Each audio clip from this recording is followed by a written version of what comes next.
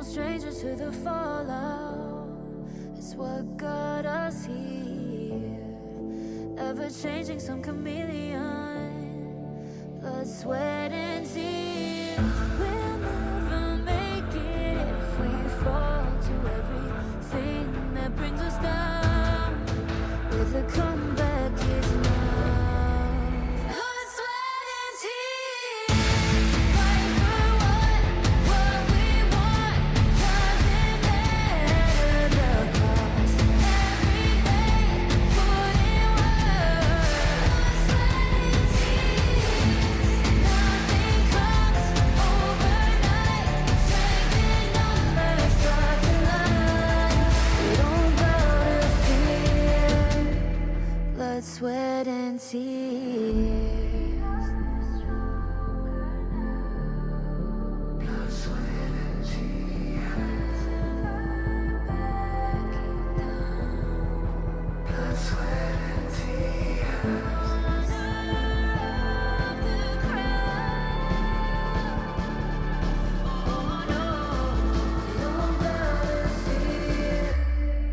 Blood, sweat, and tears. Fight for what we want. Doesn't matter the cost. Every day, put in work.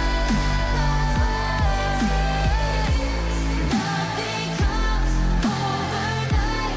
Strength in numbers, start to line. We don't bow to fear.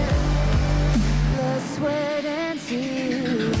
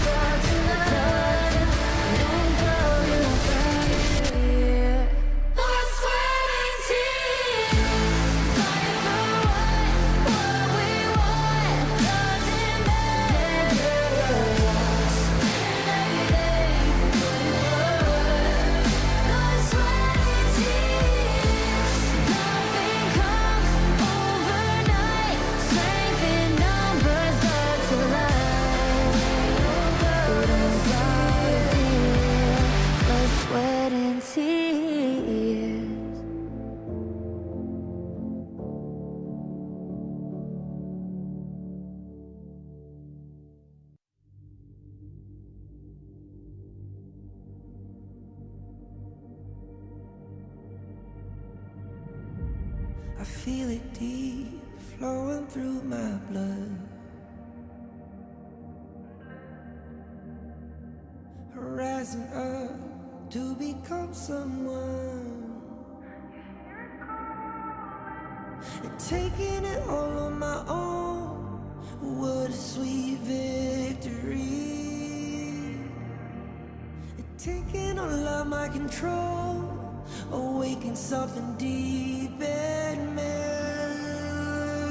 Like flames, feel it burning inside. Take a hold and pursuit of the prize. I've been told, ain't no way to survive. Keeping all of this fire that's locked up inside. When this is the time, enter the ring. All those mental chemicals doing their thing. I got flashes of battles inside of my dreams. I was made for this moment. At least now it seems like it's time to come face to face with your fear. Been battling reasons for all of the years, and I learned how to fight them with style and grace no one's ever encountered. You say it's amazing, I'ma come out swinging when they open the gate. Go ahead, call passion, I'm calling it rage. I'm taking what's mine like I already own it. Watch but don't blink, going here to the moment. The sky rained down. Here's to the madness that's all around. Go on, tell them who you are, you are, you are. Go on, tell them who you are, you are, you are, you are. Here's to the moment. The sky rained down. Here's to the madness that's all around. Go on, tell them who you are, you are, you are. Go on, tell them who you are.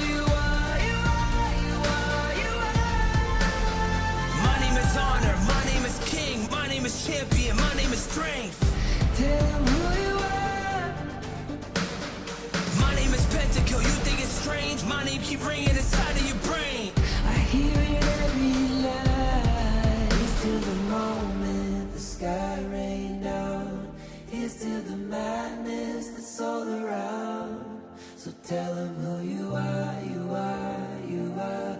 Go on, tell him who you are, you are, you are.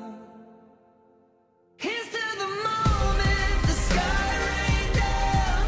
Here's to the madness that's all around. Go on, tell him who you are, you are, you are.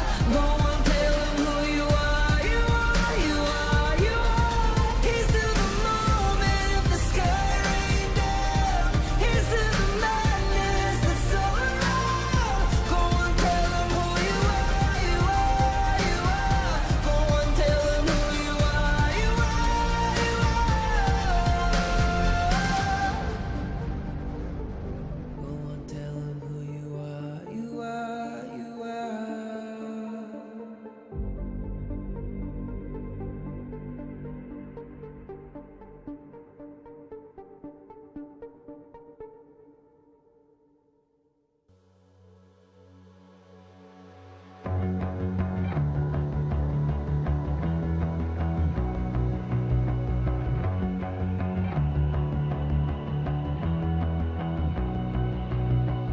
You've walked through the darkest nights.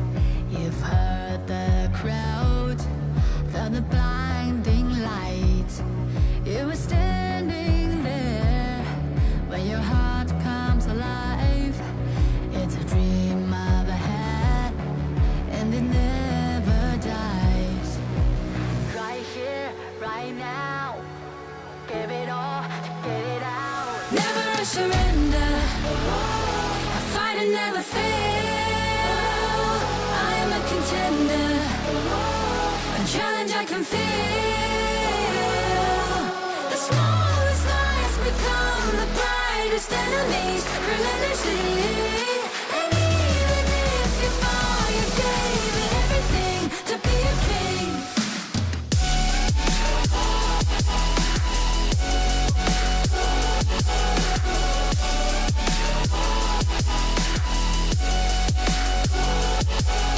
The smallest lies become the brightest enemies. Relentlessly.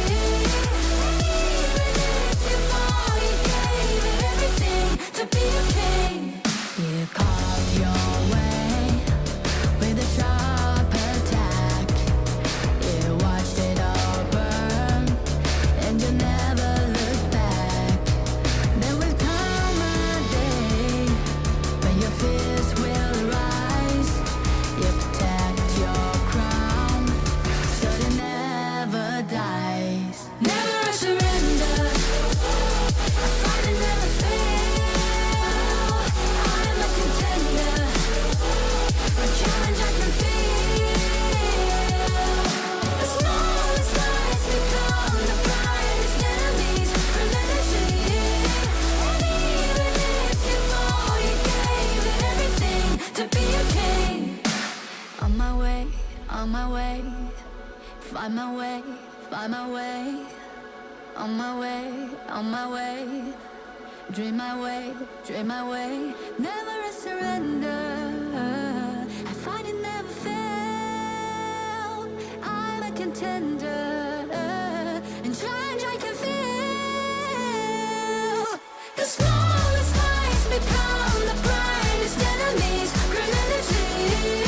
And even if you fall, you gave it everything to be a king.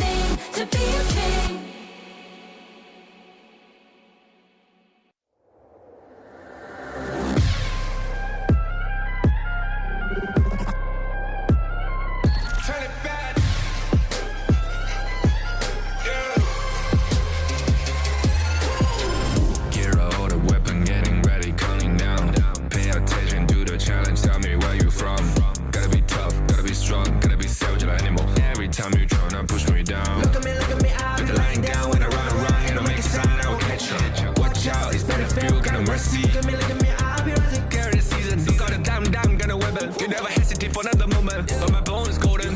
I'm invincible, just let him know. I can show you all the glory I own. To the drunk, go find a way to the palace. I'm waiting here. Go, live from out, can we go? It ain't a river, turning back. Storm is coming, tired of your cold. It's my kingdom, fire blowing up. We the kings, it's our honor showtime.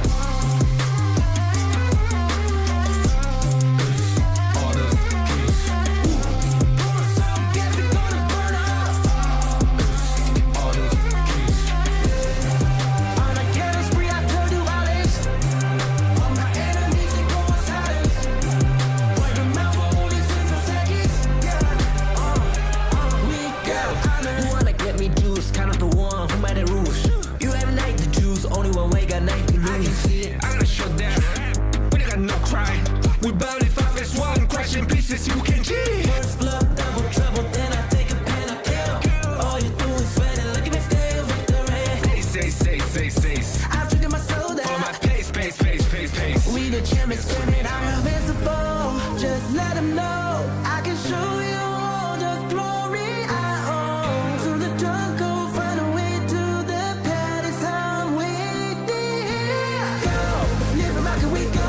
It ain't a river, turning back. Storm is coming, tired of your cold. It's my kingdom, fire blowing up. We the kings, it's our honor showtime.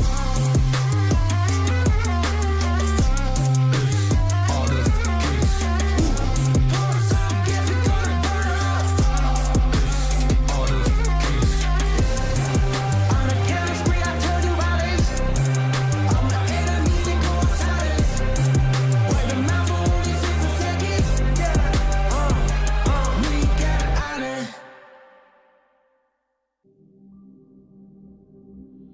In this world,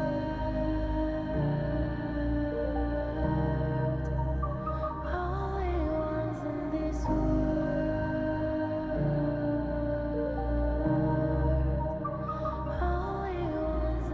Call out my name.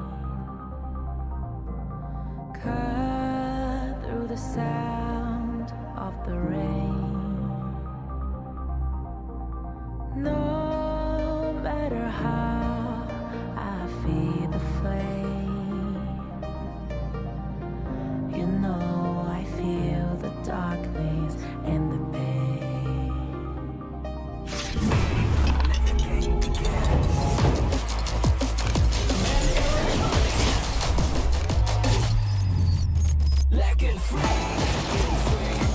Hugging stinks. Victory. Another round? Sure, but how about a smoother phone next time? Realme 14, performance beyond limits. Rakan muda, coba cintamu nimu. Rakan muda, bersemangat wajah terus berusaha. Keancaman terus membara. Yakin boleh, rakan muda. Rakan muda.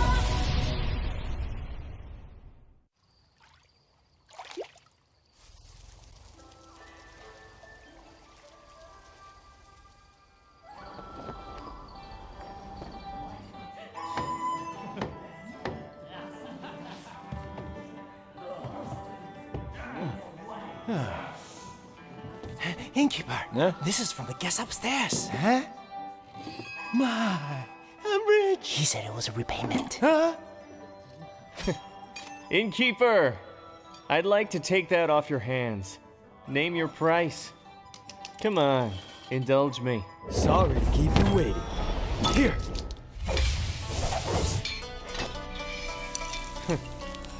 Interesting. Northern Brook. Where's the men? Let the 12 houses keep it safely.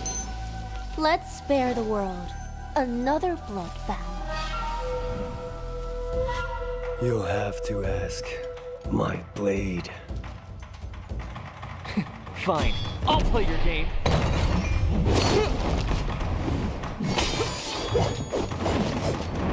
After all your travels, you couldn't even buy a decent sword? Silence!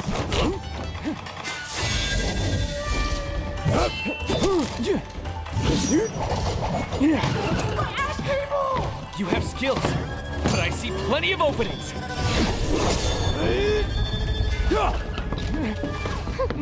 Not bad, Master of the House of Riches. Want it back? Let's get out of here!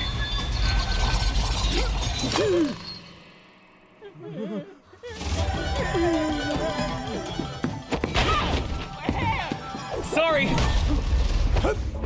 Read the manual! Come on, we're just playing around.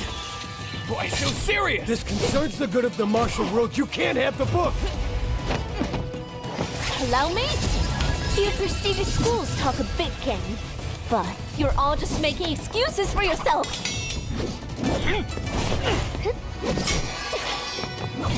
You're still here? Not good. It's a fake! You're playing with us.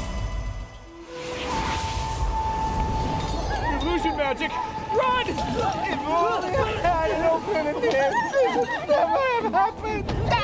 Those tears of a broken heart, broken spirits restless in the dark.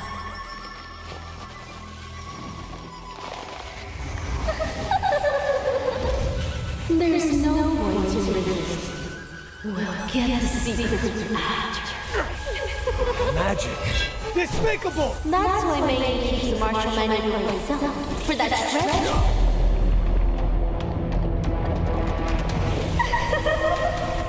I see. It's with the sword. Quiet! The manual is already back out in the world!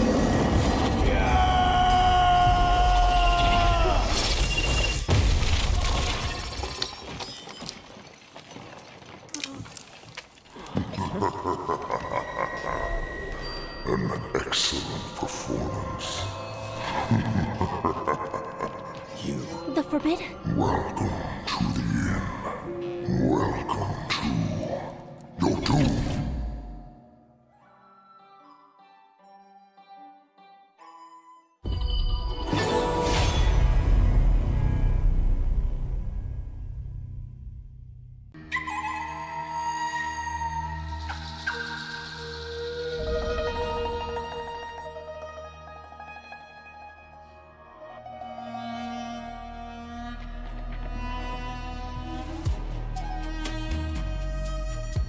I come from wealth and pave my road with gold. The world is mine to discover. As a blade can be straight or curved, deeds are just or crooked. A single flute casting shadows and spirits, descending upon the martial world.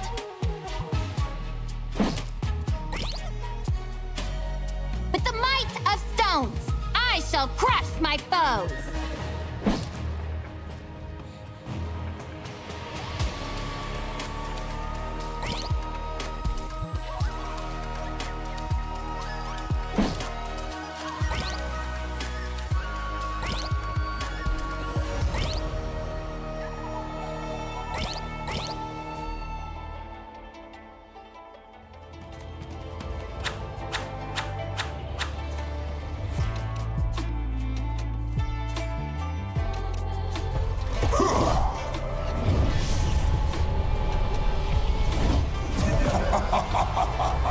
Darkness, the precursor to light.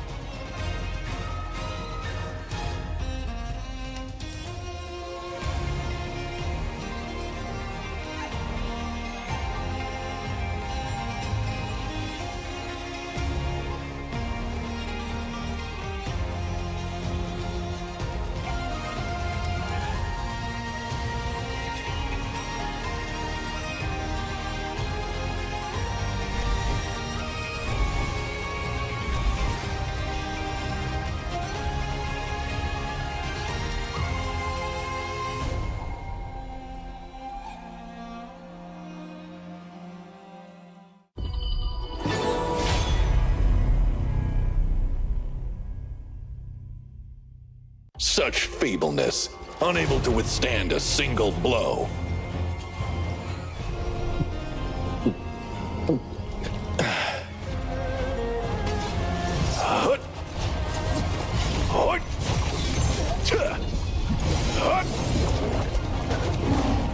Beneath a frost-kissed mound, it's there that memories reside. Bitter-sweet smiles.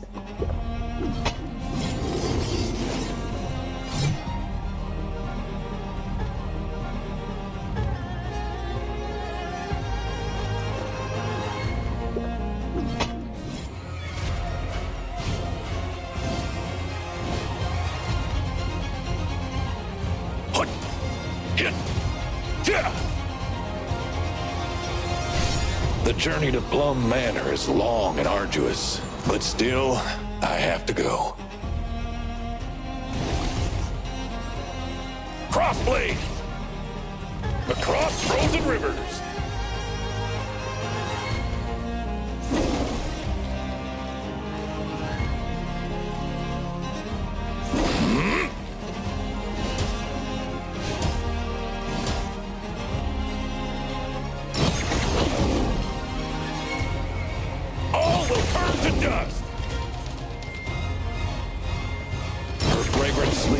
Have been burned to ash, and her grave stands desolate. All my life, I've feared nothing except disgracing the name of the Northern Blade. Nice drink. It's a pity that no one will drink with me again in the future. Where I was born, there were camels, wild geese, and crab apples, as well as great wastelands bathed in moonlight.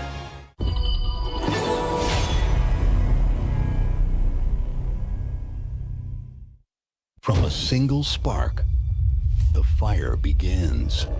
Embers Awaken, a call to rise, to reignite, to re-emerge with strength and passion.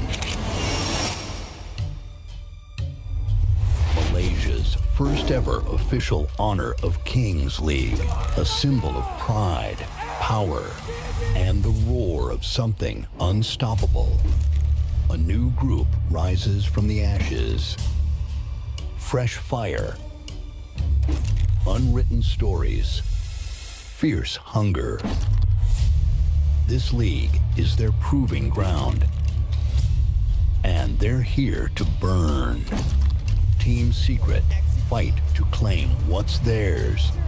Nova, champions who've tasted glory but want more. BSE, not just defending the crown, they're evolving, reigniting the passion. Witness the Embers Awakening.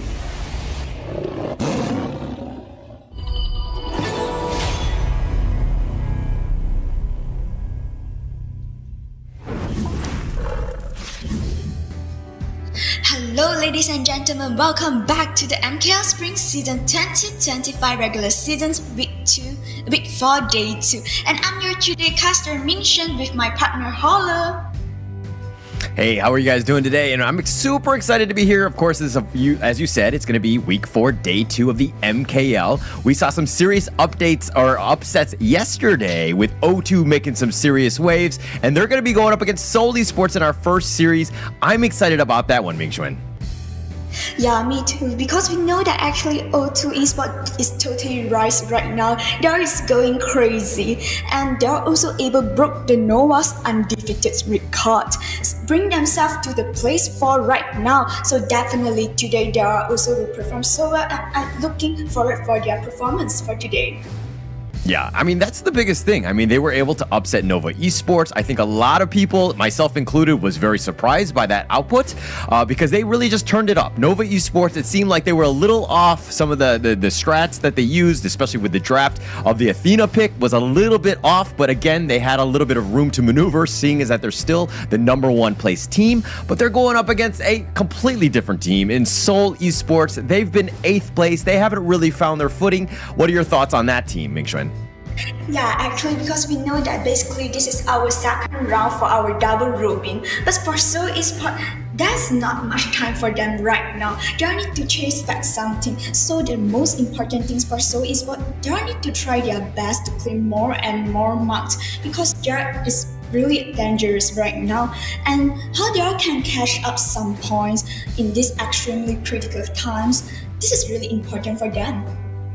Yeah, but let's check out the standings to see exactly where these teams actually lie, especially after yesterday's bit of a shakeup, right? I mean, you see Nova Esports still up on top. Black True Esports is right behind them. Kind of watching that game, and they were very happy that Nova Esports dropped that series, especially since they hadn't lost a single one. But AG Global also had an amazing showing up against Team Secret. That went the distance and went to a Game 3, where AGG were just able to kind of eke that one out. But then O2 Esports, you've already talked about them. There's a lot of fanfare, and there's a lot of expectations going into day 2. Am I right, Ming Xuan?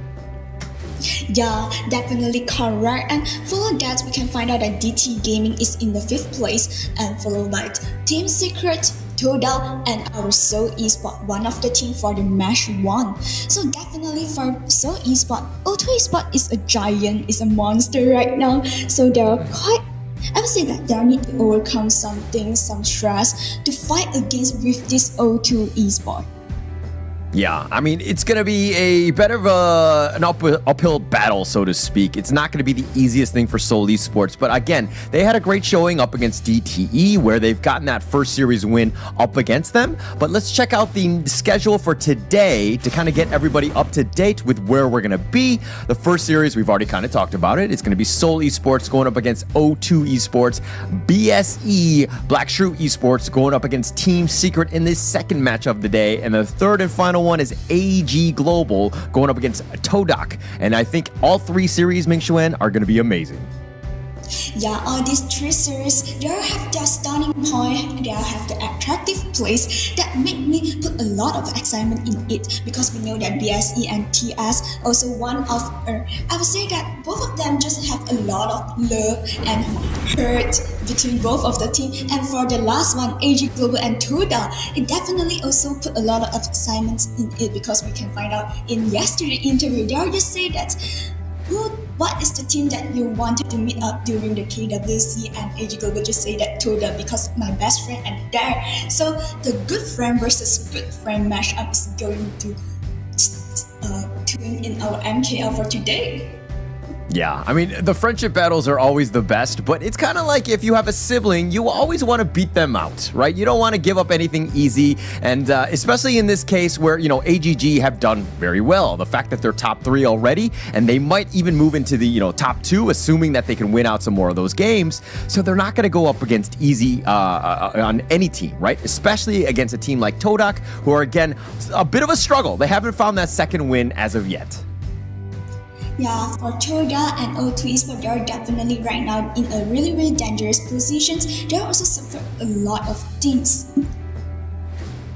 Yeah, but okay, MKL is supported by the official tournament partner, Realme. Gaming pick, Realme 14 series. Realme 14 5G features segment best Snapdragon 6 Gen 4 chipset, long-lasting battery, largest VC cooling area, and empowers players to enjoy 120 FPS in Honor of Kings. Promises a smooth, high-performance gaming experience. Gaming pick, Realme 14 series. What a great phone, and of course, all of the players here at the MKL are using that one.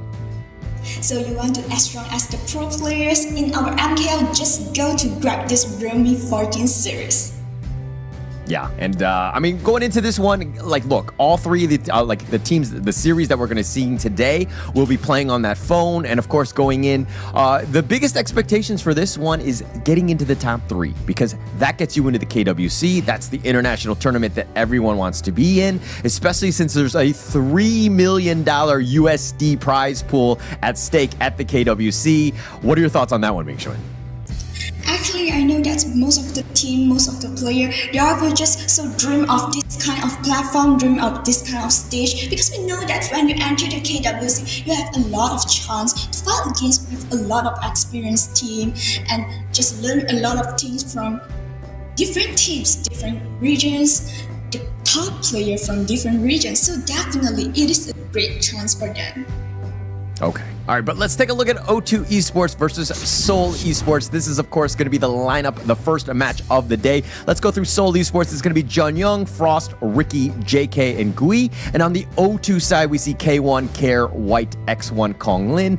Going into this one, I think the expectations are very high for O2 Esports, especially after what they did to Nova Esports. But, you know, Seoul Esports, I think that they want to kind of play a bit of a spoiler game in this one.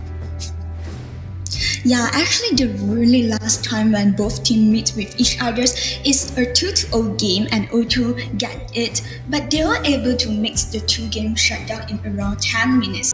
So definitely it will be a great stress for Seoul Esports, but right now I think that for Seoul Esports, they just give a really good inspiration to the game, to the another teams, because you know that when the game haven't end, you do predict your future. So maybe for Seoul Esports, they also can do their best. Maybe they also can grab the same opportunity. Who knows?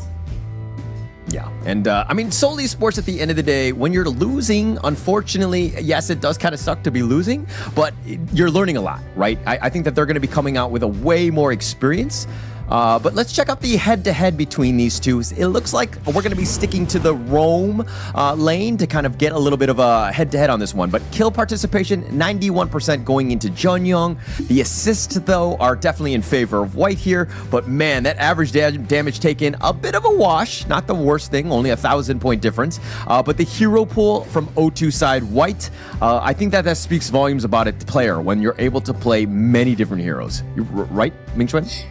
Yeah, because actually for our game, we will just go to a global band picks for. So when you have a deaf hero pool, it definitely will help a lot. But what I wanted to highlight right here is we can find out that actually for Junyoung, especially for the average damage taken is higher than the White. So it is proof that for Junyoung, they are just tanky enough.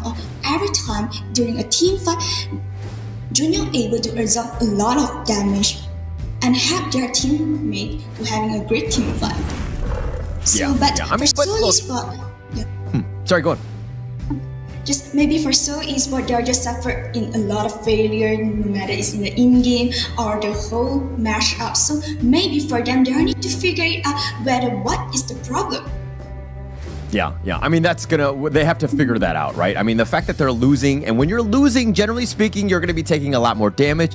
And usually when you play the roam, you're going to be taking a lot more punches than everyone else. So Junyoung has, dare I say, he's kind of been the punching bag, which is a little unfortunate for him because he's taken so much damage. But again, he's taken it in stride. We're in the second half. I mean, they really showed up against DTE Gaming, excuse me. They've done much better, but can they make off and pull off this upset against O2 Esports?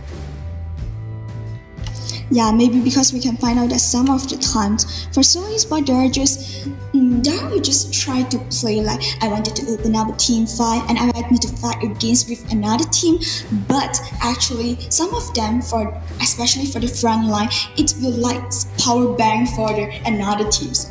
Another team will just absorb all of their HP from Seoul Esports. It makes that Seoul Esports is so difficult to open up a great team fight. Yeah, it might not be the easiest thing. I mean, Seoul Esports has been more responsive more than anything else, and they've been very reactive, which is kind of the detriment to the team. They haven't done as well because of that. All the teams seem to be being very aggressive. They've been taking the fight to Seoul Esports, but going into this one, of course, this is the first match of the day. Game 1, let's go into the draft. O2 Esports starting with the Dharma Pei ban. I like the Pei ban. I think it's a very high-tempo paced hero, and it makes it very difficult for, O2 Esports to potentially deal with. But what are your thoughts thus far? Yeah, actually, because we also can find out that Pei, this hero, is totally popular in our MKL. A lot of team there will just goes to Pei, and when they are just take out this Pei, let Pei into the game, definitely they will just play in a really aggressive early game and create a lot of stress during the early game. But we can find out that right now O2 Esports just goes to Long, another popular hero for our MKL. And for Seoul Esports, they are just having Zhang Fei and Mei Yan. Zhang Fei definitely Loong is actually the hot pick. Oh, definitely, especially in the MKL, right? I mean, if we're looking at Zhang Fei, it's the #1 most picked. It's been picked 31 times already. Lung has been the second most picked. It's been picked 30 times. Both have more than a 50% win rate, so they've done very well. And looks like you're kind of, picking those heroes by meta at this point because, again, everybody wants to win this first game here. Yeah, and I wanted to highlight this Luna from Kongling right now. So Esports just let this Kongling get the Luna, and definitely this Luna will just do a lot of things during the in-game, do a lot of harassments in the jungle. So Esports need to keep in mind for this, need to keep an eye. They just need to try to slow down the farming pace for this Luna. Yeah, it's not going to be easy, right? I think that O2 Esports, I mean, we've seen, I think all day yesterday where every single team was banning out the Luna, right? There's a lot of respect. There's a lot of good players in MKL that can pilot this hero to the maximum. So, especially going into this one where O2 Esports are like, okay, I have an opportunity to pick it. I will definitely do this as game one. But again, it sets the tempo. If he's able to get that farm, they're going to have a really good time by Konglin in this one. Yeah, and we can find out that actually for Seoul Esports, they just go to a quite classic duo, Lady Sun with Zhang Fei, but at the same time, they are just minimize the hero pool for the Clash laner, just take out the Sun Ce and Liu Bang. And for O2 Esports, just keep to do some stress on the jungler, take away the Prince Lanling and the Musashi. So definitely for Seoul Esports, maybe.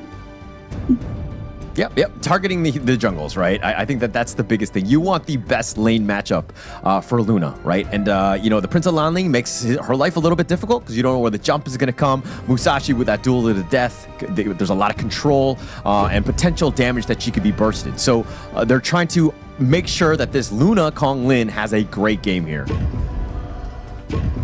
Yeah, and they're just inside our ground, have enough sustain, tanky enough, and have a huge damage. It's definitely a great pick. But O2 also responds by Lady Jens and Xiang Yu. This is a good one. So do you like the Xiang Yu? I am not really 100% sold on this hero. I feel like it's been a little underwhelming, at least in my eyes. Your thoughts? I would say that it's not so popular for another regions, but actually for MKL right now, Xiang Yu also have a quite good performance because I just remember for last week when I cast and have one Xiang Yu, also K1 Xiang Yu play in a really crazy situations and tanky enough just absorb all of the damage from another side. So for K1, it will be a great pick.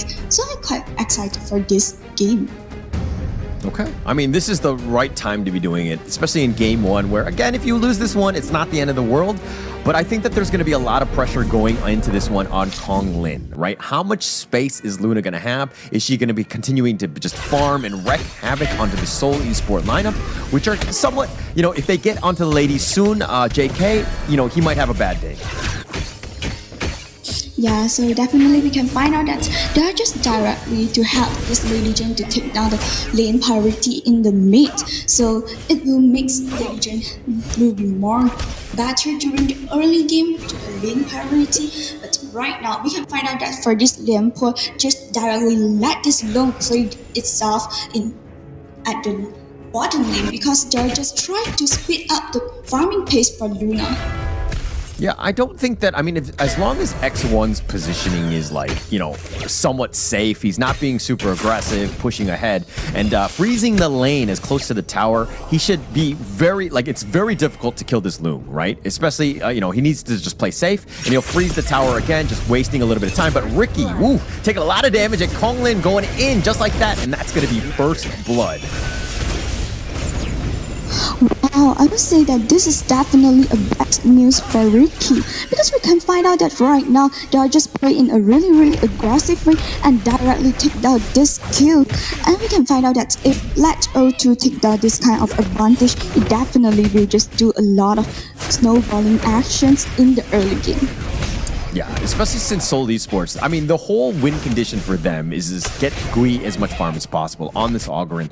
Let him just kind of rotate between the top and the mid lane to steal as much farm as possible. Funnel him as much of that net worth as you can, right? But O2 Esports, if Kong Lin is going to be aggressive and just kind of invading, then it's going to put a little bit more pressure for Gui to have to join those fights, and he doesn't want to do that. All he wants to do is farm at this stage. Yeah, and especially for the kills from Ricky just directly take by Kong Lin this Luna. So this Luna have a really good early game right now, and we can find out that they will just force out the ulti from Ricky. Definitely for Ricky, it is too tough for this early game. Yeah, and Kong Lin just doing such a good job of just ensuring that he's rotating in his own jungle, taking everything, all the farm away, and then going into one of the lanes to put a little bit of pressure on. Seoul Esports needs to respect that. But again, I think that if you're playing up against the Luna, Seoul Esports need to be kind of prioritizing that blue buff. Try to take it away, because without that blue buff, she's going to struggle. But JK with the flash, the tremor smash, they do have the knock up, and with that burst ram, White finds him under the top, the bottom T1, taking him down. And we can find out that after this team fight, it definitely is a great start for O2 Esports right now, especially they are able to take down this Lady Sun, this JK. You know that Lady Sun need to farm out, and when Lady Sun farm out, so Esports still have a really huge damage. But right now, O2 just keeps squeezing their farming surroundings, so definitely this is a really bad news for Seoul Esports. Yeah, really bad. And you saw how Gui actually had to rotate in the bottom lane. And look at Kong Lin being aggressive, invading Gui's jungle and taking things away. And now Seoul Esports on the defensive. Every single spike tail, every single jungle neutral is being contested. And O2 have done such a good job of just using this map control. And yes, the net worth is a bit of a tie, but you can feel the game kind of shifting in favor of O2 because they're making good moves across the map. Yeah, and we can find out that right now, O2 Esports just trying to occupy the visions at this river. So definitely for Seoul Esports, it will be more difficult to come inside to take down this tyrant, especially right now is the 4 minutes mark. And O2 Esports can just directly open up this tyrant.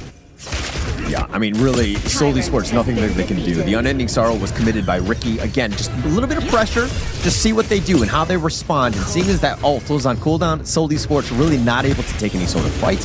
And now they have an even greater lead, and this net worth will swing a bit considering they picked up that 4-minute tyrant. All in all, a good start for O2 Esports here.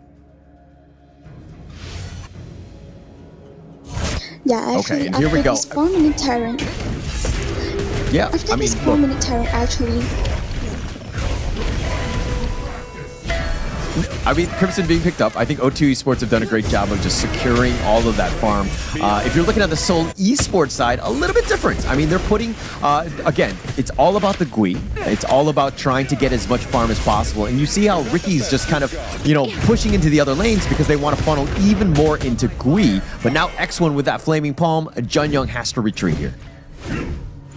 Yeah, actually right now what I wanted to mention right now, we can find out that actually this Long have a really good farming surrounding, have a really good farming pace. So definitely didn't have anyone from Seoul Esports can make any stress on this Long. So if Long just the slam under the tower, Ricky taking so much damage, Care finds him and he goes in for this, and this is why Kong Lin, sorry to interrupt, but is so good. This is a great one for O2 Esports because but we can find out that right now K1 is too dangerous and they have this chance to take down this kill. And it will be a 2-2 trade. Yeah, 2-2 trade. And I think that at the end of the day, Seoul Esports will be happy with that, right? It was looking kind of rough. JK had just been, I mean, they traded with X1 in that bottom lane. But at the end of the day, as long as Gui is alive, Seoul Esports' hopes in this game are still, again, very much alive. Yeah, because we know that if this Outground still have the ability to fight against with O2 Esports, maybe other things also will turn over the table for Seoul Esports. So actually right now, K1 with the charge. He's got the ult. He's got the slam. K1 though, he goes down. Frost finds him out. Nice little tremor smash though. And it looks like Jun Young will get back to safety. The infinite fastness. He's going to go aggressive. He tries to go over the wall, but with that stun from White, they end up finding JK. The Umbrella Outburst is going to be completely off the mark. And now X1 trying to run for his life. He does get to safety. And Jun Young skirts White away, and through it all, O2 putting pressure on that mid T1 now.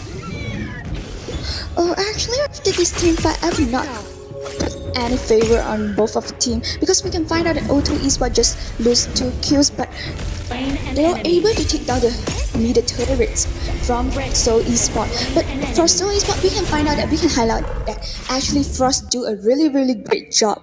But actually, we can find out that for Seoul Esports, although Frost do a really great job, for O2 Esports, they are still able to exchange something back. Yeah, I mean, the biggest thing at the end of the day is just try to trade as much as possible for Seoul Esports. Don't lose those towers. Try to keep them up as long as possible. Just kind of slow the game down. You have the win condition of the Gui Ogren. As long as you go late game and you're able to get him some farm, you're going to be fine. But you got to ensure that you give him time. He doesn't really have a whole lot of it as of now. Yeah, actually, because we can find out that until this kind of situations, actually there still have some opportunity for Seoul Esports try to fight back something. So for O2 Esports, there's also need to be more concerned on it, or I would say that need to be more careful for your positions. We can find out that actually just now for the team fight, O2 Esports do a great job. They all wanted to find some opportunity. Unfortunately, they are also give the chance for Seoul Esports to fight back. Yeah, and actually they've done a good job. I mean, a very commendable job. The net worth lead isn't so insurmountable that they can't overcome this. O2 Esports have been aggressive, but again, sometimes they've taken a little bit too much risk. I don't like the fact that X1 was killed. He's looking to trade. I think that now is really not the time. You want to put pressure in. You got to stay alive though, and I think him dying and trading with JK that one time in the bottom lane was a little unfortunate. He needs to be a little bit more careful, but let's go back into this game, right? After that quick little pause, it looks like everything is in order now. Yeah, actually just continue what you mentioned just now. For X1 right now, the main mission for this long is farm up quickly. And definitely when it's fully farmed up, it will just press more and more things on Seoul Esports. And it will be more, I would say that for Seoul Esports, it will really scare for the flaming palms when this long is fully ducked out. So for this long, there still need to be more careful for the position. He's taking a lot of damage. He's being chased. Oh, and Frost finds him. He gets a little serious, and that's going to be the first kill. That's a huge win thus far with the pullback. And now Kong Lin looking to turn this around. He does have the damage, and he ends up killing JK in return. So it's a 1-for-1. Now White is on the run. He's being chased. K1 has been picked off. Frost is doing some work on him. He's got a lot of that control. Gui chasing after Kong Lin. Doesn't want to let him go. He's taking some tower shots, but he gets on out. He does have that mobility. Oh, not a good one for O2 Esports right now, because we can find out that for O2 Esports in this in-game, they are just pick a lot when they are any team fight. So it's definitely is I would say that it's too risky for them and also not worth. Yeah, it's a little risky at this point. I mean, look, it's 6-6, and the net worth is almost a bit of a wash. O2 Esports, yes, they're putting pressure on, but they haven't really been able to convert too much. I mean, they'll be happy with this bottom T1, but they've been the aggressor. They've been trying to take the map over, but, you know, Seoul Esports have done a good job of playing a defensive game. Yeah, actually for Seoul Esports, I think that it is good, and definitely it also do a lot of things in this in-game. So I would say that actually for Seoul Esports right now, what they need to do is try some opportunity to farm out. It is too dangerous for Frost right now. He gets serious. He flashes away, but he's not going to get away from Kong Lin. Just too much. Oh, the dance at the top, the tango, and Kong Lin coming out on top.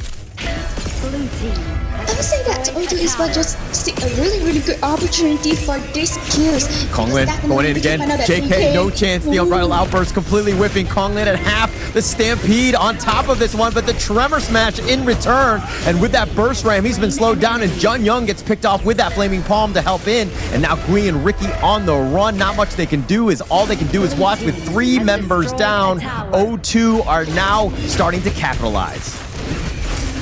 Great team fight from O2 Esports. We can find out that it will be a 0-3 trade, and definitely for O2, they were able to just go inside, take down your center, take down your president, take down this lady son, and makes that Seoul Esports didn't have any damage output. Yeah, I have the Gui, I have the Frost, but it is quite risky when I go in for this kind of situations. So definitely it is a great one from O2. Yeah, huge win. I mean, this is why the Luna is just so scary, right? The fact that she can just jump on top of you and there's really no chance, you know? I mean, JK is struggling right now. He's 0-5-3. Hasn't been able to get that space and that time to just really farm. And he's been playing somewhat, you know, defensively, sticking with the squad, which is not where you want to be. Now, K1 looking to fight this 1 versus 2. He's going to use the Hegemon Slash just to zone. Yeah, actually, because we can check out that actually for this Xiangyu in this in-game, although it is also able to absorb some damage, actually, it also not as tanky as last time game. So definitely for this Xiangyu also need to be more careful, because we can find out just when they'll go in, and right now Seoul Esports, although we can find out that Seoul Esports is not in a really great situations, but they still have some damage. So for K1, they need to really go to figure it out. Is this is a good team fight, good moment to let me to open up, set up the whole team fight. Yeah, and look, Seoul Esports just trying to find the right time to go. Now it's all hands on deck on the defense. The Conductor of Souls used early, the Blood Rage, but Ricky's already been picked off. No way he survives. Nice 3-man stun. The Hegemon Slash right on top of this. And Jun Young tries to stampede back to safety, but he's going to be picked off, and it is a team wipe. O2 Esports will take game 1 in a flash. This is definitely, I would say that this is a great one from O2 Esports. Directly just wipe up the whole 5 members from Seoul Esports and take down the whole game. Yeah, I mean, it's just as simple as that. You win one team fight, and then it's pretty much over, right? No real chance for Seoul Esports to kind of bounce back. I mean, they were doing a commendable job. They were almost 50-50 towards the game, and then all of a sudden, O2, just like Kong Lin on this Luna, just turned it up, and it was game over. Yeah, actually, they'll just let this Luna really good farm up times, have a really good surrounding to do take down the jungle, or I would say that absorb all of the kills, and makes this Luna in a really good situation. Yeah. All right, but let's check out the gold and see exactly where things are with the item build here. I think that this is going to be an interesting one, especially since, you know, look, O2 Esports, it looked like everyone else was kind of, you know, 50-50. It was very close. You know, you saw X1 die that one time, but then Kong Lin was just silently farming. He's got the most farm, almost double, JK in the end. So it's been really a night and day performance here, but Kong Lin really crazy.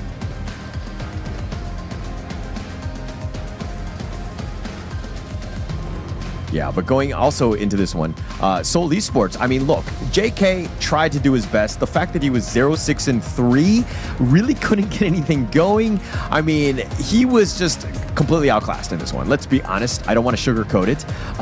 Lady Soon really struggling, didn't have the greatest of times against X1.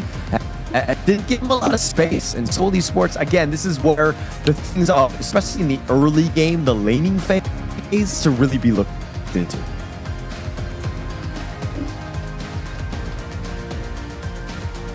Yeah, and let's stats for this one going into this. We just wait on this, and let's see the post-game stats. I think it's going to be all stats, all O2. Right? I think that Seoul Esports really couldn't find their footing, and when X1 has 8,000 damage, Kong Lin was almost 70 himself, almost completely Seoul Esports on this one. It was a bit of a struggle.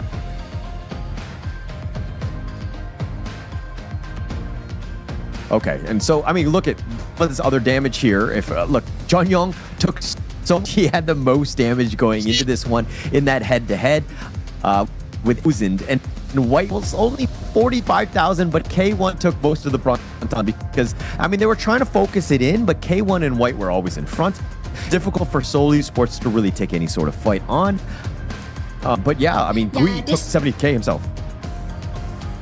Yeah, this is also we just keep mentions, and this is what we keep mention because we can find out that actually for them they are just always in a really good positions for this.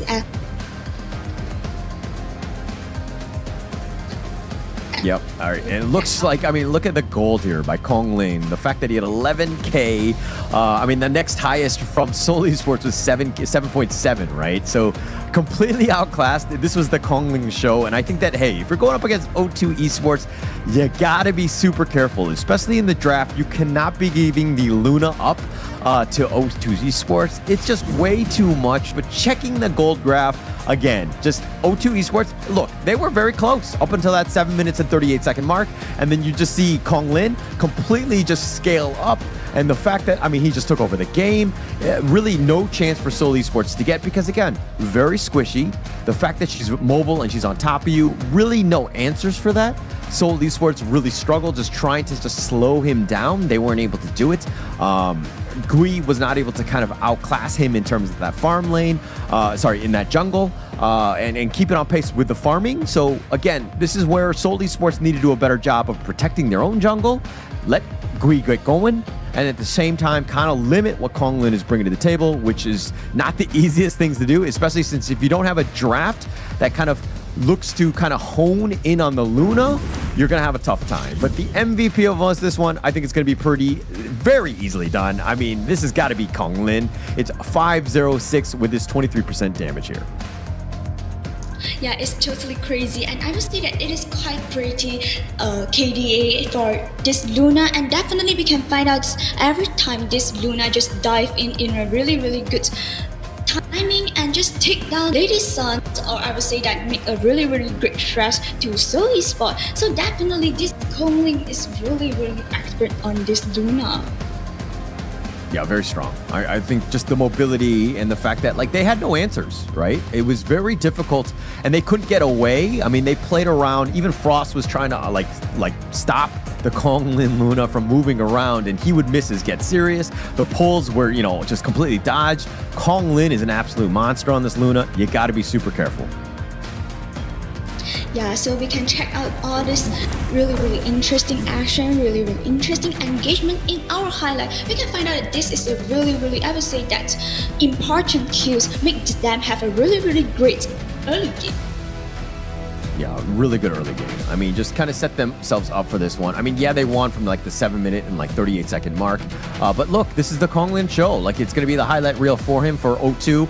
Not scared, even diving under the tower, making sure that you get JK, and the Umbrella Outburst completely whiffs, and Konglin survives at the end of the day. So, this was a all O2 team fight game. Everything that you could have wanted if you're an O2 esports fan. Yeah, we can find out that for this Kongling, for this Luna, able to do a lot of things and give a massive damage on Seoul Esports. And for this, definitely the most important team fight to let O2 Esports have the chance to shut down the whole game.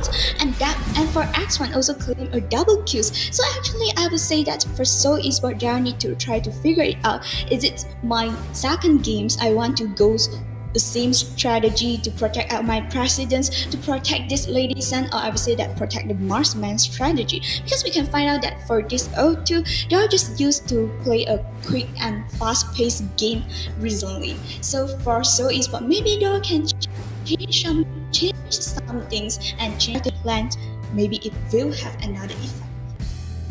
Yeah, I think at the end of the day about the draft, right?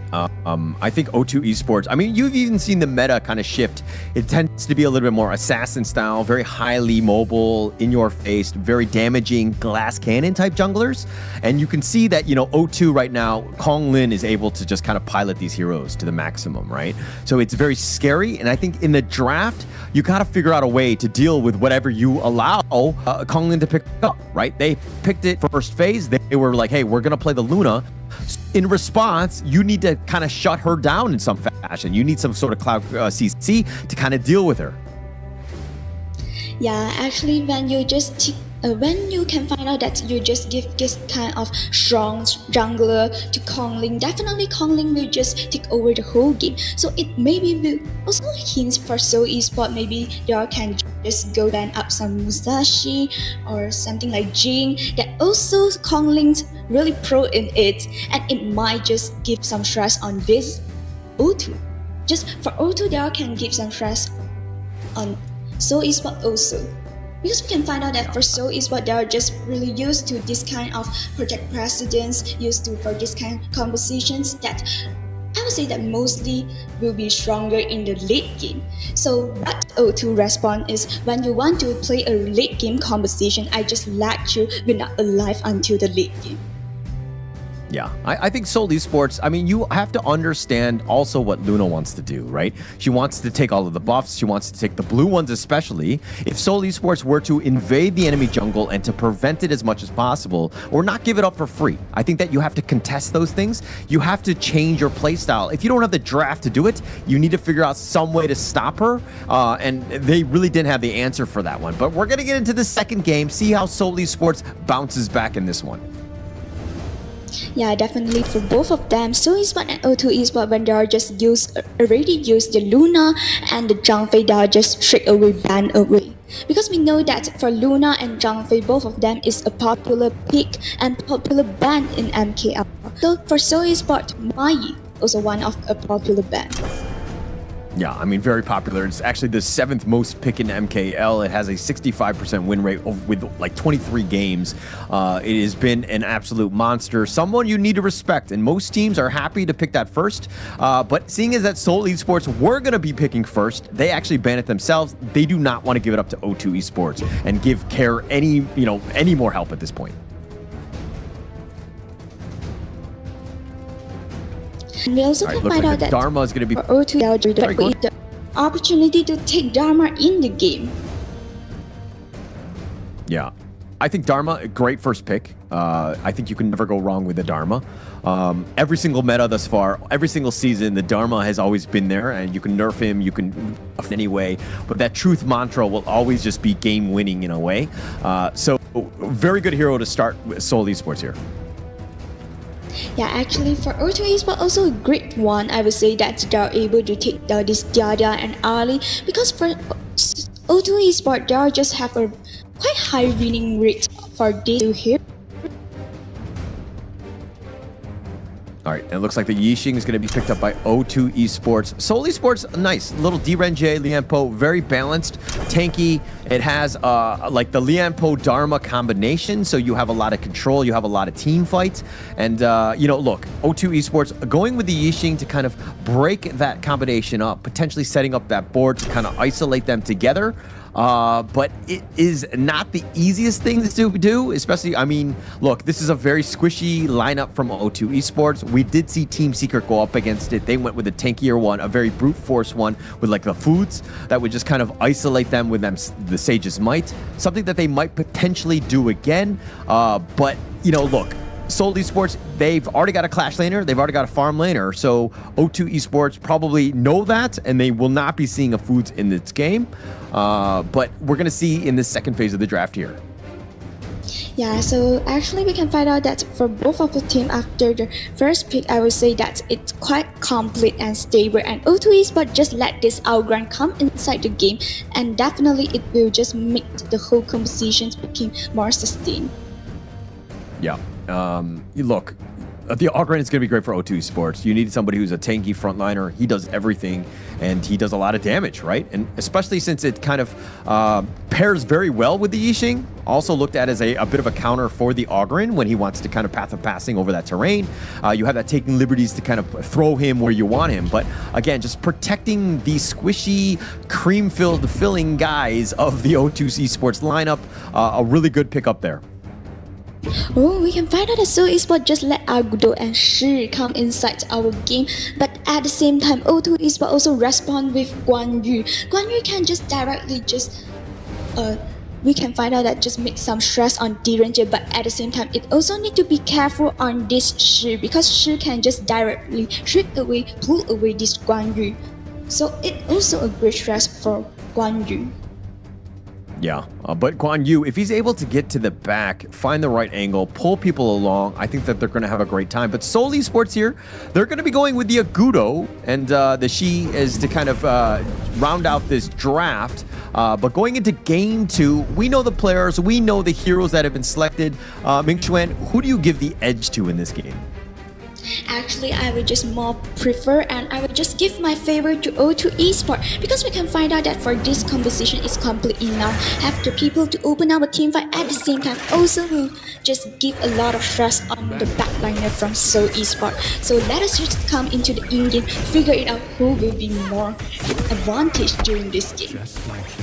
Yeah, look, if Konglin is able to do what he did in game 1, where he's able to just free farm, you know, Seoul Esports are going to struggle. They cannot give so much space to him. And look at how O2 Esports, yeah, they're giving up the mid lane to Konglin, but they're looking to threaten the top lane here, making life difficult for Frost. Again, putting pressure on. This is great, and what you want to do, you want to make the other lanes a little uncomfortable.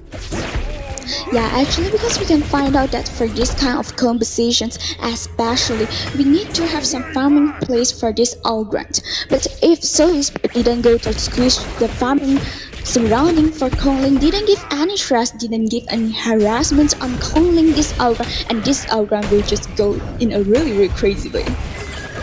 Yeah, I mean, that's ideally the plan. And Seoul Esports, on the other hand, they Agudo as the counter to the Ogren, especially with those wild growths, flowing a bit, and just getting a little bit of control. You want to out-tank him a bit, but you need to kind of keep on pace with the farm of Konglin. And look at how O2 Esports, again, funneling that farm into this Ogren.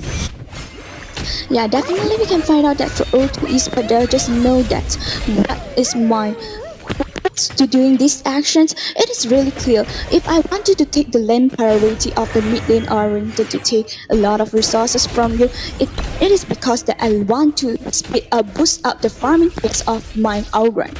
So this is what O2 Esports do right now.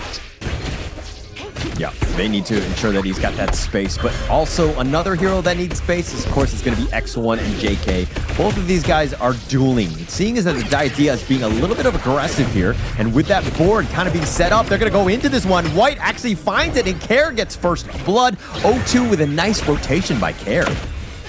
Oh, nice one from O2 Esports, and it is also a great start for take down the Marsman from Seoul Esports in the very start of the whole game.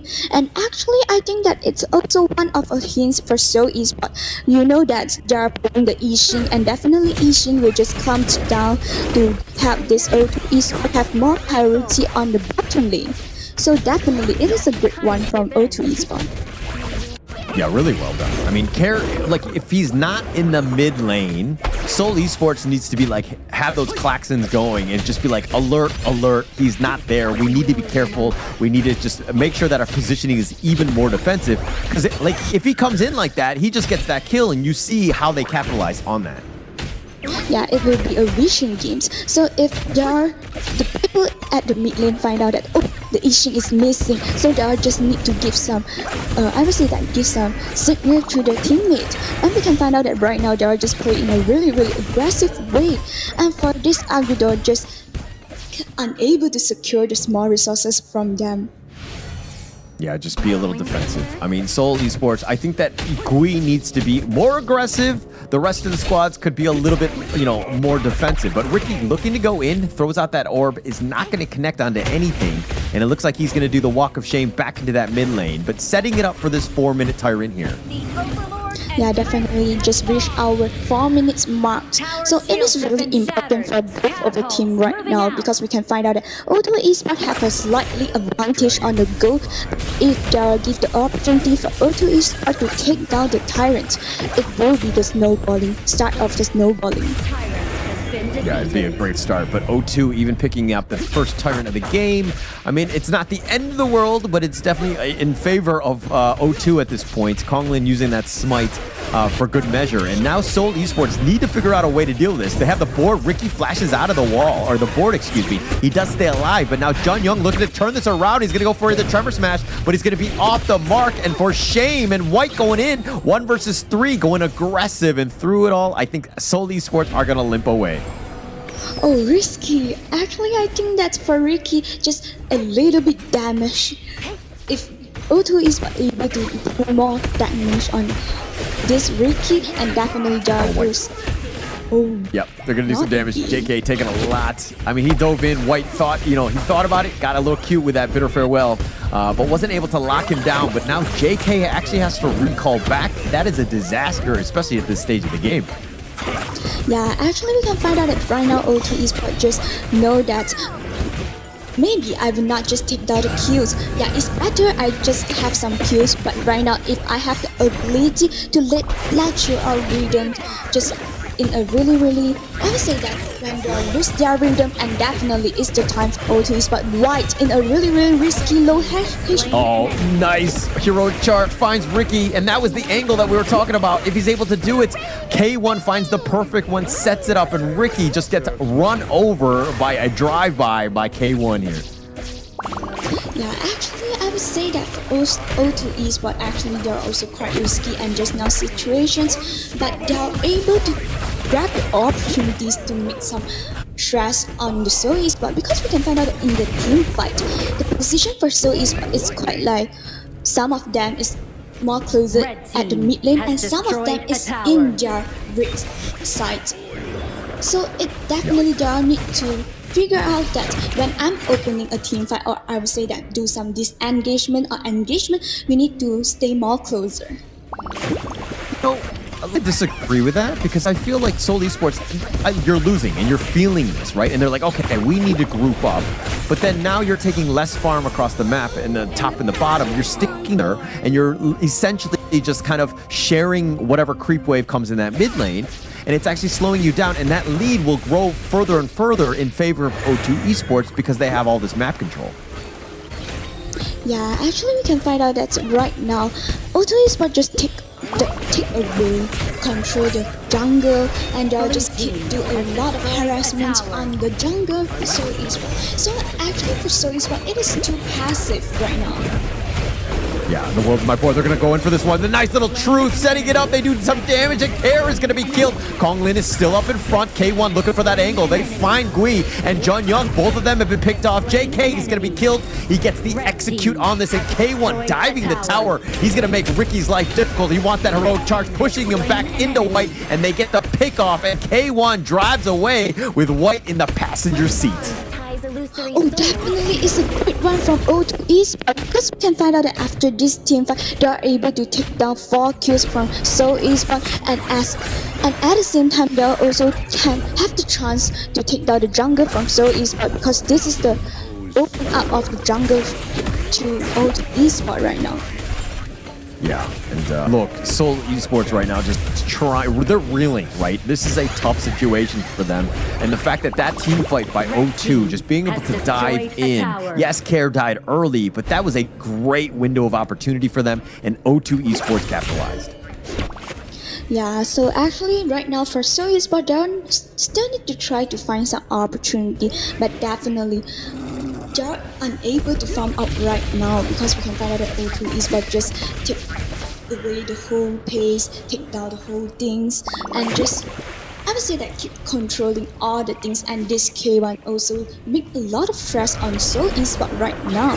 So definitely for Seoul Esports, they need to be careful when they need to consider the position of this Guanyu, and they will just really oh, there goes Furball. He goes for the right in. Frost finds Kare. He goes right for the initial target, and Frost with a double kill, starting it off. That was a perfect one, but they're so low. K1 under the tower, doesn't care. Tried to go for the heroic charge onto JK, but not enough, and 3 members down from O2, and Sports find the right team fight. Well, I would say that this is a great chance, great engagement from Seoul Esports, and definitely after this team fight, yeah, I know that maybe they still didn't have a great chance, great opportunity to take out this tyrant, but still can have a try. But we can find out that right here, O2 Esports didn't give any opportunity for Seoul Esports. Take out the tyrant and do some macro. So definitely for Seoul Esports, I would say that they will just seek for this kind of opportunity. They'll dream for it. So they need to do right now is we can find out. Conductor of Souls, he's going to look to go for this one, and Jun Young just trying to turn him around onto White, throws him back, but Kong Lin so aggressive. This raid boss so difficult to deal with at this 9-minute mark. It's been not the easiest thing for Seoul Esports to try to find ways to get back in this game, because again, you have so many heroes that are just being really oppressive and in your face. Yeah, and At the same time, we also can find out that actually right now O2 Esports just have a great lead in the in-game. So for Seoul Esports, maybe they can try to steal away the tyrant.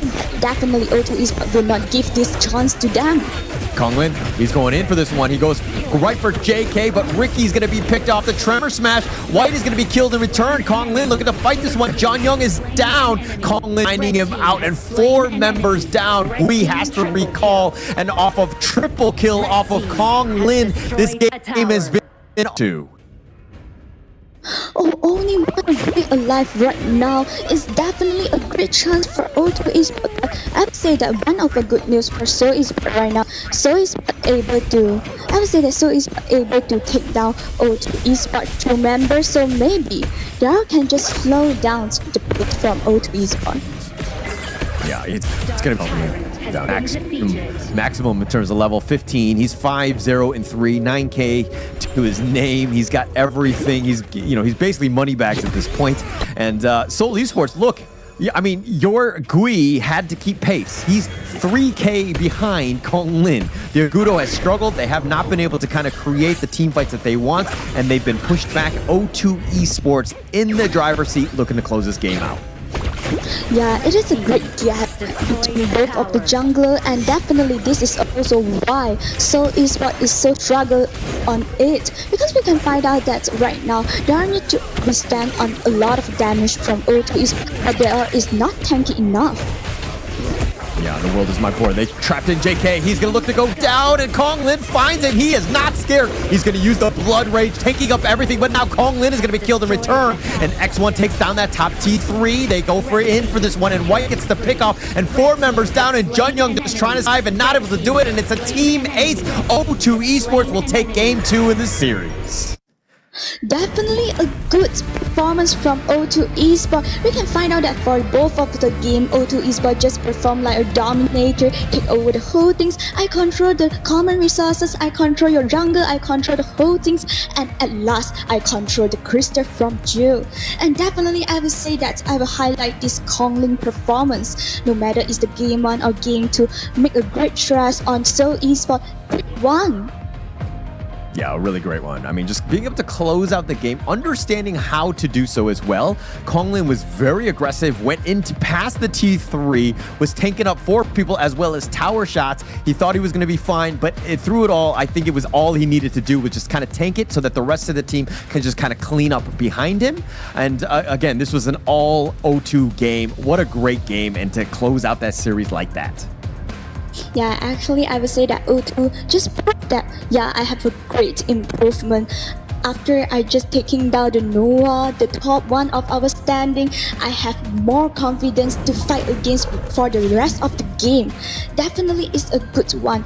And we can find out that actually on the item, it have a huge gap for both of the team because of the huge gap on the goal. Yeah, I mean, look, like Ricky was really struggled, right? The She 4,000 wasn't able to get any sort of farm. He wasn't trying to get as much farm as possible. I mean, he was not the the guy that needed all of it. He's more of like the utility mage. But when you're literally beat your own roam, Jun Young with 4,900, you had a bad game, right? So I think that Seoul Esports, this is one where they're going to take to heart. Things did not go well. O2 Esports, just too much control, too much aggression, no real way to stop the Konglin. And I think that that's something that we saw even in game 1. Seoul Esports have a problem. They need to figure it out and be like somehow to invade Konglin, make his life miserable. Yeah, actually we also know that for this Argudor also used to take it out to counter back the outruns in this in-game. Actually for Seoul Esports, they need to do some harassment, but we didn't find out it in the in-game. Yeah, weren't able to find it.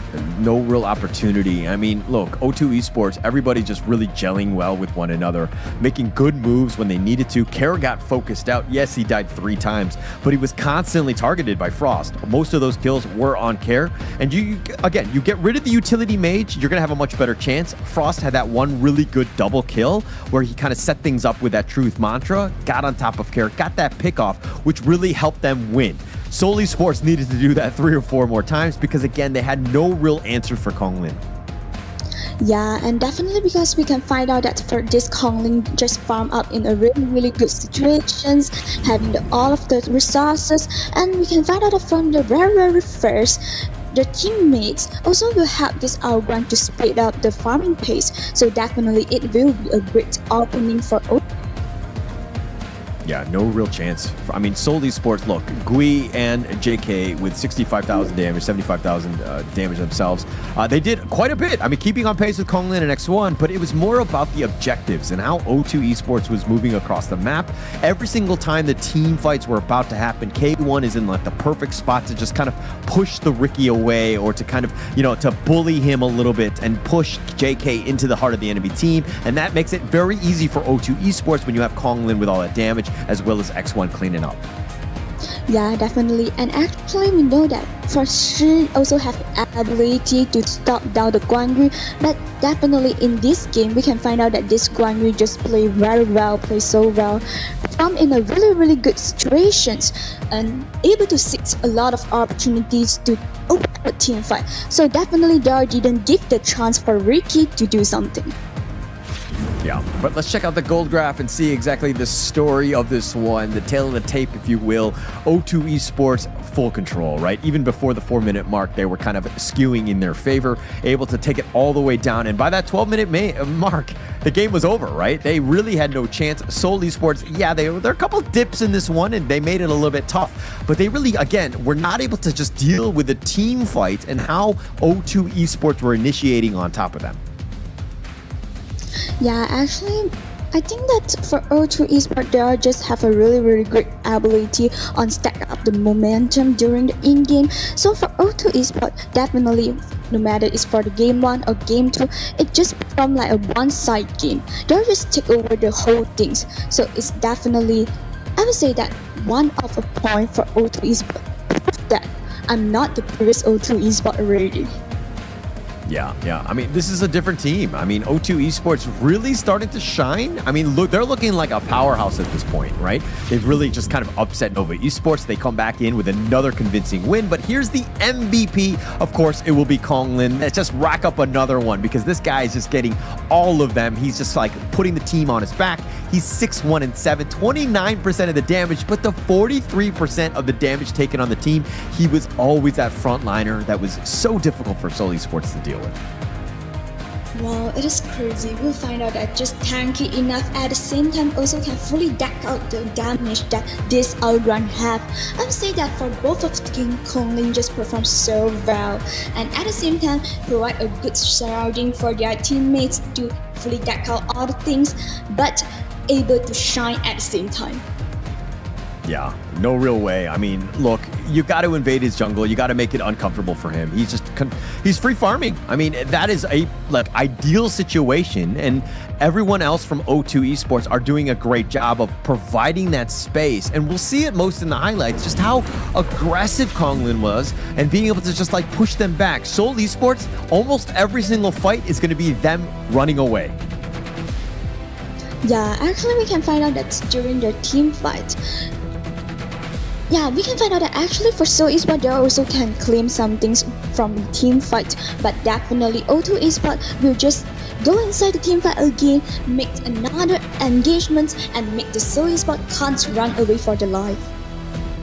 Yeah, no real chance. I mean, look at this one. Konglin, look at how aggressive they are. Just over the wall, turns it around and finds the perfect angle, finds Ricky, and now you have a 5 vs 4. Huge win. Jun Young just tried to salvage that fight with that Tremor Smash. Not good enough on this point because especially since Konglin is just so tanky.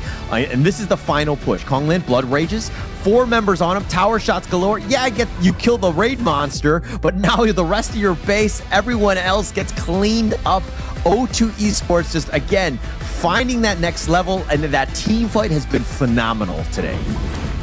Definitely crazy for O2 Esports. We can find out that how aggressive during the highlight, how aggressive during the in-game, and definitely it will be I would say that's one of a big hit on Seoul Esports, because for Seoul Esports it's not much time. Right now we are in our week 4, but they still keep suffering in the failure. So maybe there need to be put more effort and need to try more best on them. Yeah, but look, every team is just so good. I mean, somebody unfortunately is going to be the punching bag in a way. It happens to be Seoul Esports. This is a community team that has kind of even showed up to the qualifiers, and they had a lot of potential. But going into this one, I mean, we're going to see an interview. We're going to be talking to O2 Esports Kong Lin.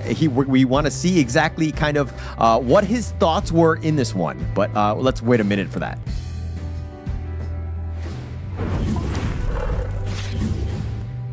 Congratulations, Kong Ling. Awesome performance today. Just what was your thought process in this game? It seemed like you guys were in full control from the beginning. 你这一局的游戏的思路是什么？看起来你们从头开始都有控制了整场游戏。哦。就是你们这一局的思路是什么？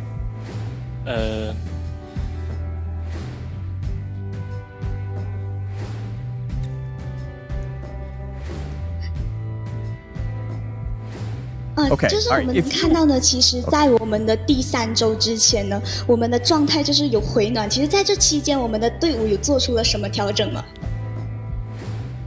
？We changed our mentality and improve our strategy. Awesome. Really good. Change our mentality and prove our strategy. So right now we can find out that you just take down the 2 MVP from our both game. How is your feeling right now? 那我们能看到现在你就是把第1局的 MVP 还有第2局的 MVP 都收入囊中了，都拿下了。现在的心情怎么样？I'm feeling happy, but I will do better. Oh, yeah. I will do so better. You took out. That's a great one. Yeah. So you took down Nova Esports yesterday. Now you took Seoul Esports. Do you guys think that you guys are top 3 material and to make it to KWC? Yeah, of course. 那你就是现在我们 okay, yeah. Have a great confidence. Good one, good one. All right, last question. Do you have any sort of, things that you want to say to your fans back home, the team? Any sort of shout outs that you want? Thank you to our fans and also my teammates too. Yeah, thank you. All right. Thank you so much, Kong Lin. Congratulations on your win. We expect to see you guys in the top 3, like you said. But well played, O2 Esports, Kong Lin. Thank you so much for your time. Yeah, actually throughout the whole interview, we can find out that Dara just say that because maybe for O2 Esports, Dara didn't have a great start for the whole tournament, but Dara just changed their mentality and just go work on their strategy so Dara can't take down the rest of the game. I would say that it is a good one because we can find out that Kong just say that we still can do better, and really thank you to the fans, the supporting from all of the fans. Yeah, I love that humble attitude, right? I mean, the fact that even when you're able to kind of stomp out the other team, you're still finding holes in your game, trying to improve and getting yourself better. I think it's a true trait of a winner, right? And I think O2 Esports, what we've seen thus far has been impressive. This is a team on the rise, and I expect them to make waves through the second half and even into the playoffs as this team is really starting to get better every single day. Yeah, definitely. I also think that it have the ability, have the great potential to being the top 3 of our tournament. We still need to put a lot of excitement. At the same time, we also can put some exciting stuff on our match too. Will be BSE versus TS. Yeah, and that one's going to be coming up. It's going to be super exciting to see. But of course, let's take a little bit of a break before we go into it. We have Black Shrew Esports going up against Team Secret. That will be the second match of the day. Let's see where they stand. But right now, let's take a little bit of a break now.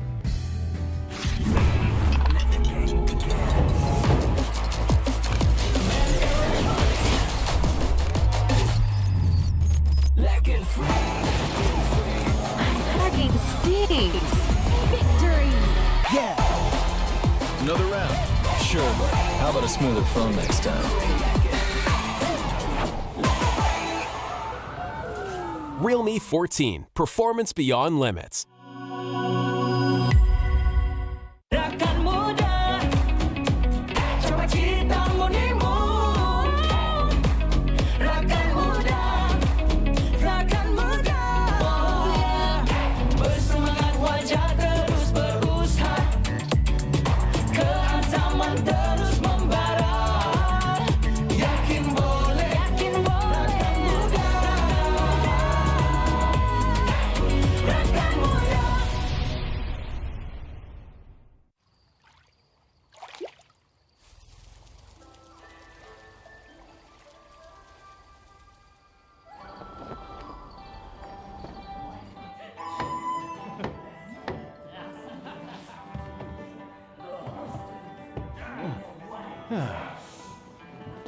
Innkeeper, this is from the guest upstairs. Huh? My, I'm rich. He said it was a repayment. Huh? Innkeeper, I'd like to take that off your hands. Name your price. Come on, indulge me. Sorry to keep you waiting. Here.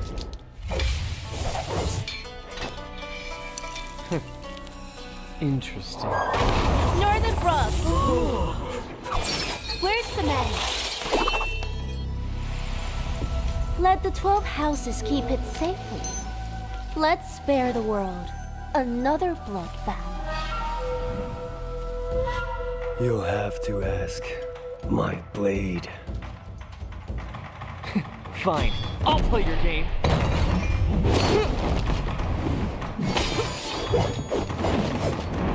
After all your travels, you couldn't even buy a decent sword? Silence!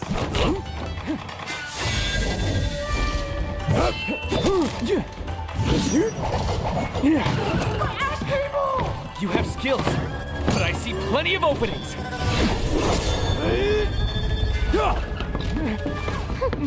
Not bad, Master of the House of Riches. Want it back? Let's get out of here!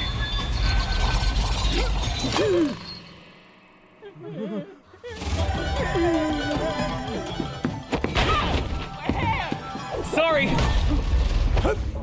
Read the manual! Come on! We're just playing around! Why so serious? This concerns the good of the martial world. You can't have the book! Hello, mate? You prestigious schools talk a big game, but you're all just making excuses for yourself.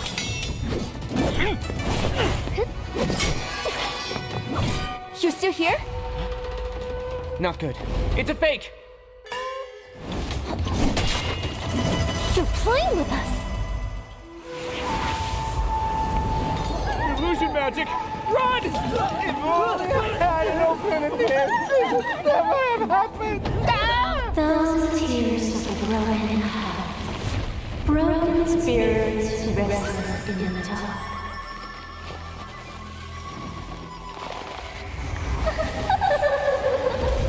There's no way to resist. We'll get the secret after. Magic! Despicable! That's why Megan keeps the martial manual for himself, for that treasure.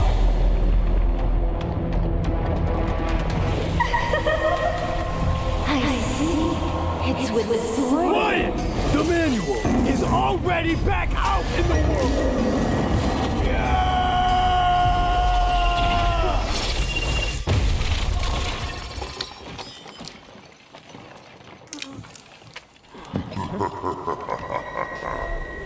An excellent performance. The forbidden. Welcome to the inn. Welcome to your doom.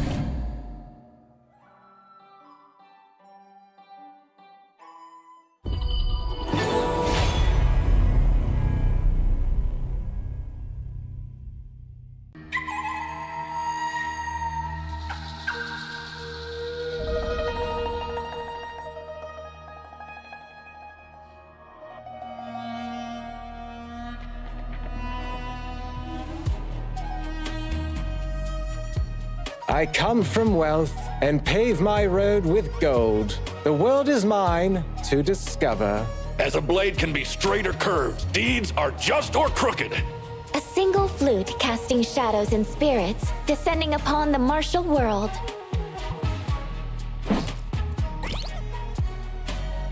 With the might of stones, I shall crush my foes.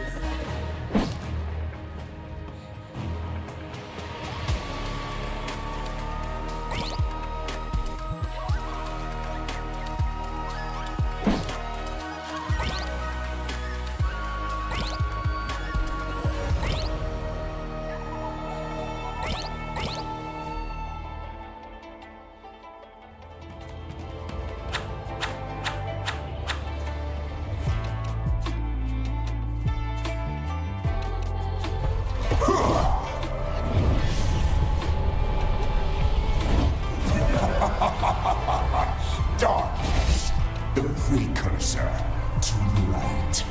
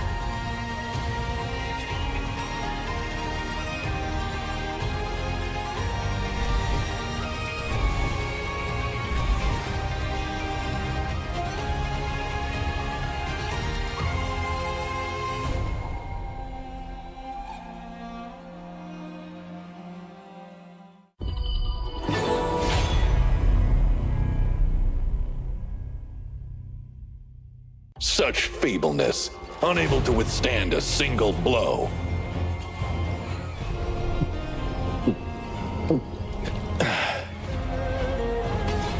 Hut. Hut. Tch. Hut. Beneath a frost-kissed mound, it's there that memories reside. Bitter, sweet smiles.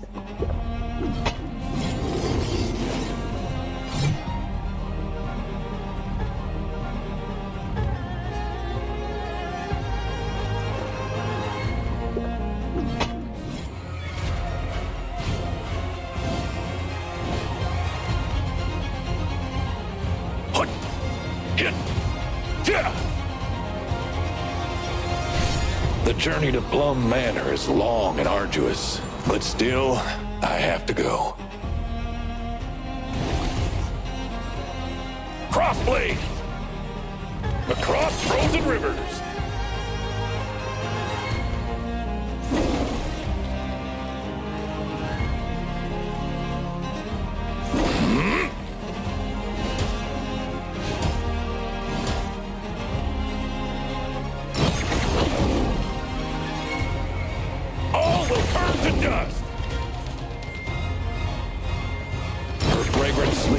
Have been burned to ash, and her grave stands desolate. All my life, I've feared nothing except disgracing the name of the Northern Blade. Nice drink. It's a pity that no one will drink with me again in the future.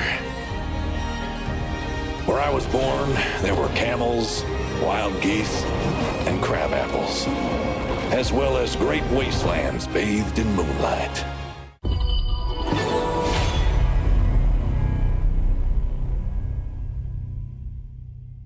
Eyes are so complicated.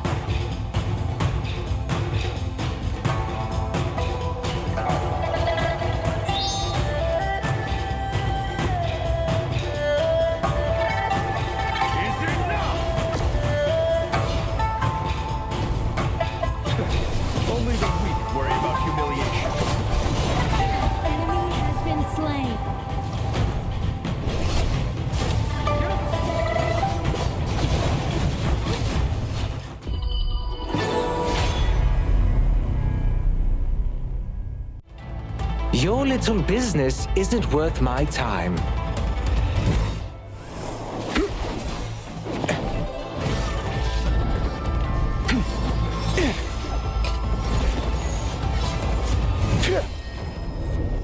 I smirk at people's greedy nature, for the fleeting fortune shall be their dark future.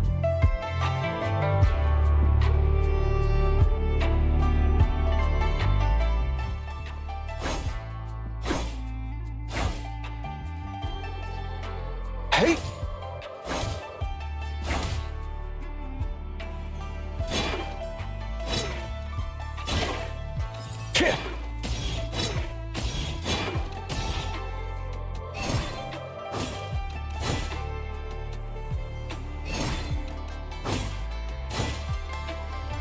Fistfuls of gold!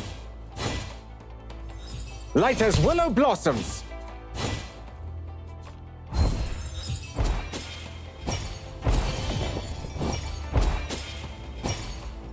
Golden strike!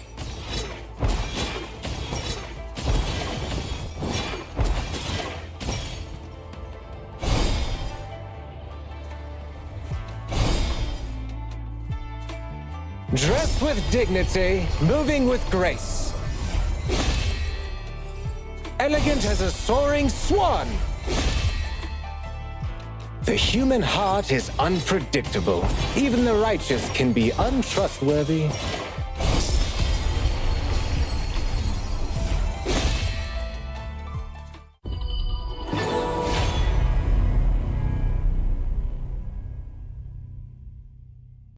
Welcome to Honor of Kings, the update with the most perks ever.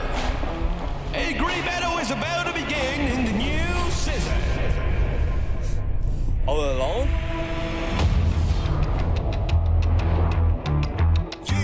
New mode, platform bounce, but join team fight. You know I'm ready to feast, out of the belly at least, I'm ready to eat. They wanna bury the beast, but did it nefariously. I'm back active, grab action, leg work and some back spasm. Not me, but I'm back spazzing. Not now, but you wanna be great. Show me, ain't nothing left that I came to say. Show me. Show me.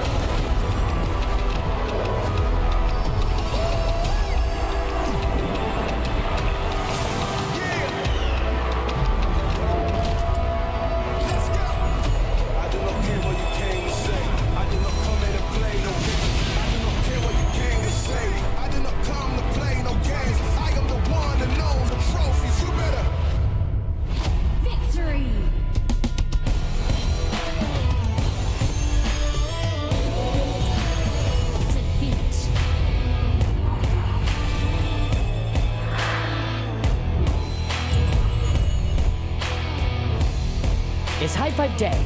No one loses. How about another round? High five day. Tons of team perks.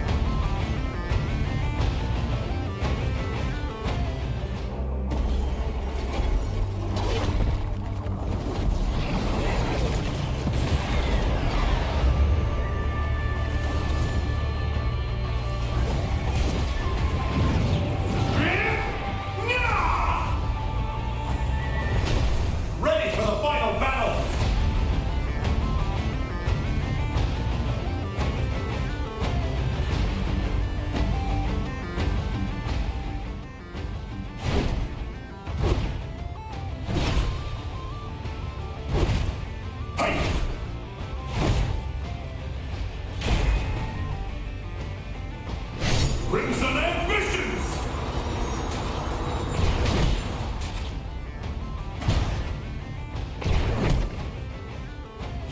Dangerous element removed.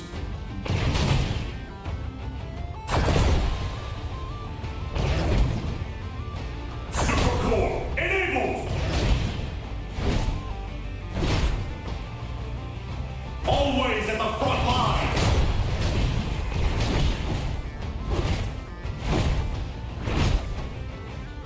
Even the most advanced mecha modifications can't remove the propensity for violence. The first rule of mechas: never bully the weak. It seems that your alloy brain is malfunctioning.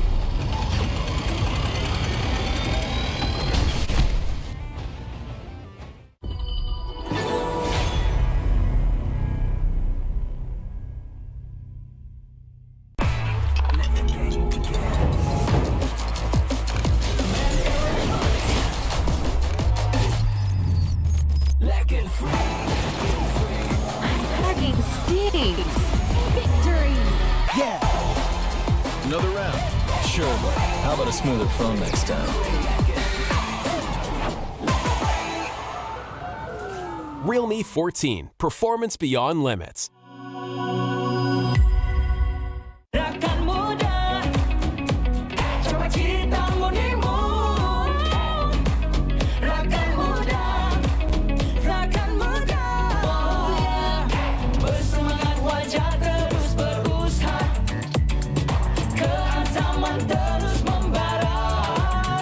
Yakin boleh, rakan muda, rakan muda.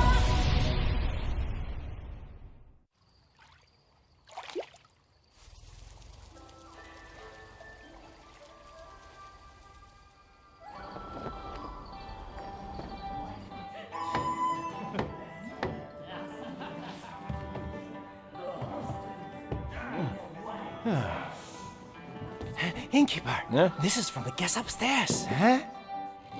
My, I'm rich. He said it was a repayment. Huh? Innkeeper, I'd like to take that off your hands. Name your price. Come on, indulge me. Sorry to keep you waiting. Here.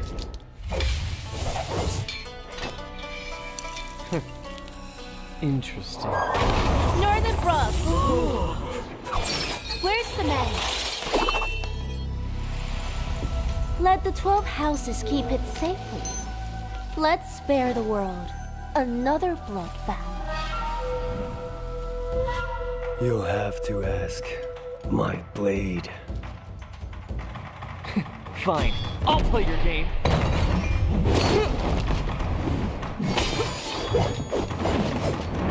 After all your travels, you couldn't even buy a decent sword? Silence!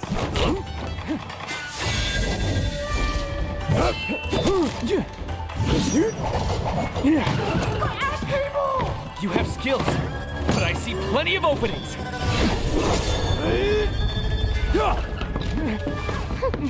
Not bad, Master of the House of Riches. Want it back? Let's get out of here!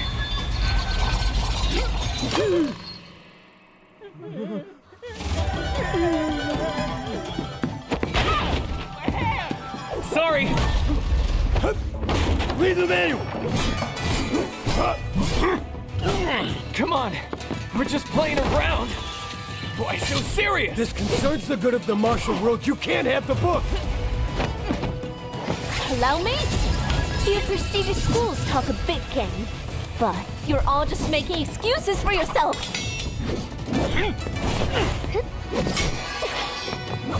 You're still here? Not good. It's a fake! You're playing with us.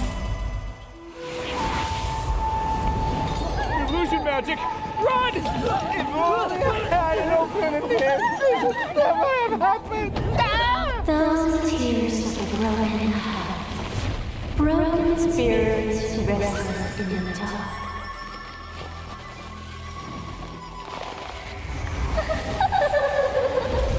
There's no way to resist. We'll get the secrets after.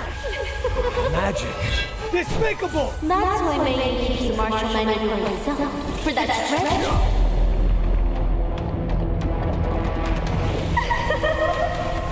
I see. It's with the sword. Quiet! The manual is already back out in the world!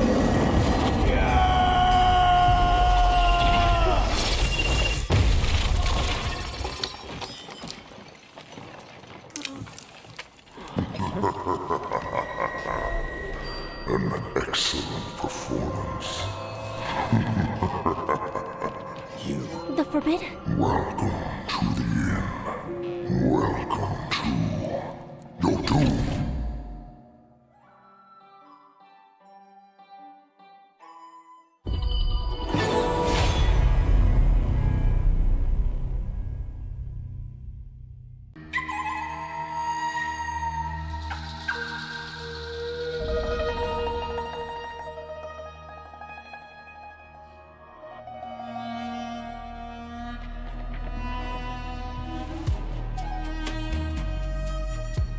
I come from wealth and pave my road with gold. The world is mine to discover.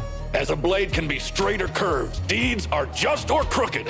A single flute casting shadows and spirits, descending upon the martial world.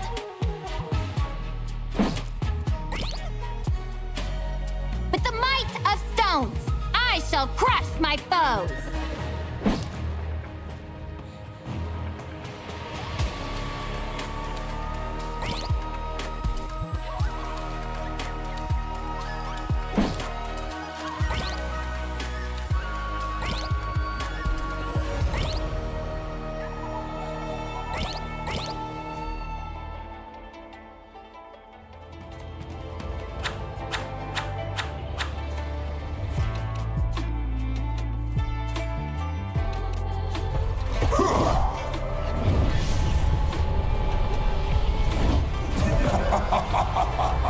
Darkness, the precursor to light.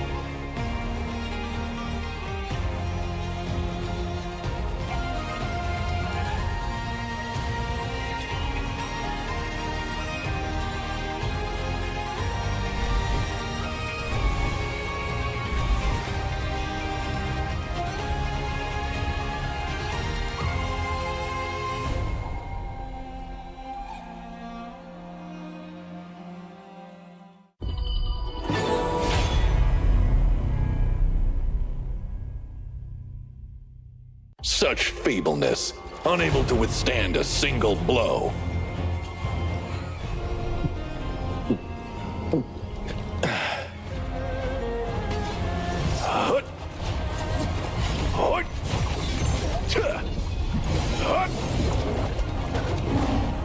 Beneath a frost-kissed mound, it's there that memories reside. Bitter, sweet smiles.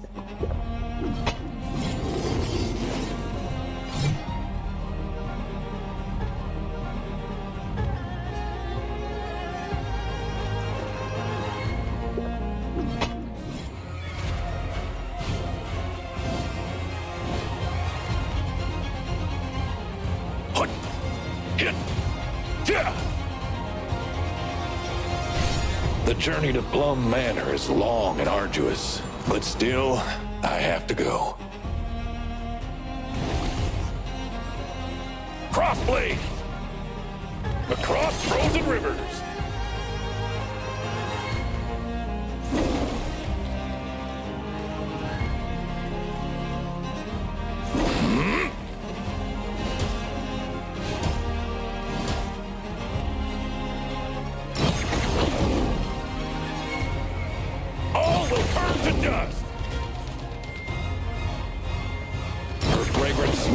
Have been burned to ash, and her grave stands desolate.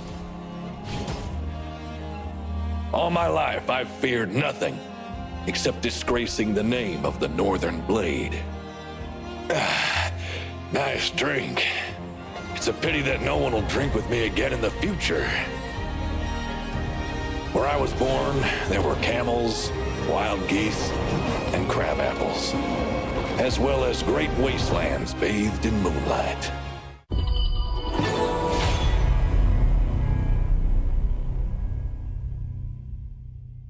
Lives are so complicated.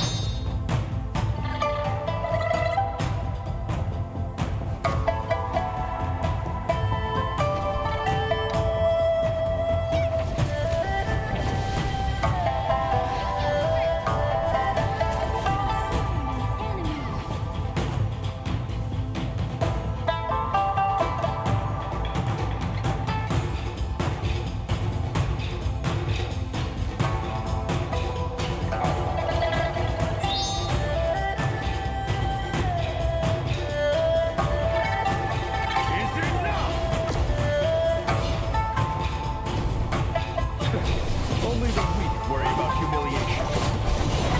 Enemy has been slain.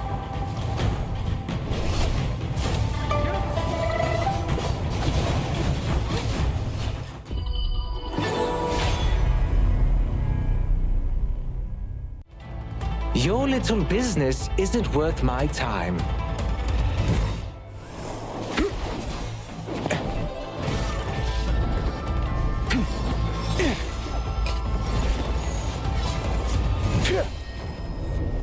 I smirk at people's greedy nature, for the fleeting fortune shall be their dark future.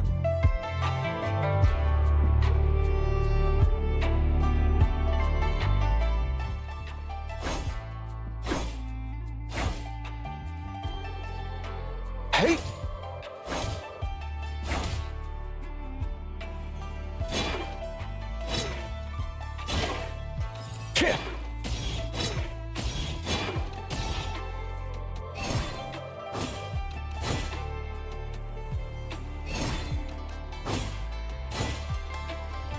Fistfuls of gold! Light as willow blossoms!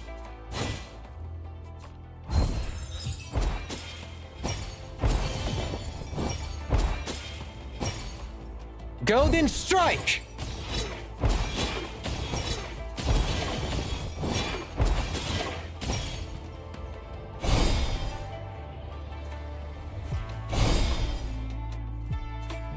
Dressed with dignity, moving with grace. Elegant as a soaring swan. The human heart is unpredictable. Even the righteous can be untrustworthy.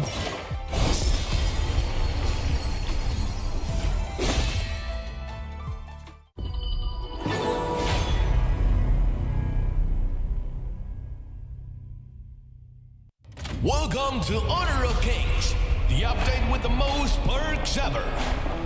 A great battle is about to begin in the new season. All alone?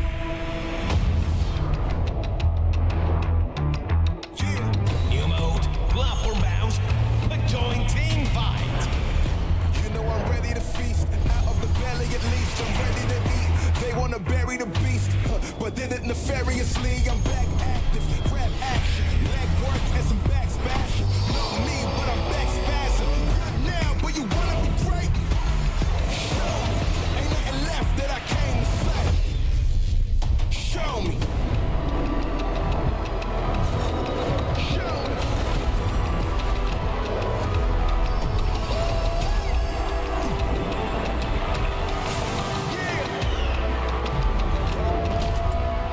Let's go. I do not care what you came to say. I do not come in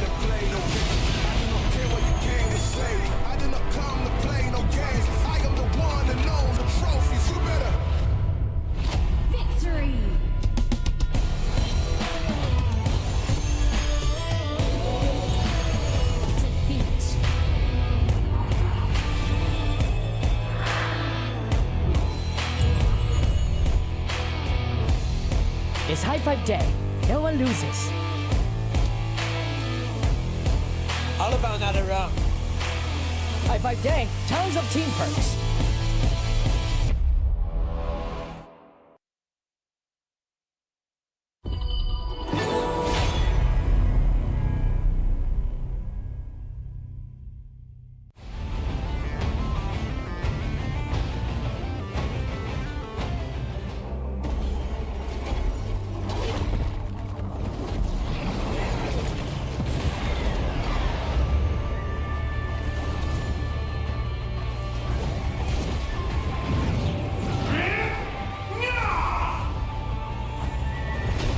Ready for the final battle!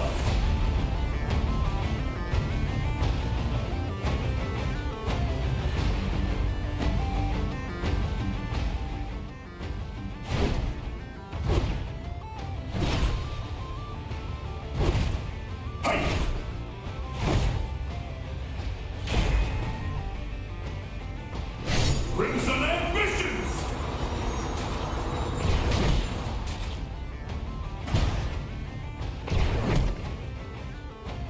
Dangerous elements removed.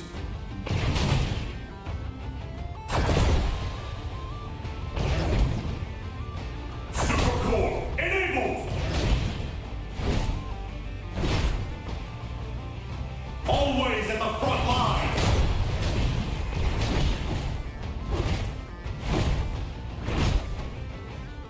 Even the most advanced mecha modifications can't remove the propensity for violence. The first rule of mechas: never bully the weak. It seems that your alloy brain is malfunctioning.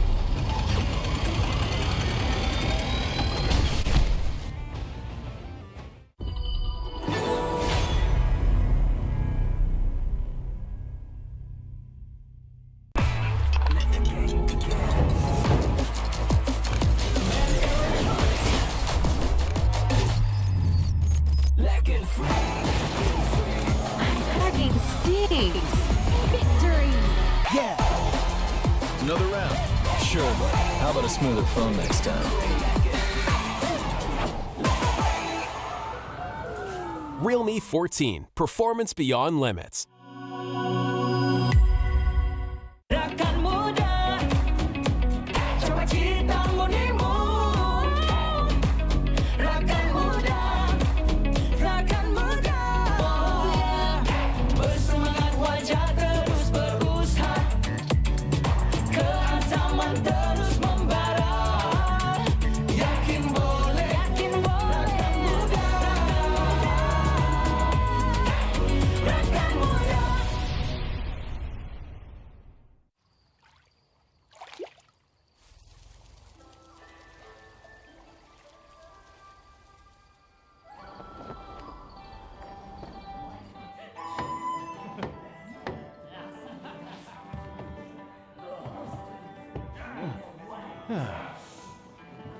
Innkeeper, this is from the guest upstairs. Huh?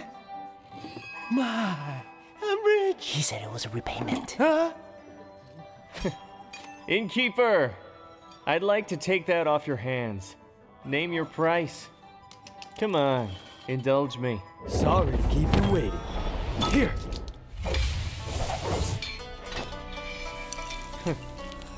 Interesting.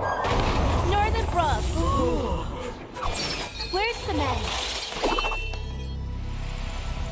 Let the 12 houses keep it safely.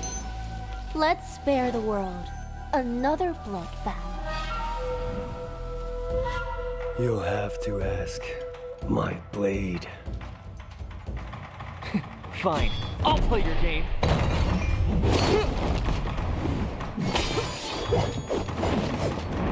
After all your travels, you couldn't even buy a decent sword? Silence!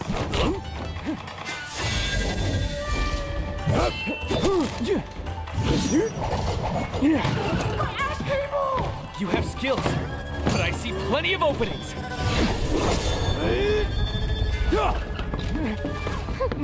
Not bad, Master of the House of Riches. Want it back? Let's get out of here!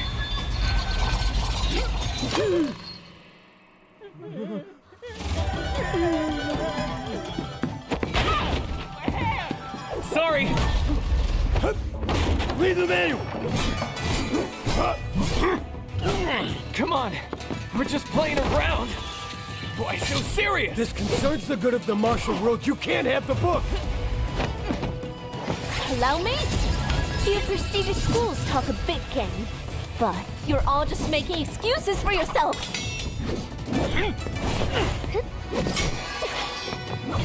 You're still here?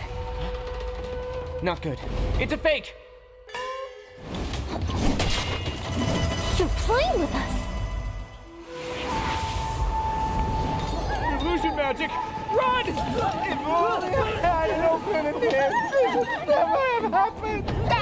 Those are tears of a broken heart. Broken spirits restless in the dark.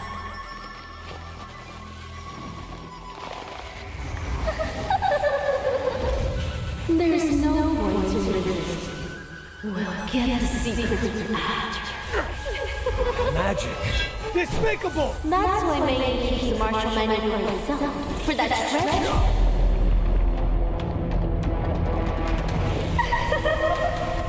I see. It's with the sword. Quiet! The manual is already back out in the world.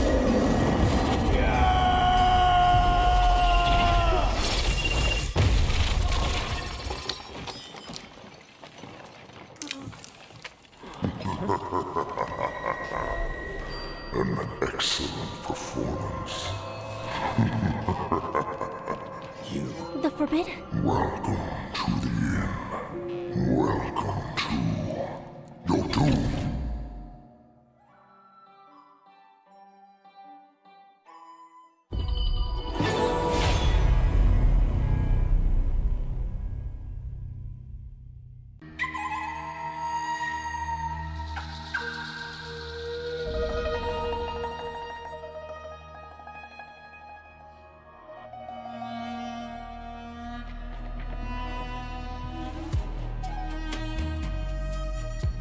I come from wealth and pave my road with gold. The world is mine to discover.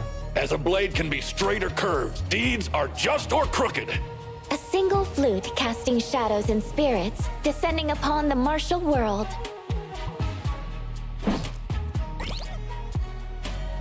With the might of stones, I shall crush my foes.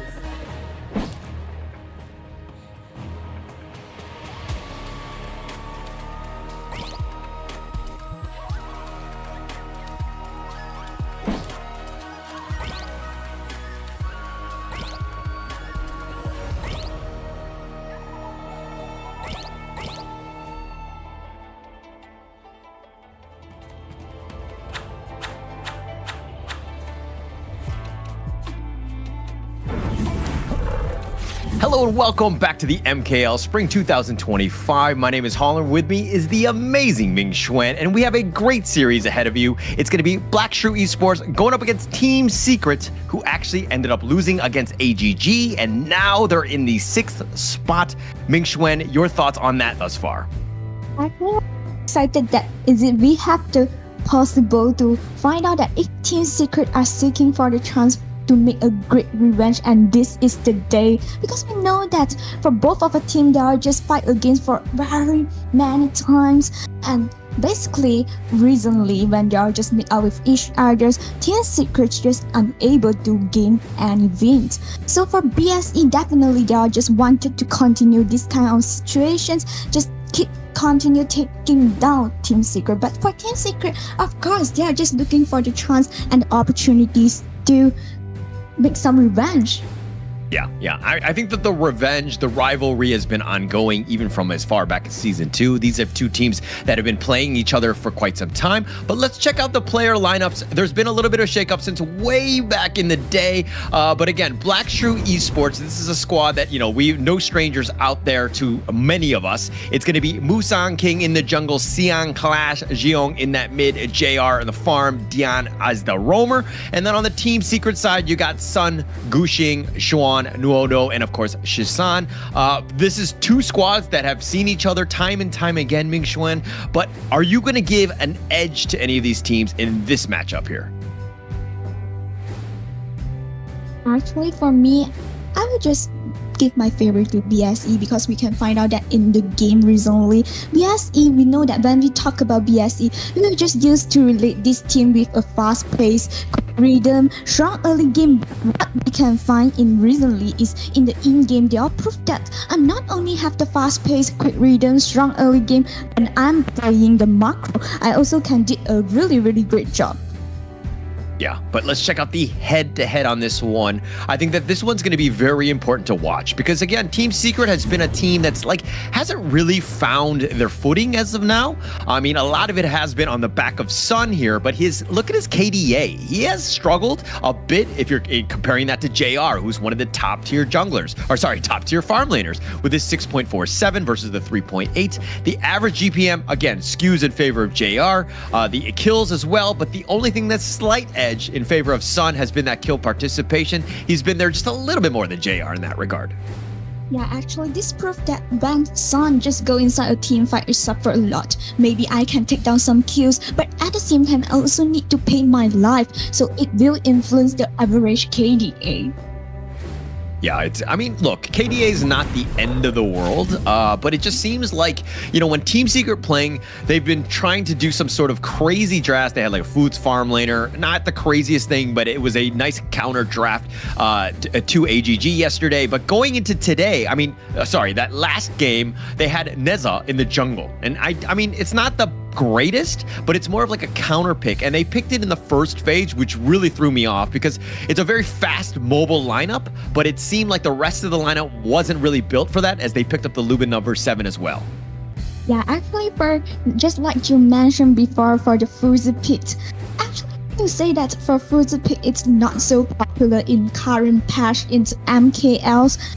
But these compositions without Marksman probably also not the mainstream for us, but it also quite popular in other regions. So I would say that's probably in MKL right now, the Fuzi picks for 2 times and 100 winning rate. Maybe this give there some hints or give them some things to choose this pick.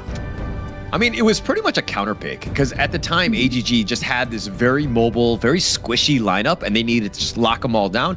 And that was the perfect counter play. And the reason why they won was because of the Foods lockdown. Sun didn't have the greatest game and kind of affected his KDA. He has not been able to kind of just unleash himself as a traditional farm laner in getting those kills. He's been more complimenting the team. He's been very supportive in that sense because sometimes it's frustrating. As a farm laner, you want to carry the game, and when you are given a hero like the Foods, sometimes you're not really given that opportunity to do so. Yeah, we also can find out that for the first 3 bans from both of the team just directly goes to the popular ones in our patch. So just take away the Pei, Zhangfei, Luna. So definitely they also didn't want to give Musang King to take this Luna because we know that it is also quite dominator when they have this kind of pick. And we can find out that, but this also opens a chance for them to take out early. Yeah, and look, Black True Esports are going to prioritize JR's hero quite a bit. Arlie, definitely top 2 hero in the farm lane, very strong. And JR takes it to another level because he's just really good with his mechanical skill of just being able to light step away and to play it very safe. That said, he can turn it up at a moment's notice. This is a very strong first pick, but also it doesn't really show your draft composition. So it's actually really good going into this one, but Team Secret, what are their picks here, Ming-Xuan? We can find out that just have Ma Yi in the game, and at the same time, Dada also just joined this game. Definitely, Dada will just play in a quite aggressive ways. You know that maybe when we just mention BSE, we will just say that, oh, this is a team that's really, really good in a fast-paced, quick rhythm. But for Team Secret, definitely Dada will just try to lead the whole games into a quite late game. Yeah, maybe they are just like to protect the president, but in this game, we can find out that they are just trying to put all the firepowers during the early game. Yeah, but it looks like Black True Esports, they're going to be going with a Byron Agudo, a lot of beef, a lot of slowdown and zone controls. potential CC potential with those team fights. So going to be very well rounded, and I like the way that they're drafting with this one because again, you kind of covered all your bases, and especially seeing is that you have that Byron Agudo to protect the Arlie, which is going to be key. You were talking about the 4 protect 1 strat. I think that it's definitely viable, and JR is the man to do that with. But again, it's also going in a strong first phase of the draft here. And this is a good one because this is what we can find out in recently BSE BP phrase. For BSE, they were just used to make their composition become more complete. I have the people that can be the tank. I have a tanky frontliner. At the same time, I also have a fully damaged deck out from my backliner.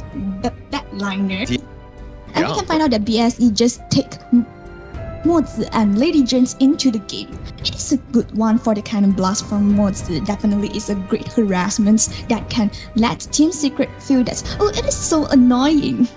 Yeah, it's really annoying. I mean, look, the 2 with Lady John and the moats, it's a nice little 1-2 combination because one, Ocean of Tears can make it easy for the other moats to kind of get the Cannon Blast. So you have a little combination and you can kind of stack those stuns, and you need some ways to to deal with this Shisan Mai, right? If you're able to lock her down, she's like a glass cannon. She will be easily bursted down. So very smart here by Black Shoe Esports, just rounding out the draft nicely.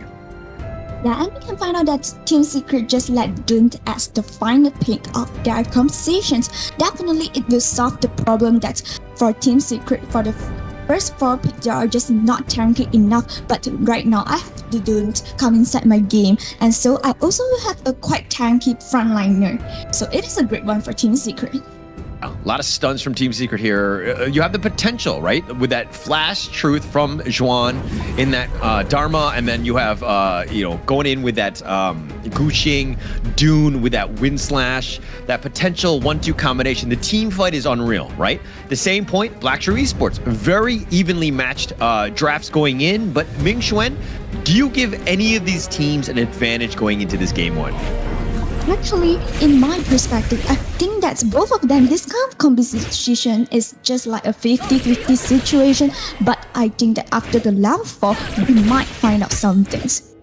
Okay, but do you have a favorite? Do you want one team to win over the other one, just based on this draft alone? Actually, I will just put my favorite on BSE because we know that for this kind of composition, they are already used to it. They are able to hack their early game. At the same time, they also have the ability to protect their president, protect this early, and just let early farm up really well, farm up complete. And they will have the chance to let this early fully duck out. Oh, Shisan, flash away. Heartlink, not enough. Shisan is going to be killed, and JR makes the rotation, makes him pay for trying to invade the enemy jungle area. This is quite, I would say that this is quite hurt for this Mai because we know that Mai need to speed up the farm up until it's approached to the level 4. Right now, they are just take down Shisan at the same time. They are just take down Shan. Yeah, just getting that pick off. I mean, Musan King, like, this is a little unconventional. We didn't exactly see what happened, but Juan dying like that, especially against just a single rotation from Musan King. But Juan will be back into that mid lane quickly. But again, not a great start for Team Secret. This is not what you wanted if you were going to look to just kind of start this in the first 2 minutes of the game. Yeah, definitely. And all the kills just goes to, I would say that like this Agudo can gain a lot of advantage, and at the same time this this early also able to gain 1 kill. So actually for BSE, it's definitely a great start. Great start here. And Team Secret need to kind of recover. Again, just let, most of it needs to go to Guqing in terms of that farm. Let him kind of carry you back into this one. Shisan should probably be providing a little bit of a presence into the other lanes. And I like it how BSC are like, hey, I don't like this JR Arlie versus, Sun DRNJ. But here's the top lane. Juan gone on here, not able to get away from Furball. And he does go down. Musan King chasing him down. Yeah, actually we can find out in the replays at the very start, Shan already in a really low HP. It might cost the kills. So I'm going to just find out that, oh, this is a great chance to take down this Dharma, and I will just go for it. Yeah. No, anytime you could slow down Xuan, I think that you're going to have a great time, right? I think that that's definitely in. But Sun actually goes for the flash play, the Imperial Order, and he misses this one. So Jihong survives and is going to look to just deal with the minions. So all in all, crisis averted and just common spells were used. Yeah, actually right now I think that for Team Secret they just have a really great priority for this bottom lane, because we can find out that BSE just let Lady Jane probably. Lady Jane will not have a better lane priority comparing with this JNJ plus Diadia. So definitely it will be one of the strategy from Team Secret, and also one of an opportunity for Team Secret to seek for something. Yeah, I think Sun will be happy with this matchup, right? And he's just going to get a little bit of a farm to kind of compete. He's doing probably a better job than Jihong is, who's been left alone. Hasn't had the greatest of times. He had to play a little bit more defensive. Had to do that recall just recently, so he's been slowed down a bit. But now Team Secret, look, the show is pretty much around Gushing, right? This jungler, he is the man. And while I'm not a huge fan of Dune, it has potential in this lineup. Yeah, and we can find out that right now Team Secret just occupy the visions at the river and try to take down this tyrant, but right now it will open to BSE also. Yeah, a little bit of posturing at this point. Gushing still up in front. The Ocean of Tears is not going to hit, but the Wind Slash does. And with the truth, he sets it up. And Juan, in a moment's notice, Musan King is going to run away. He's going to limp away. And Dion is down. Xiang is going to be looking to go a little bit away on this point. But Team Secret, with 2 kills, are back in it. Oh my god, great from TS, and at the same time I wanted to highlight Xuan and Shishan for the It's going to be key. And it looks like they want to go for the Tyrant. They'll set this one up. It looks like that's going to be the first one picked up by Musan King, uncontested by Team Secret here. But Team Secret was using that extra space to push the top in the mid lane. Shisan in a position to jump. But again, this is a tough one because Xiang and Musan King very tanky. Not the easiest to take down, but more just to kind of a little bit of presence, right? Get those Kachusins out, put a little pressure on. BSC, on the other hand, looks like they're going to rotate back in. Musan King has only got about 3.7. He's keeping on pace with Gushing, which is really great for both of them, in the sense that you don't want to be falling behind in the jungle role, right? Sun making a teleport into the bottom lane. And look, Xuan, he gave up first blood, but that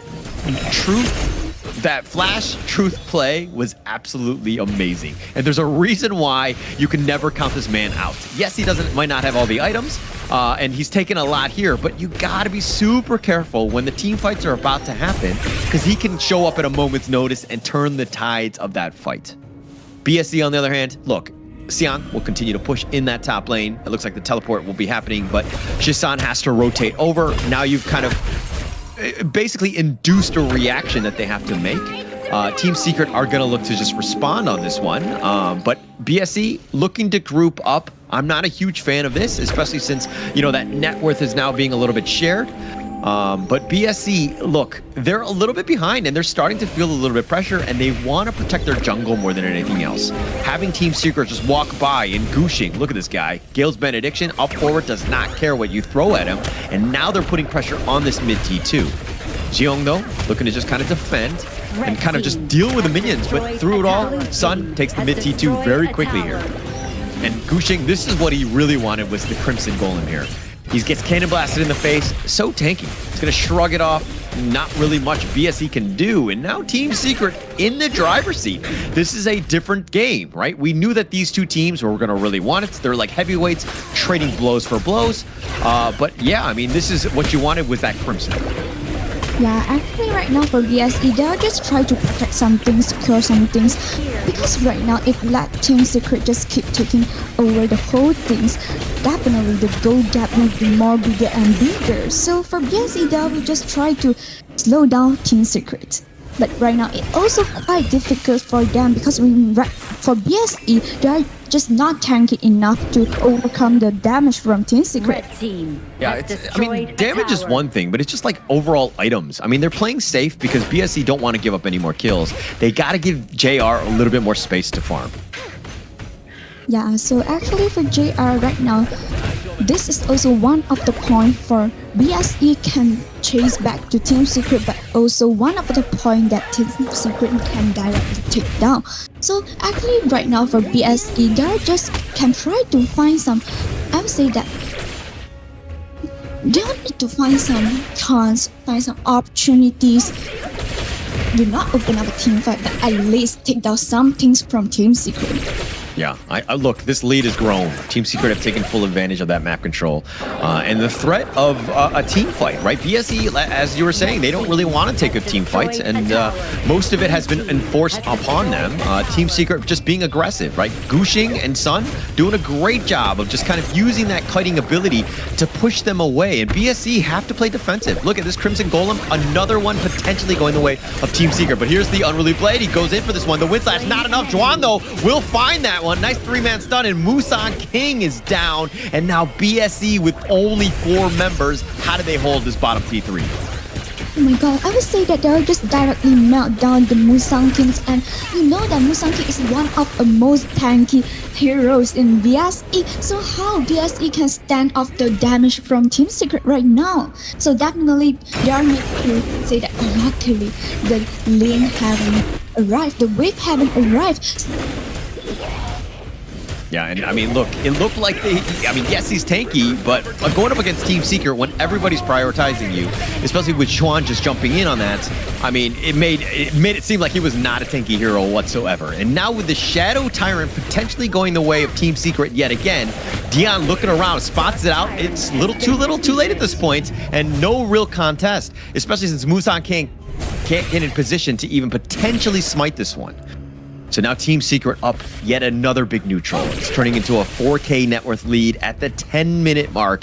And Team Secret have been blazing in this first game, really striking back to BSE, making their lives much more difficult than they wanted. And they have to play a more defensive game. Not to say that Black Shrew Esports can't do it. It's just the fact that Team Secret, they don't really make a whole lot of mistakes. They don't give gaps. I mean, when they're behind, that's a different story. But when they're up, it's very difficult to claw that lead back because, again, their map control is on point. They tend to stick together and they make it difficult to take any sort of team fight.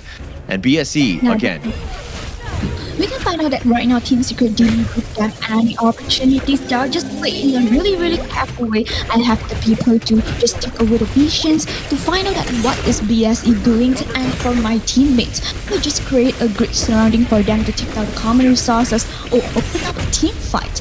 And definitely for BSE right now, because of the huge goal gap between both of the teams, too difficult for them to open up a team fight. And right now we can find out that Gushin just take down the Shadow Overlord again, and it will be another great stress for BSE. I mean, taking both of the big neutrals here, Team Secret in full control, about a 5K net or 4K net worth lead at this point.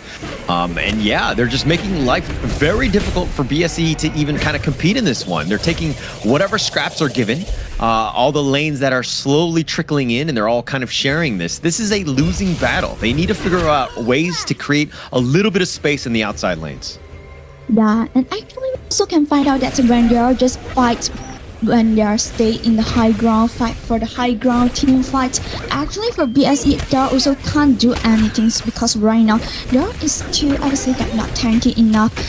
Definitely for Team Secret, they are just deck in a little bit damage, and for BSE, they are just like in a low HP. So for the positions is important, but at the same time right now they are just in a risky situation. Yeah, risky situation. I mean, the top T3 already out, but look at how they're using that range advantage to the maximum here by Team Secret. BSE cannot find an angle. Yes, they deal with the Vanguards and will survive, but it's been tough to take any sort of engagement. Siang potentially went in, but he realized that it wasn't the right time to go in, and now Team Secret looking to kind of put pressure on, and that T3 is starting to melt.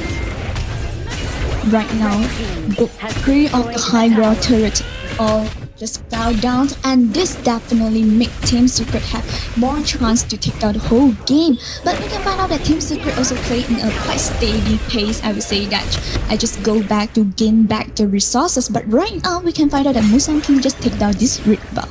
Yeah, that was huge for them. I mean, he had to smite it out, just doing a little bit of a drive ball as he was in furball mode, rolling out. But, you know, it's one of those things where, again, it's so, like, competitive, right? You have to contest everything.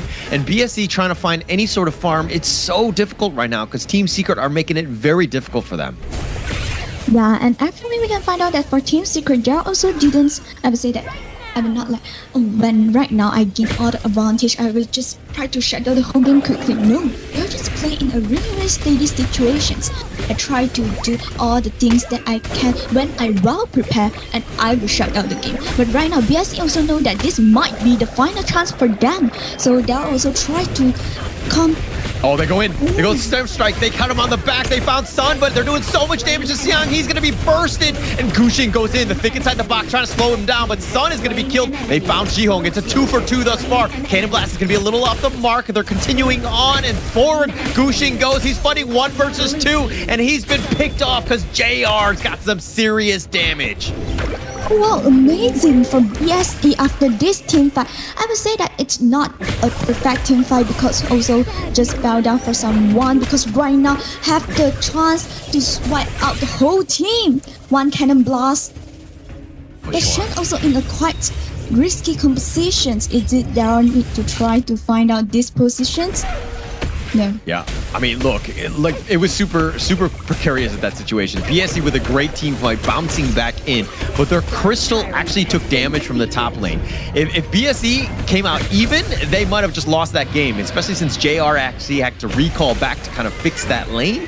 But look, BSE found ways to kind of claw back into this game. They have the kill advantage and a slight net worth lead. This is a great start for the comeback for Black Shrew Esports. Yeah, definitely. Actually, I would say that this is a good sign for BSE. It means that right now, BSE also have the ability to fight against Team Secret. It's also one of the hints for Team Secret. They need to be more careful right now. Yeah, because after the team fight, we can find out that BSE just chased back the gold gap. Yeah, and look, BSE had a chance to kind of put a little bit of map pressure on, but Team Secret, right under the noses of BSE, takes the Vanguard, or the Overlord, excuse me, the Shadow one at that. So the Shadow Vanguard's going to make life difficult. The bottom and the top are wide open. That's going to be a lot of pressure for BSE to kind of handle at this stage. Jihong taking out another Kachusen in the face. Busan King is just kind of slow it down. They've got the wild growth, and now Team Secret looking for that angle. They have the numbers, but the Cannon Blast on the side, the Storm Strike, he wants to go in, and it might have gone too far. Sun is in a bad spot. The Cannon Blast back, and the Wind Slash not enough, and BSE finding 2 kills, and now they've turned this game on its head as they have a huge advantage, pushing down the mid T1 at this stage, and JR melting everyone. And there's a reason why BSE will prioritize JR's hero, because look at this Arlie. He's 4-0-2. He has 15k in net worth. Like, that's his lead at this point. I mean, in 16 minutes in, absolutely crazy by JR. This is a great run from JR. I would say that at the same time for the teammates from BSE, just create a great surrounding. Especially I wanted to highlight the cannon boss. It is quite annoying to TS, and definitely for just now team fight we can find out that for the cannon blast just directly put inside, just have the chance for JR to do the next actions. Good one from BSE. Oh, they found now him. team They found fight Dion. again. Oh, he gets back the Cannon Blast, used in return. The Blood Rage not enough. Guxing is going to be picked off, and that's going to be a lot. They're going to continue on. They want to go in. Mosak King is so low, but JR finds Xuan, gets that pick off. 2 members down from Team Secret, and now BSE have to do a little bit of fixing. There's a housekeeping in the bottom lane. They need to deal with that one, but they want to continue this pressure. Wow, what I just mentioned just now, this cannon blast is crazy. Yeah, he's been able to You hit can it. find out that actually from BSE, they're able to find out some good opportunities to fight back, to make a comeback. And right now, TS, how? Like, look, TS, they had their chances. I mean, there was an opportunity to close out the game. Unless JR makes some serious mistake where he gets caught out, I don't see that happening, because BSE, the way that they've taken any sort of team fight, it's been off the back of Xiang. He's the one that's been initiating, and again, rightly so, he's the scary Clash laner that can change that team fight. Yeah, actually we can find out that for JR, it's steady and stable right now. So is it have the opportunity to open up to Team Secret to take this JR, I think that it's quite so good. Y'all can try your best right now. Xiang trying to start it. Nice little fur ball.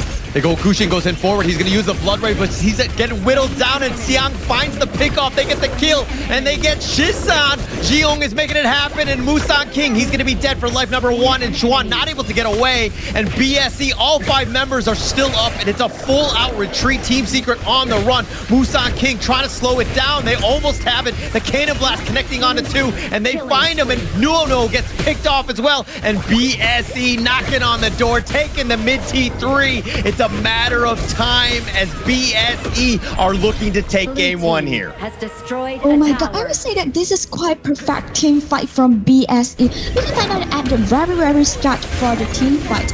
Kushin just go inside to fight AR. But however, right now, BSE just took down the whole game. Taking the crystal, I mean, just very, at a certain point, JR just gets, once he hits that tipping point, he gets so much farm where he was melting all the members of Team Secret. And if you're Team Secret, you gotta be frustrated after a game like that because you were in the lead. Yeah, definitely. I have a great advantage during the early game, during the mid game, but because of one team fight, all the things just changed, and BSE just search for the opportunities to keep melting down all the things from me. So definitely for TS, I would say that it will influence the confidence for the next game, but I trust that for the players, pro player there will just restart their mentality within this small break.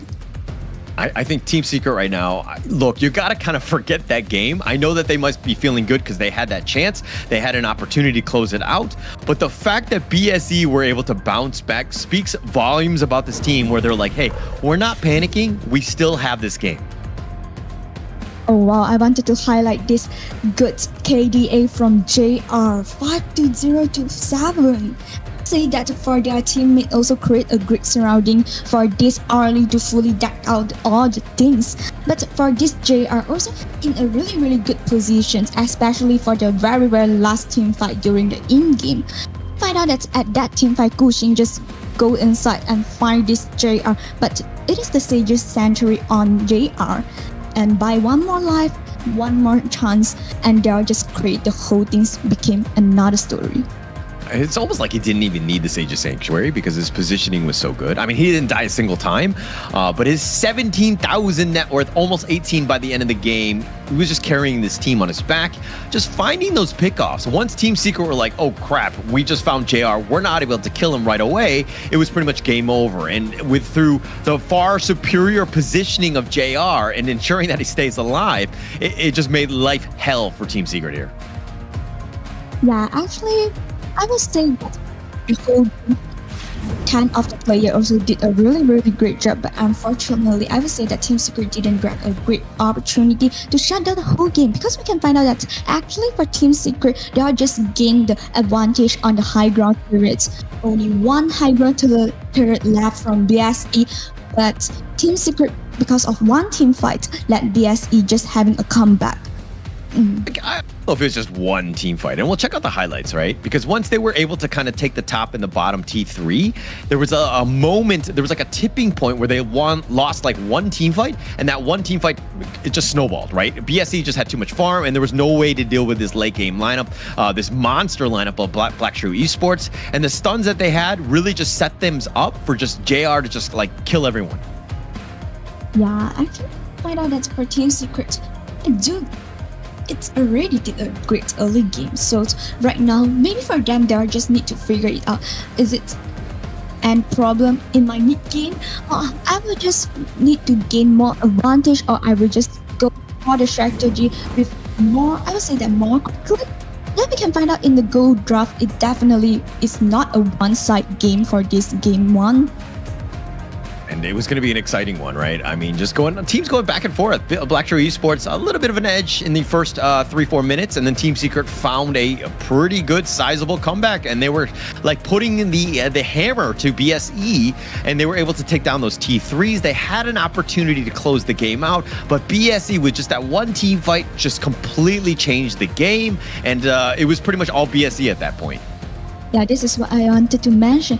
How amazing for the fight between both of the teams, because both of this team actually we know that they are also dominator in our regions for one period. But right now maybe Team Secret need to find some opportunity to fight back some things, and for BSE they are just wanted to try to continue the wins. So for the second game, maybe for Team Secret, they can just figure it out. Is it I can just play more aggressive?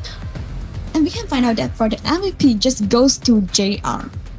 Obviously, this is an easy one, right? I mean, when you're 5-0-7, and most of the team fights that they won were because of JR just kind of killing everyone. But 30% of the team's damage, and he only took 14. And the fact that, I mean, the biggest factor of this one, obviously the gold is definitely helpful. He had 18,000 gold at the end of the game, but the fact that he didn't die a single time, generally speaking, you will win games if your farm laner does not die a single time.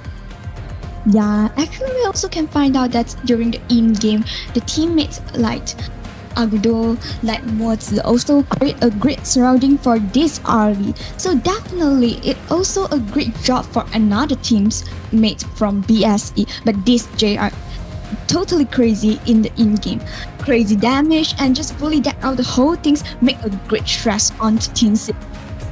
Yeah, but let's check out the highlights. This is going to be the JR highlight reel at a certain point. And again, Team Secret had the chance. Of course, BSE starting strong. Obviously, that first blood helped. Siang setting it up. He had so many good storm strikes, but then he got picked off. This is where Team Secret, turned the game around, right? They had a nice little play. It was 2-on-2. They get the pick off to kind of just change them. And Gushing was kind of going in, but he's fighting 1 versus 2 in this situation. And this is kind of the beginning of the end when JR gets going. Yeah, actually we can find out that Gushing just really seeking for the opportunity to take down this early for many times, but actually we can find out that they're just lack of some damage. No damage. I mean, the positioning, look, because they're very squishy. If they're able to get on top of them, they're just going to die, right? But BSE, the way that, I mean, when you have 3 very squishy line members on your team, you got to worry more about positioning more than anything else. And there are like far superior in that one. And just being able to stay alive, key for Black Shrew Esports, keys to victory here.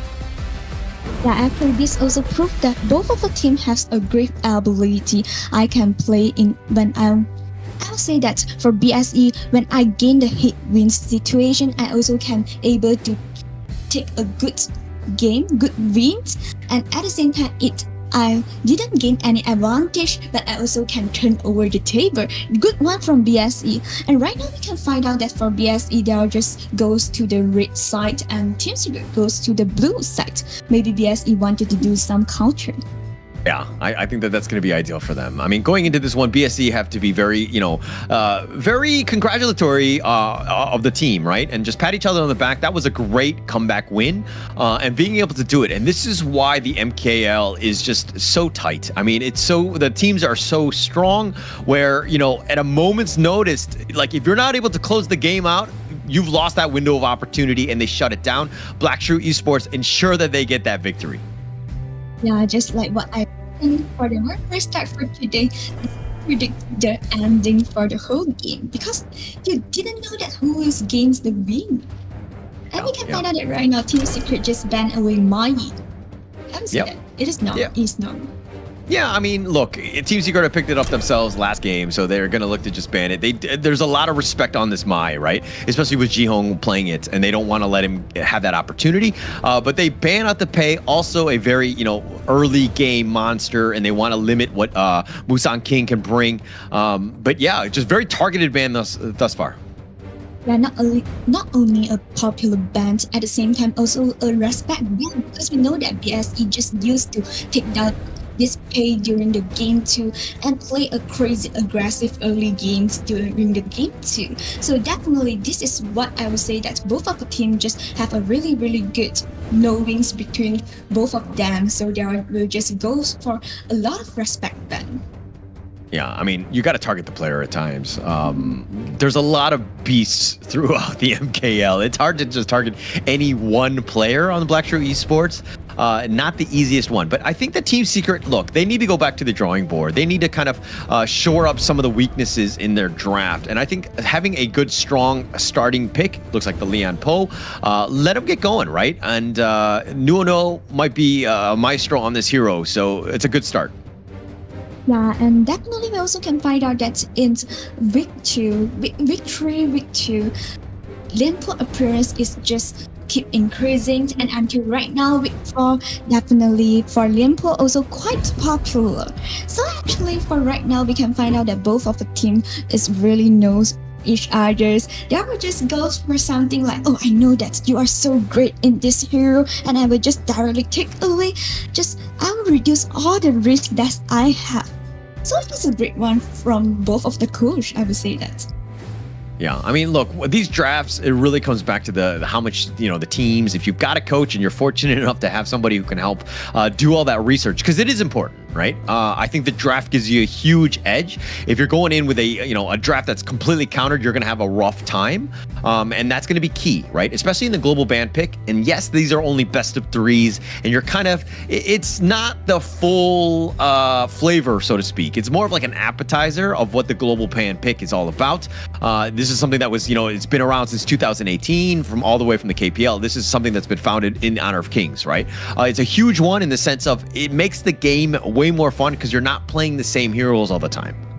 Yeah, definitely. This is a great stress for the coach, at the same time also for the hero pools of players, because we know that right now we just have a BO3 and we still have the BO5, BO7 and BO9 also. So actually this is a great one for them. I would say that it will make our mashup become more interesting, because when you have this kind of global ban pick, you need to promise your depthness of your hero pool, at the same time also the proficiencies on the heroes. So this is a great one for them. Yeah, and I mean, get there, we're still only in the best of 7 areas thus far, but we've seen quite a bit of them, especially in season 3. There was towards the end, I mean, even the grand finals was a best of 7 that went to the ultimate battle. This is something that happens time and time again. Teams are getting in tune with one another. The level of play is very high, where it really comes back to that last game. And just again, you were talking about hero depth, the pools and the ability to play all of them. It's going to be key, right? And I think even moving forward, when we talk about best of 9s at a point in the future, that's going to be super crazy. Yeah, definitely. And we also can find out that for our players, for BSA and Team Secret, they have enough of hero pools, because both of them is so experienced and also play a lot of mashup, no matter it's for the international or in Malaysia. So definitely this will not be a problem for them during the BO3 sections. But for both of them, because of the experience, they will just know much each others. So maybe they will just keep squeezing, keep minimize the heroes that can let another side have more advantage. But maybe it will not be a great stress, but we know that BP phrase is really, really important, because when you pick out the heroes, or I would say that you make a composition, it maybe will influence the whole in-game until you approach to the ending. Because maybe when you just pick out some not so popular, but it is quite good when the players just perform during the training or other else, but maybe in-game you will just suffer a lot in a really, really tough situations. So BP is really, really important. Yeah, and actually this is the perfect time. I mean, we have 2 more weeks in addition to, I mean, not only today's game and tomorrow, but 2 more weeks, right? And that's 6 more days of playing, and having the ability to kind of test out lineups is actually something that could be very interesting. You want to try it out against a BSE or a Nova, now is the time, right? When there's kind of less stakes, quote unquote. Obviously, when it comes to later towards the end of the regular season, it'll be key so that you've got that, top 6 so that you make yourself into the play-ons. But again, now is kind of the time to experiment with some of these drafts. Yeah, this is what we mentioned before. We are just keep searching for some interesting ban and picks during our MKL, because we can find out that for other regions, they will just go for something really, really interesting. So for MKL, but basically we will just go for some safe pick right now, just like this Long as the first pick from Team Secret. Yeah, look, I like Lung. I think he's top 3 farm laner. I think he's a great hero, but Team Secret is 1-5 on this hero. They are not good with Lung. So most teams have kind of honed in on the Sun playstyle, and they've kind of really just wrecked him. They've made him have a really tough game. So again, look, Team Secret seem to really like the hero, but the data is telling me you should not be picking this hero now.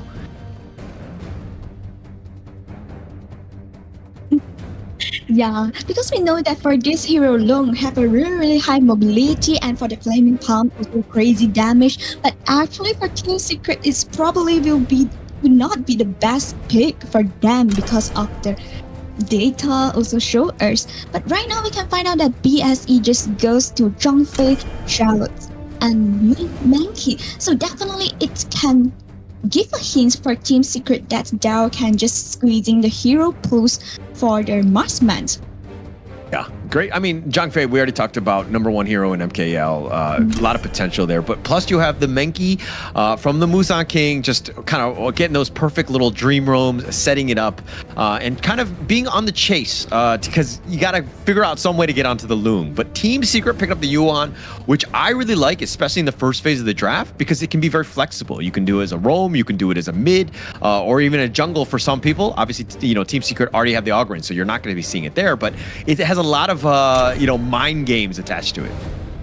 Yeah, definitely we can find out that Team Secret just bans away the DRNG and Luban #7, and we can find out that actually for BSE during the game 1 they are just goes for the Ali. So I think that they can just directly goes to the Lady Sun, because we know that Zhang Fei also quite good when they are pairing with Lady Sun. But right now, Team Secret just didn't take away Lady Sun. Maybe it's a great chance for BSE to go for this kind of conversation. Now, I mean, look, you want to get JR his best heroes. I think that Lady Sun will be fine. You have that mobility, but you got to survive. That's the biggest thing. And it looks like, as you called it, right, well done, Ming Xuan there. And it looks like, they're going to go with the JR Lady Sun here. Yeah, because we can find out that right now just maybe for both of the Team Secret just having Long and BSE having this Lady Sun, both of them will just go for something like protect the president and need to let my marksman to fully farm up. And this might give us a hint that both of them will just try to drag the whole game, lead the whole game to a more late game period. I think so. Do you think it's going to go late game for, a Team Secret or Black Shrew? Okay, all right. Yeah, so I think that Team Secret, they're going to go with the Dio Chan here, Sun Tzu. Nice little combination. You want that mid control, the stuns, and that burst damage. And then you have that counter initiation, which is great for Sun Tzu, because Black Shrew Esports are going to want to go in. They have that Wombo combo with the Zhang Fei Umbrella Outburst, plus the Dream Roam of that Menki. And so you have your own your counter initiation. So Team Secret, really well-rounded draft. I'm not 100% sold on the Dio Chan, but it has that potential to just, more stuns and damage, which is always great from that mid lane. But Black Shrew Esports, the Da Qiao to end the draft. A lot of potential for split pushing, which is going to be great. You want to kind of deal with the Team Secret death ball by split pushing. This is one way of doing it. Looks like we have the draft. Things are underway and we're good to go here. So if I'm going to give an edge to anybody, I'm thinking, look, if Black Shrew Esports are able to use that Da Qiao to the maximum with that split push, I think it's going to be key. But Ming Xuan, who do you give an edge to in this draft? I really have a great assignment on this Da Qiao, because we know that I just keep calling for the mid lane Da Qiao for a really long time for the whole. I think that when week 2, I was just calling this mid lane Da Qiao. But for Team Secret, they are just having Diao Chan in this game. I wanted to give my favor to this Diao Chan. I'm quite excited for the in-game performance. Yeah.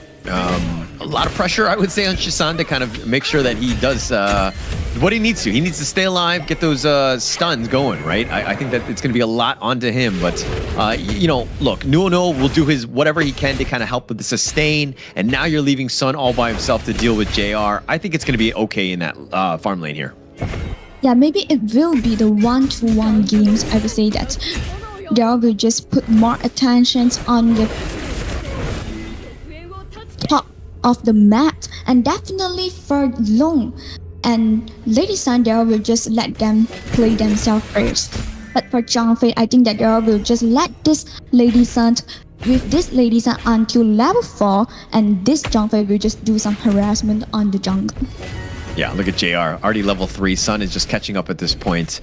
Playing a little bit behind, but their Team Secret, again, their MO for this one, or the strategy, is to ensure that Gushing has all the farm. He's going to be your end carry. You just got to get him to that late game and ensure that he gets as much farm as possible. Everything revolves around Gushing. If he gets picked off, Team Secret just auto-lose. Yeah, and also we can find out that if this Outground just fully warm up, know that Outground have a really great damage, and at the same time also tanky enough. It might be a small stress for, I would say that big stress for BSE, but right now we can find out that BSE actually they are also just play in a stable pace. Both of them, I would say that both of the team will just keep same pace in the early game. Yeah, let's slow it down. Nothing really to worry about. I think it worries more for BSE because I would want them to be a little bit more invasive of the jungle so that you kind of put a little bit more pressure onto Gushing, who's back in and getting that free Crimson buff, Crimson Golem. But Jihong, with a little bit of rotation in the bottom lane, that's a potential kill. Yeah, actually, because we can find out that right now, it's still a quite early game. Maybe they're just didn't have enough damage to make some kills happen, and both of them also play more careful comparing for the game 1. I would say that. So definitely right now, because both of the compositions, they will just make their core fully farm out, fully deck out, and it will be a great situation for them. And right now, you can find out that this is what I wanted to mention, this mid lane gacha. The mobility is high and it might create a lot of, I would say that great situation, great scenario for BSE. I mean, it's really helped the fact that he can see a fate. He tried to go for a bottom rotation, didn't get anything. He see a fates himself back to the base, and then he takes the launch pad back to the mid lane. So all done within the first 4 minutes, which is great for him. So now, again, a lot of mobility, and you were talking about the power of it, but it's just been accelerated quite a bit because of those launch pads, which just make his rotations. Yes, it was not successful, but he's able to get back into the mid lane without a blink of an eye. Yeah, actually, when they're just out this gacha, probably I think that for BSE in this game, they are not so aggressive during the early game because basically they need this gacha to do some macro. I would say that there will just be more attention on map controlling, but right now we can find out that Shen in a really low HP. Taking a lot of damage. Xiang just being a bit of a bully in that top lane. And Xuan, I mean, not the greatest laner, especially, I mean, Sun Tzu, that is, not Xuan. He's just kind of the matchup, in my opinion, it's a little Charlotte favored in this one. So I think that, being able to just bully Xuan away is a huge win. You want to get Xiang going. He sets up a lot of the team fights. Yeah, definitely. Because we know that for the early, maybe Charlotte have a higher lane priority comparing with Sings, but we can find that Sings just come down to make some trouble on the bottom lane of BSE, and right now Zhang Fei just need to go back. And look at how Team Secret are doing a little bit of a lane swap here. They're letting Shisan go into the top lane to deal with Xiang, considering the fact that Xuan was kind of bullied out. And now he's like in the mid lane just trying to get some farm at least to kind of catch back up. But that boat could go at a moment's notice. The Tyrant is at half and BSE looking to take this. And it doesn't look like Team Secret want to defend at all. Yeah, definitely. Because we can find out that right now when they're just having this... Yeah, and Shisan getting first blood in the top was actually huge for them. I mean, a simple lane swap, and already it capitalized into a bit of a conversion. So really well played there. But now Xuan, he needs to just kind of, not let this mid T1 take any damage. I think that that's the biggest win for him, and just kind of staying alive, right? And, again, it's Gushing. This is the Gushing show. Him and Sun are the two main guys that need that farm. Everyone else, unfortunately, is a supporting cast. But the Overlord are going to be picked up. They're going to look to turn. Shisan has to go back. Nice little dream roam. Catches Shisan. Gets that first kill. Now Musan King continuing on the Unending Sorrow by Nuo. He's going to be healed, but the Umbrella Outburst used not much value out of that. But seeing as they got the kill, that's going to be a big win for BSE. And now they're looking to invade. The Crimson Golem at half-life. Musang King does not have smite. I don't think Gushing knows. He will smite it for good measure to ensure that he does. And Musang King, again, just a little bit of pressure. And he wasn't sure that if the smite was there, so Gushing forces his smite out. So now Team Secret on the defensive here. I mean, look, they have a slight advantage. But again, not the greatest turn of events in the last like 30 seconds for Team Secret. Yeah, actually right now, because I would say that for both of them, they still need to wait for the marksman. Yeah, definitely for the clown is ready. But it's not enough right now. Because both of them, they still need to wait for their core to farming out. And the farming phase is still in progress. So for both of the team, what they can do now is try to gain some small resources from both of the team. If I can gain more, I just take down the things from you, and it definitely will be a double. And right now, it never happened. Oh, the Conductor of Souls. Oh, they found him, but the Sea of Fate on point. He was just wasting his time. Jiong gets back to safety. A lot was committed on just trying to push this, but now they found Juan, who Leaping Saber's back. Dion, that is. He will be fine, but BSE want the return kill. The ultimate shell used on Nuo, who shrugs off most of this, but he's going to recall back. Oh, we can find out that actually we know that Yuhan is sustained enough, but JR already had a huge damage. Just only two attack on this Nono, and Nono just need to go back.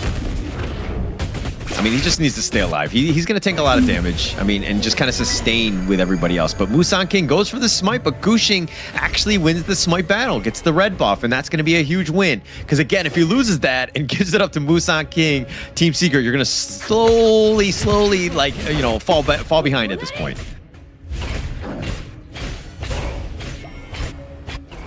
JR here continuing. Because we can find out that right now, maybe for BSE, if they are just keep to do some invasions, keep to encroach the jungle, maybe Team Secret will just happen the same things like our last game.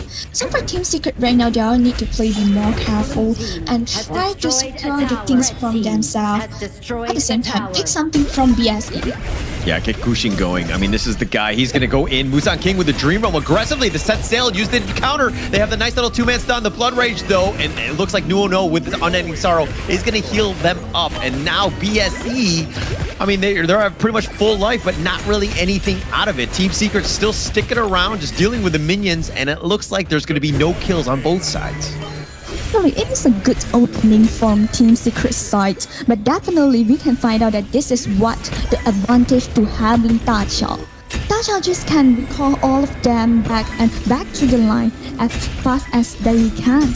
So definitely this is a great one from BSE to do this kind of disengagement, but at the same time I wanted to highlight that Team Secret also have a great opening. Oh, right now we can find out that just that sales try to run for the life. I mean, Juan just barely staying alive. Musang King at half-life. The boat gets him to safety, but man, if he hits Jihong, he dies there. So he was just very lucky that he was able to avoid it. He is a much better, captain of the sea than I am. Yeah, maybe one of a solution for Team Secret right now is when they are open up a team fight, they need to melt down this Da Qiao first, melt down this Zhihong first. Because we know that if this Zhihong just online, having the ulti and have the ability to let their teammates to retreat back, recall back, and definitely will be a big disaster for Team Secret. 3 roll back. Musang King at half. Gushing, though, is very low as well. Musang King gets teleported back with that Sea of Fate. They have the Whirlpool if they want to go, but BSE just kind of posturing, and Nuo at about half-life needs to be a little bit careful with his positioning here. Yeah, same things keep happen again and again because of the teleport from this Da Qiao is definitely a hard job for Team Secret right now. Cecil come inside. Yeah, finds Musang King, and it looks like Xuan going in forward, doing a decent amount of work. The Dream Realm on to Xuan. He gets picked off, and the Umbrella Outburst with the nice little setup by BSE up a member, and now it looks like they want to continue on. They fought that 4 versus 5 and somehow came out on top. Well, actually, I would say that it is one of awkward situation for this Sun He because Sun He just sat still in and directly find the most tanky manky in BSE. And at the same time, JR just besides, and right now There go the Conductor of Souls. They're gonna just look to go in. They have the Whirlpool. They turn this around. Juan is already, Shizan and Sun both down for the count, and BSE making the pickoffs, and you think they're outnumbered, but they've got the Whirlpool and everybody comes. Oh, good one from BSE, because we can find out that right now they are just directly kicked out the core, kicked out the loan from Team Secret, and they will not have any stress right now. Can directly kick out this Tyrant. Takes it down very quickly here. BSE on another level right now. This lead is starting to grow in favor of them. Team Secret have been throwing things, seeing what sticks, and it has not. Black Shrew Esports has repelled every single affront by Team Secret. They have not found any holes in this Black Shrew offense. Yeah, actually we can find out that right now they will give the chance that to BSE have the advantage, so BSE definitely will just try to snowballing up the whole game. So for Team Secret, they still need to be more careful for these positions of long, because we can find out that just now they'll just force out the ulti from Sun, and Sun just can't run away by using the ulti. So maybe for BSE and for Team Secret, they'll need to be more careful right now. But I mean, BSE just not like letting them have any sort of space. Musan King just taking so much damage. He does not care. He's got that mass, and I mean, yeah, they're going all in, and he gets portaled back. Again, he got a little bit low, but Sea of Fate was just like, okay, I got you, brother, and he saves him.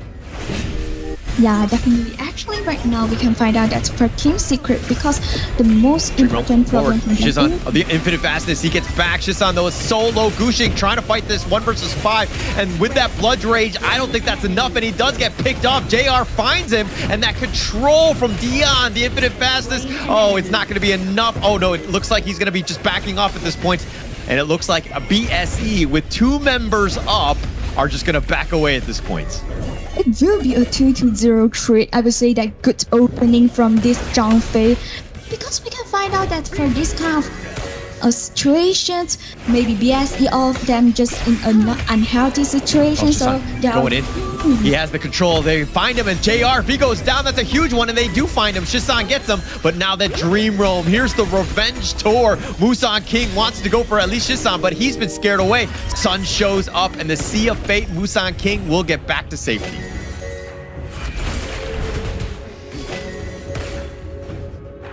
I think that this is good comeback for Team Secret, because right now we can find out that they are just take down JR, take down the big brother from VSE, and definitely have the chance to fight for this. Gushing gets the Overlord, finds it, and Musan King Sea of Fate's on out. That was so close, but Gushing just manages to get that one. That was huge for Team Secret. Yeah, risky one, but luckily the outcome is good. So for Team Secret right now, they will just try to fight back some things, because we know that for the Shadow Overlord, if just now Musan King have the ability to take down it, definitely will be a great stress for Team Secret. But right now they all can use this Shadow Overlord to just claim back some things.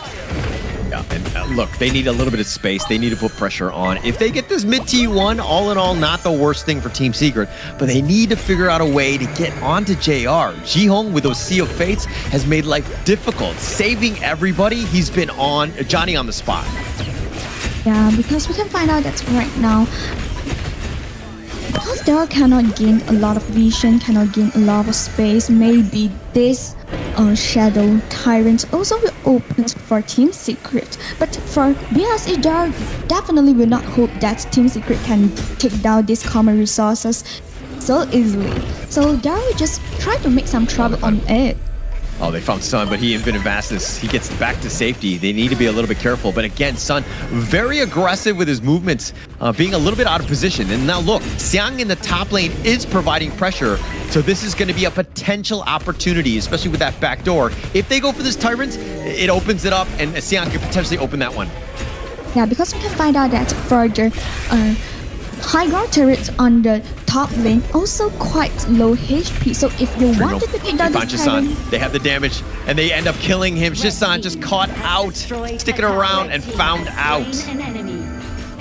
Oh, I would say that it will not be a good news for Team Secret. They didn't gain this Tyrant at the same time they are lose the high ground turret and they are mid laner, so it definitely will not be a good deal for them. And right now BSE have the chance to take down this Shadow Tyrants and the buff from TS. But BSE did such a good job, right? I mean, the fight was near the Tyrant, and they were kind of putting pressure there. And then the fact that you could call him back with Jeong's like whirlpools, and Xiang just pushing that top lane, right? So just really smart, like spreading Team Secret very thin and making them choose a terrible decision. One worse, like Sophie's choice at the end of the day. Yeah, they'll just prove that BSE have a great strength, and if we are in an underdog situation, I still have the ability to fight back.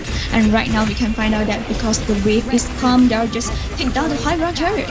And they took it out, and the Sea of Fate, the Umbrella Outburst, the set sail will not actually hit. It goes over the wall. He goes with the passive, and Jihong dodges that one. But now BSE in a bad spot. The Stampede, the Infinite Advance is going to be aggressive. JR is going to be killed. They found Dion, though, through it all. And Gu Xing looking to turn this around. He has some serious damage. He gets 4 members down. It's a jungle for jungle at this point. And Sun's still sticking around. He's doing that damage, and Sun and Gu Xing need to make Muxing pay. Musan King, excuse me, he gets picked off. And finally, Team Secret win an ace. A great team fight, but now they need to salvage this game.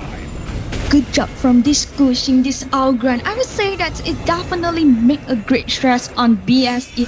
And at the same time, we can find out that we know that for the opening of the team fight is not so perfect because Jorsat still and unable to make any things happen. I would say that didn't on the point, but at the same time because of the teammates just arrived quickly. But right now we can find out that the super minion is arrived, but it's okay. Most of the members just alive too. I mean, they decided to go for that Overlord. They wanted to kind of rush that one as quickly as possible. They knew that they had a little bit of time, and the respawn timers were going to be on point for Team Secret to ensure that the base just like doesn't get destroyed at that point. But now Team Secret, look, they have a mid T3. This is their last stand, so to speak. BSE have ways to close this one out. But again, that last team fight was great for Team Secret in potentially coming back in this one.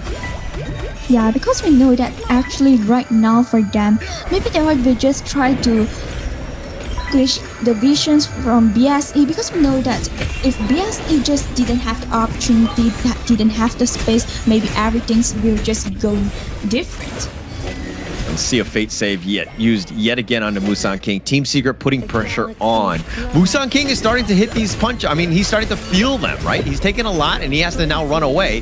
He actually tried to get himself back into this one, but with that Whirlpool, the set sail will zone them away. Team Secret doing some serious work. They've gotten the mid T2, and they've turned this game around. That it's totally a great job after the team fight, because Team Secret we can find out that they're also just play off the map controlling when they're gain the advantage, and after the team fight they're also able to chase back their goal, so it will be a great chance for them. So definitely I think that for the next Tempest Dragons it will be a really important point for them. Yeah, they found Musan King. He's in a bad spot. He's going to just sit on that Sea of Fate. He gets back. He's tanky enough. He's a big boy. He's going to ensure that he has the safety in mind and staying alive, because, again, it's all about having even numbers going into that Tempest Dragon. As you rightly pointed out, it's going to be up in about 25 seconds. Now, if you're Team Secret, do you go for the Tempest Dragon, or, like, what is the play here? For Team Secret, if they wanted to play in a steady ways, I would say that safe and steady, and maybe they can just try to go for the Tempest Dragons.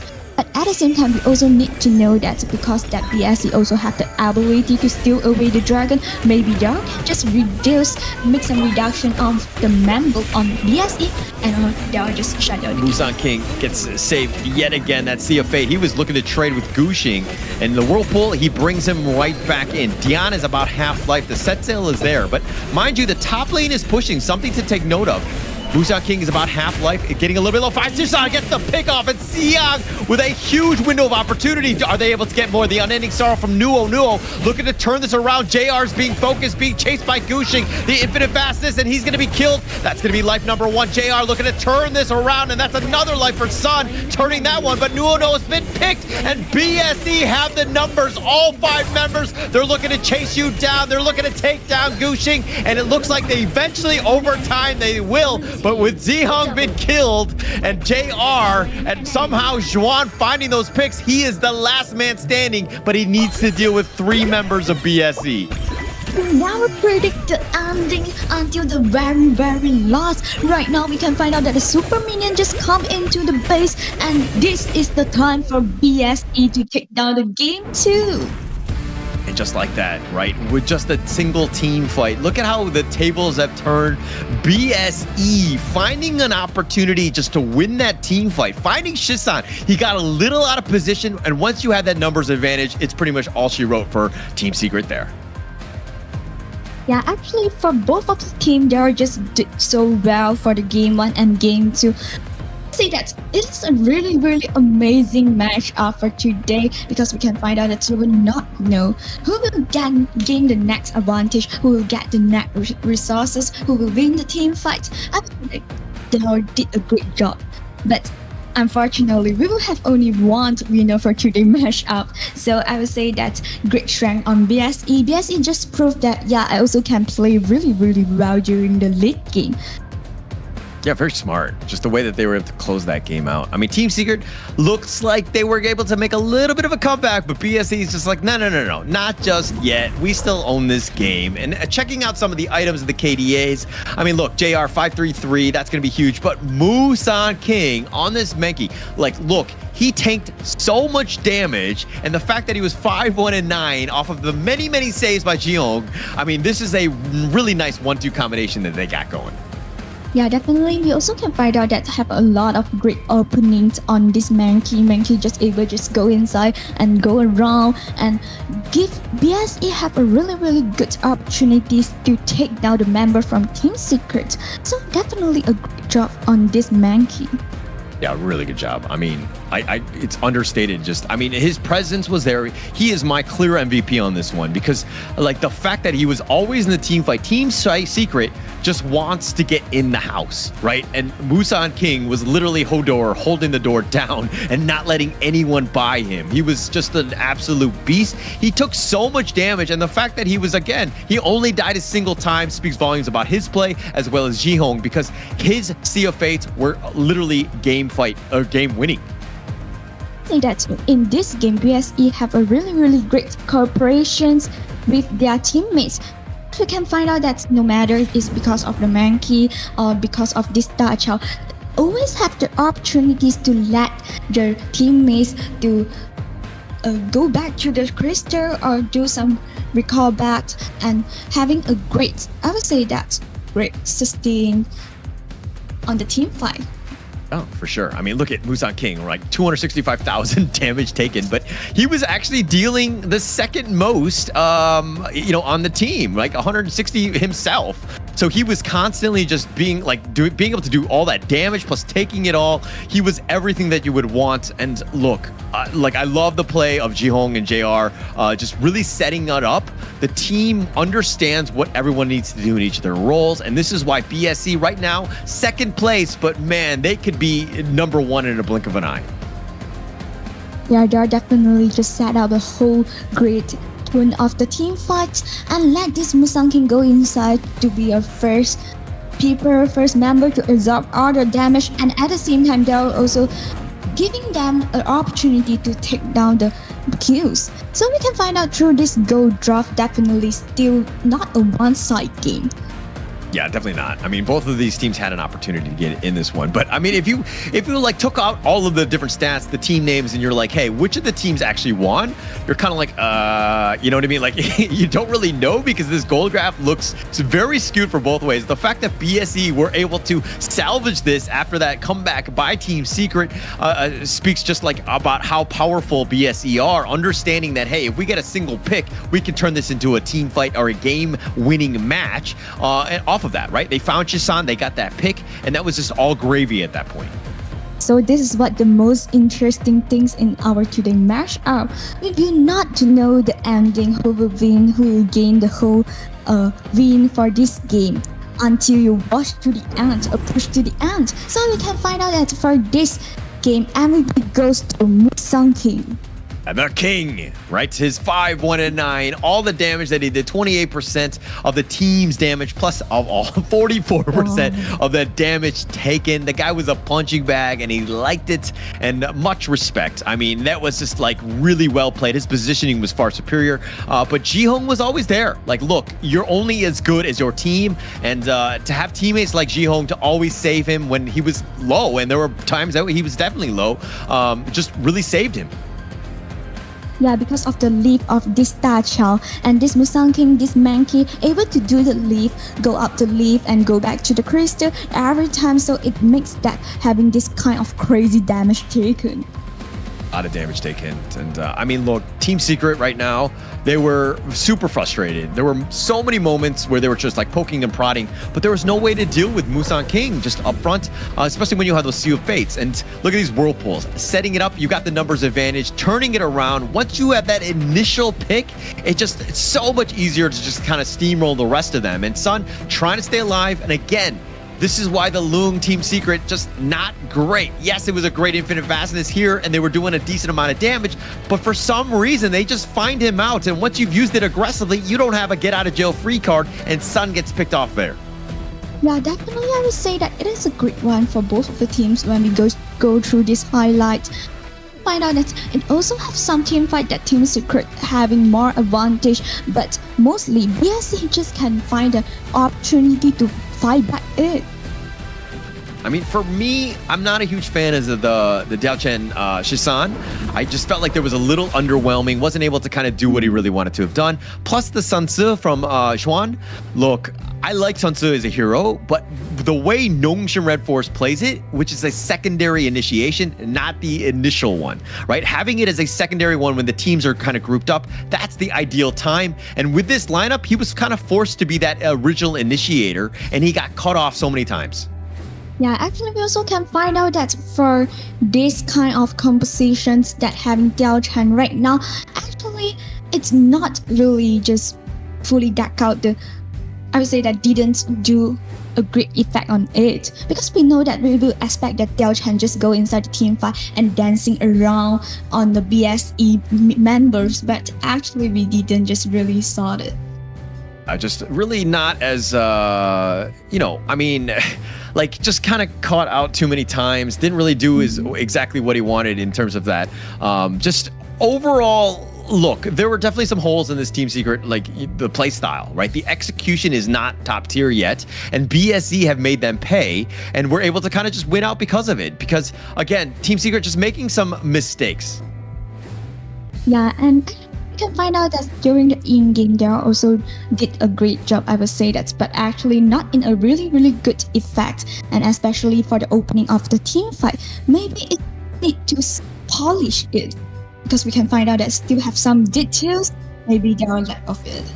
All right, it looks like we've got the interview underway. It's going to be Ji-Hong from Black Shrew Esports, the winner of that one, and let's see exactly what he has to say here.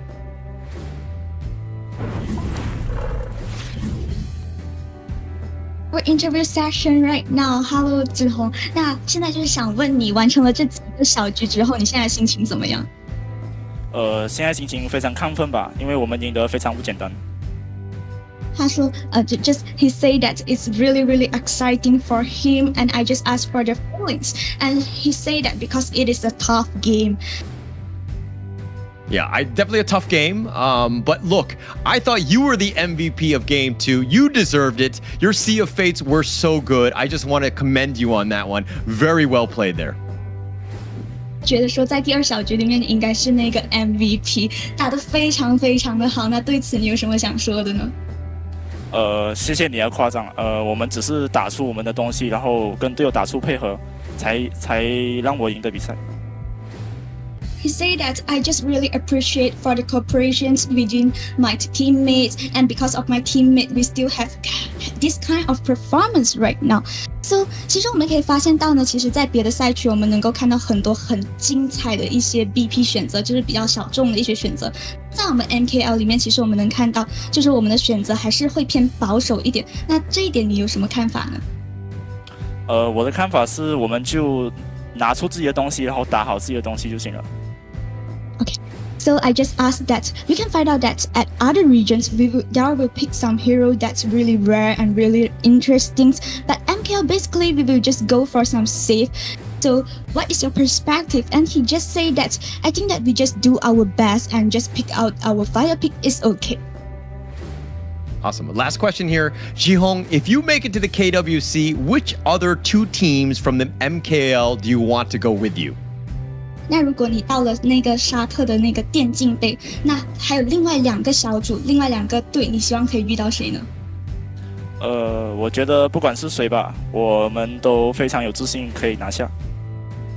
他讲he just say that no matter who will just go with to the KWC and we will just take down them.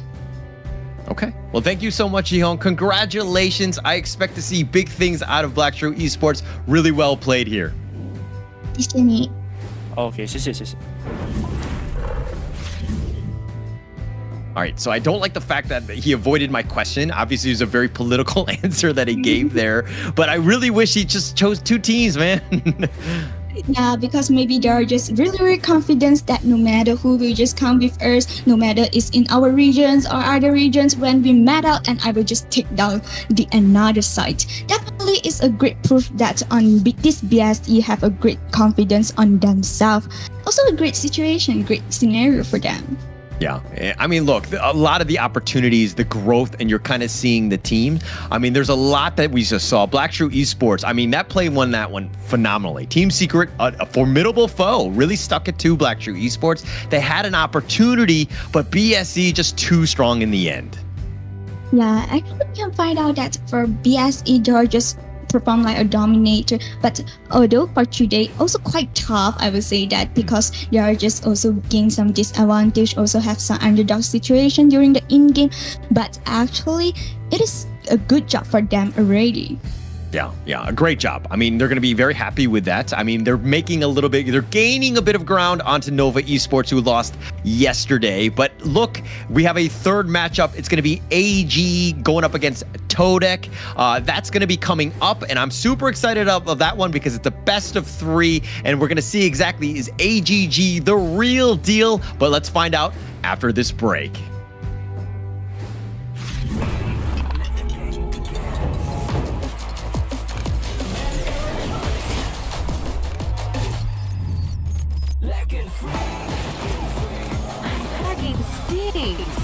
Victory! Yeah! Another round? Sure, but how about a smoother phone next time? Realme 14. Performance beyond limits.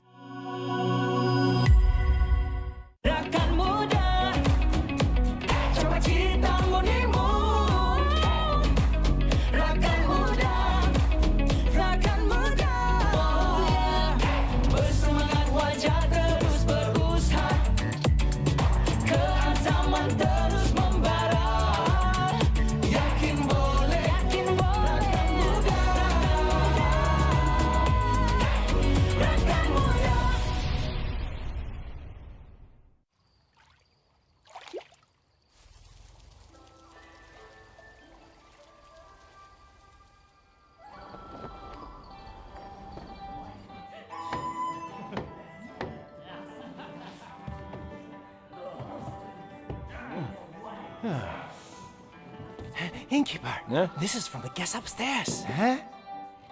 My, I'm rich. He said it was a repayment. Huh? Innkeeper, I'd like to take that off your hands. Name your price. Come on, indulge me. Sorry to keep you waiting. Here.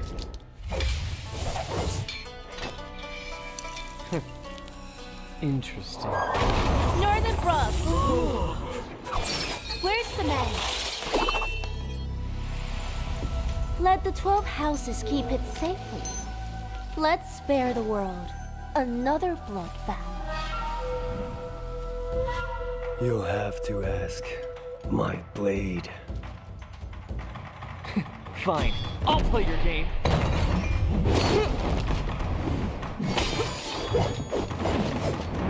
After all your travels, you couldn't even buy a decent sword? Silence!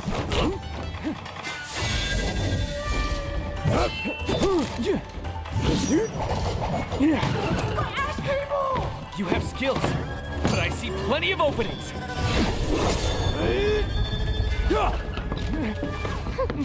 Not bad, Master of the House of Riches.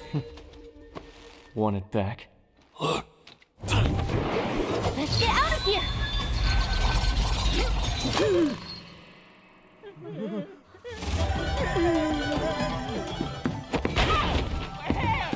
Sorry! Read the manual!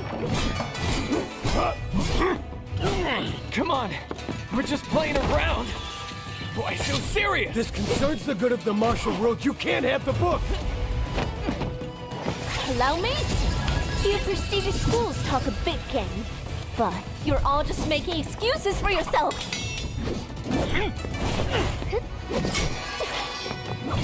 You're still here? Not good. It's a fake! You're playing with us. Illusion magic! Run! If only I had an opening here, this would never have happened! Those are tears of a broken heart. Broken spirits restless in the dark.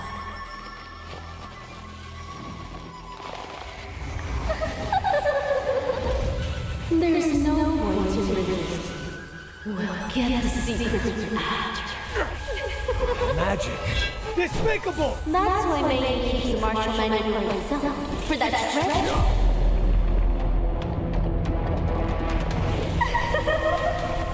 I see. It's with the sword. Quiet! The manual is already back out in the world!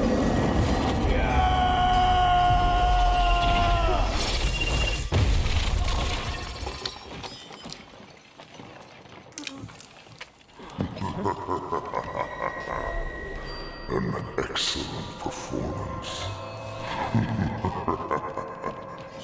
The forbidden. Welcome to the inn. Welcome to your doom.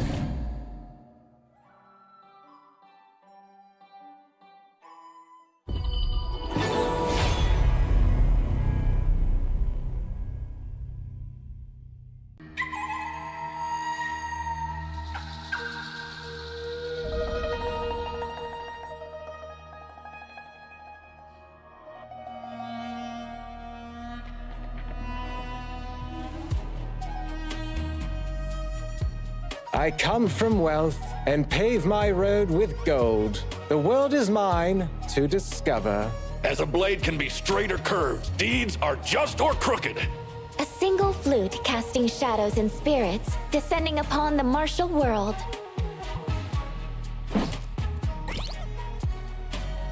With the might of stones, I shall crush my foes.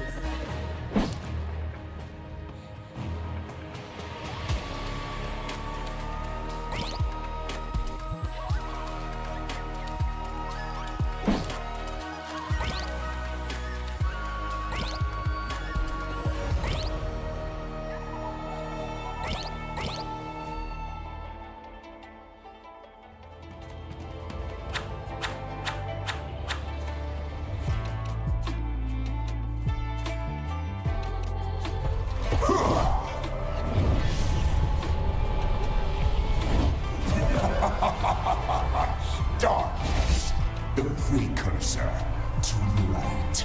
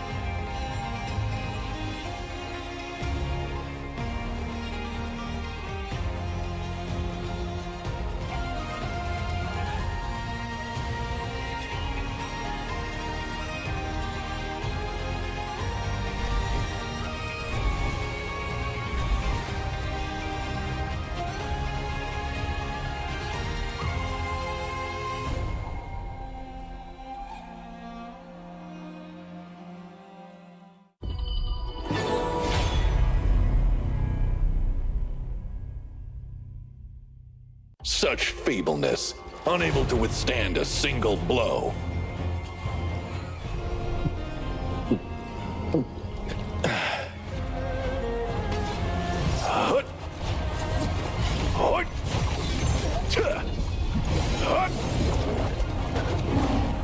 Beneath a frost-kissed mound, it's there that memories reside. Bitter-sweet smiles.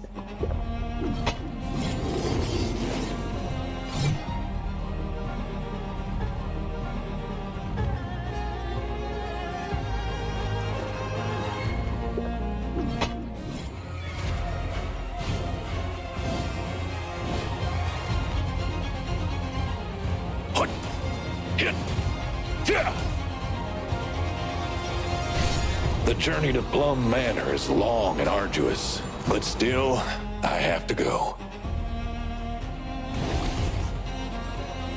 Crossblade! Across frozen rivers!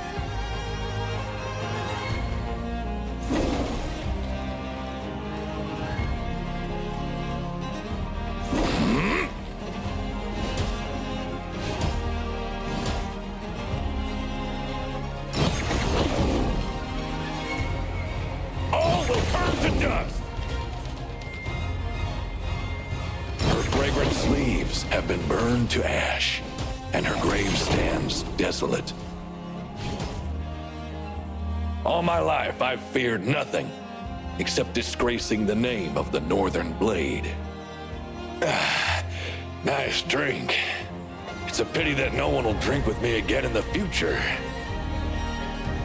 Where I was born, there were camels, wild geese, and crab apples, as well as great wastelands bathed in moonlight.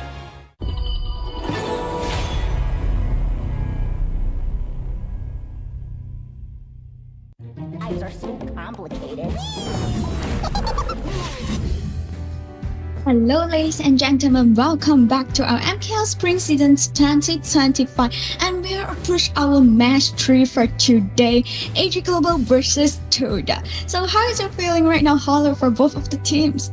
Yeah, I'm actually feeling great, right? This is another exciting match. AG Global had an amazing win against Team Secret yesterday, and then going up against Todak here, who have kind of haven't really found their footing in the MKL. They only have one win to their name. But look, I expect big things in the second half. This is the first game by Todak in the second half, and to see exactly if they're able to kind of compete with a team like AGG is definitely in their potential, and expectations are there, but can they actually do it? We're going to have to find out. Yeah, some scenario for O2 esports on Toda, but exciting to looking forward for it, because we know that actually O2 also didn't have a great start and didn't have a well job during the week 1 and week 2, but they also able to fight back. So maybe Toda also can fight back for the second round. Who knows? I would say that we will not know. So definitely for this AG Global versus Toda, I also really excited for this matchup, because we know that good friend versus good friend. Just for those that missed yesterday match 3 interview, I just mentioned one more time, is because yesterday when they are just having an interview with JD say that I hope that I can meet up with the AG, just can meet up with Toda in KWC because of my good friends at there. So definitely I would say that this is a great matchup between both of the team. It's all about the friends, the power of friendship. But let's check out the team lineup. Of course, it's AG Global going up against Todak. Both of these squads are very familiar with each other. I'm sure they've scrimmed quite a bit. But AG Global is going to be lining up with Saber, Daohen, Yulong, Fai, and JD. On the other side, the Todak side, it's going to be Stay, Hua, CCS, Anda, and of course, Sadness. Hopefully, he will pull out the W and turn his name into Happiness. Maybe Happiness is saying hi to them. We will not know. So until to the in-game, until we approach to the end for today, we still will figure it out the results. So definitely, I think that for both of the team, for AG Global, it is a good to take down the win for yesterday. We know that AG Global just suffer in some difficulties, but I trust that after yesterday's matchup, they all probably just get back the confidence. And speaking of confident ones, let's talk a little bit about the head-to-head, the mid lane here. It's going to be Phi, and of course, it's going to be Stay going into this one. The average KDA, a little bit of swing in favor of Phi here, just a little bit higher with 2.5. Average GPM has been definitely in favor of Stay in that one. So he's gotten his farm, but the damage, another key factor for Stay and why Todak have been able to do all right. And the kill participation definitely helps out with 69%. Some would say that's a nice number. But here we go. This is, again, another one where AG Global going up against Todak. Gonna be key going into this one. The mid lane matchup, probably one of the more key ones here. Yeah, it definitely will be a key factor for our this game because we can find out that actually most of the data just set to Toda sets. We also that AG Global just plays so well during the in-game, so it proved that maybe in Toda during the in-game is also quite rely of the performance of Stay. Yeah. And I mean, look, there's going to be a whole bunch of other, the players that really need to step up. This is going to be a key factor, right? This is a team game. This is Honor of Kings. And without everyone on the same page, you're going to have a tough time. And I think Todak, there's been some execution issues, definitely some draft issues as well. But the potential mechanical skill of these players is high.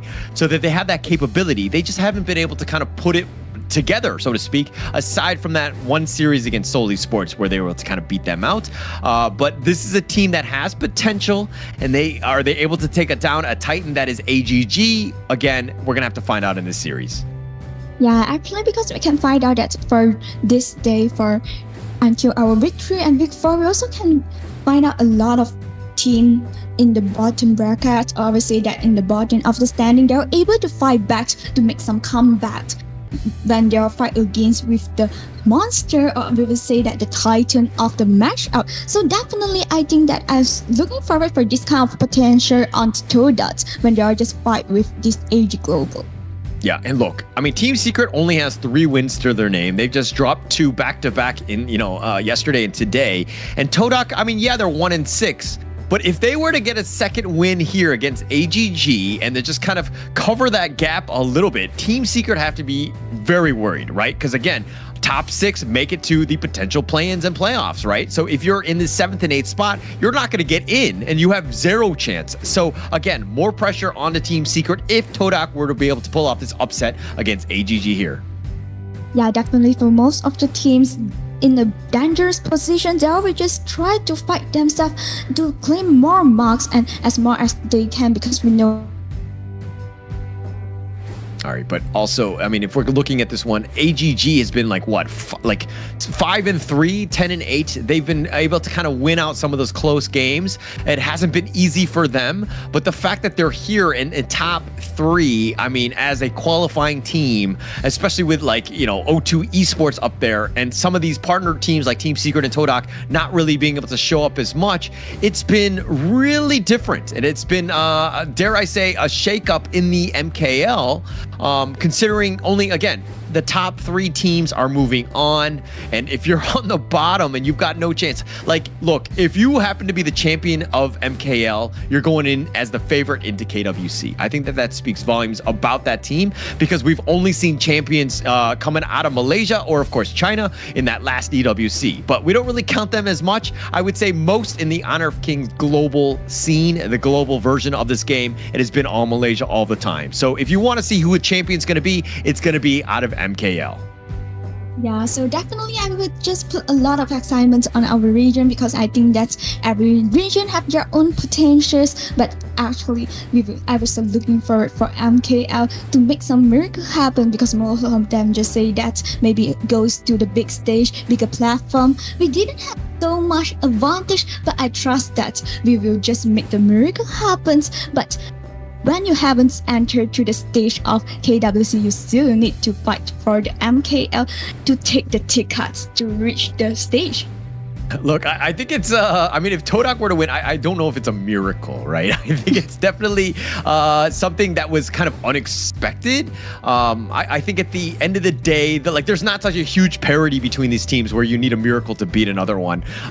They still have that potential. Todak are good enough, right? I think that skill-wise, they've proven that they can do it. But it's not an easy one. It's definitely an uphill battle and something that Todak really need to earn. But they need to change things up. I'm hoping from the first half to now, they've learned their lessons, right? They've taken a bunch of licks. They've lost 6 times against almost everyone except for Seoul Esports, who are just right below them. So this is a team that has hopefully learned from those mistakes. Yeah, actually, this is good. I would say that learn from the mistake, because we can find out that actually during the in-game, find out that for Toda, it's so difficult to shut down the whole game. Toda gained a lot of advantage during the early game, or I would say that during the mid game, but it is so difficult for them to shut down the whole game. So maybe this is the main problem for them. So they need to figure it out, because right now it's the second round for the double robin, not much time for them. So I would say that they need to fight for it right now. Yeah, and it looks like the draft is underway. The third match, game 1, going up against Todak versus AGG. And look, I mean, the Zhangfei ban out by Todak, they do not want to let anyone get going, especially on when Saber's playing the Zhangfei. Definitely a hotly contested hero. Just starting off strong, I say, with Todak's draft here.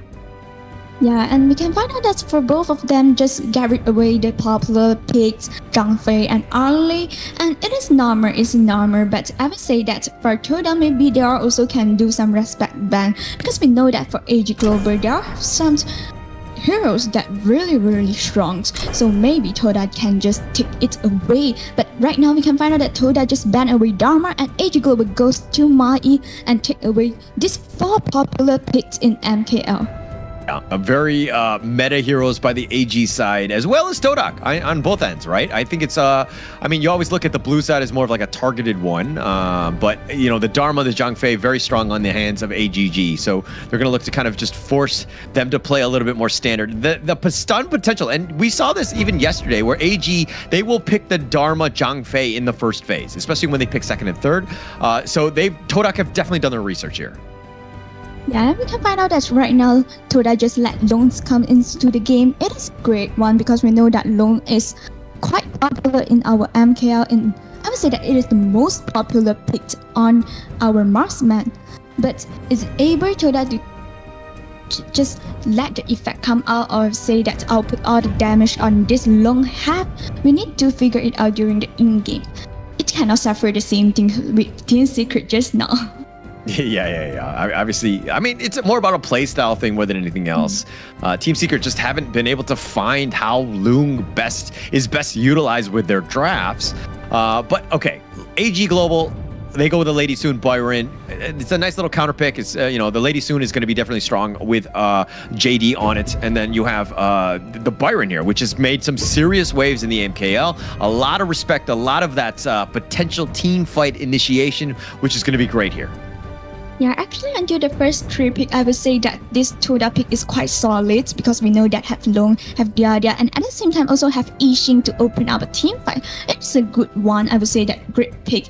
But maybe for them, for the second round of the pick, they just need to go for more tanky stuff, because right now it didn't have any tanky heroes that can be a frontliner for Toda. So I've seen many different variations of this Todak lineup, right? I mean, it's either the Arlie Yixing idea, or now you're seeing the Loong Yixing idea. Like, I understand that you're going for some strong meta picks, but they're all on the squishy side. It's very vulnerable to any sort of assault. AG Global, though, they're going to round out that first phase with the Ming Lady Sun. I love this combination. I'm a Ming main myself. So whenever I see Lady Soon, I'm just like, okay, we're just going to turn it up. It's going to do so much damage. Actually, for me, I also a big fan of Ming during I playing my rank. I say that this Ming is really good, can protect the teammates really well. So at the same time, also can give a lot of stress to the another side. So Toda need to be more careful on this, because of the skills too from Ming. Maybe this Long will have some trouble. Yeah. I mean, it could potentially have an issue here. I think it really comes back to, you know, the idea here is allowed to keep a Sadness alive and to kind of just have that sustained, because those two need to be like one mind, right? They need to ensure that they just kind of protect it and to kind of maybe, you know, disassemble the linkage by the Ming Lady Sun combination. If you're able to disrupt that, you might have a good time. Yeah, so definitely we also can find out that AG Global just get rid away this Guan Yu, because like this kind of duo, Lady Sun's and Ming, this kind of combination, they are just really afraid of Guan Yu that can just get both of them out of the link. So definitely they will just get rid away this hero, and at the same time they'll just let Lady Jin come in to be a control, and I would say that let their mid lane have more lane priority during the early game. Yeah. Lady Chun, very strong in MKL. It's done well. It hasn't done as well in the other leagues like KME and West. But it's one of those heroes that, you know, has a lot of control. The damage potential is there. It doesn't have as much utility as the Yixing at the end of the day, but it's a good pickup here, especially since it looks like they're assuming that there might be some sort of Ogren or some sort of jungler that wants to be in them, right?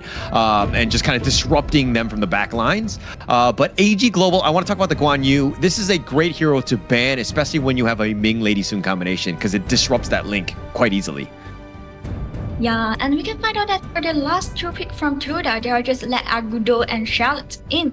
And I will say that for this kind of composition, they are just put some damage on Charlotte, and Agudo come in to be a frontliner. But I will say that for this kind of composition, there will have one constant. If AG Global makes some harassment or make some stress on this Agudo jungle, maybe during the team fight, Tuda is not tanky enough.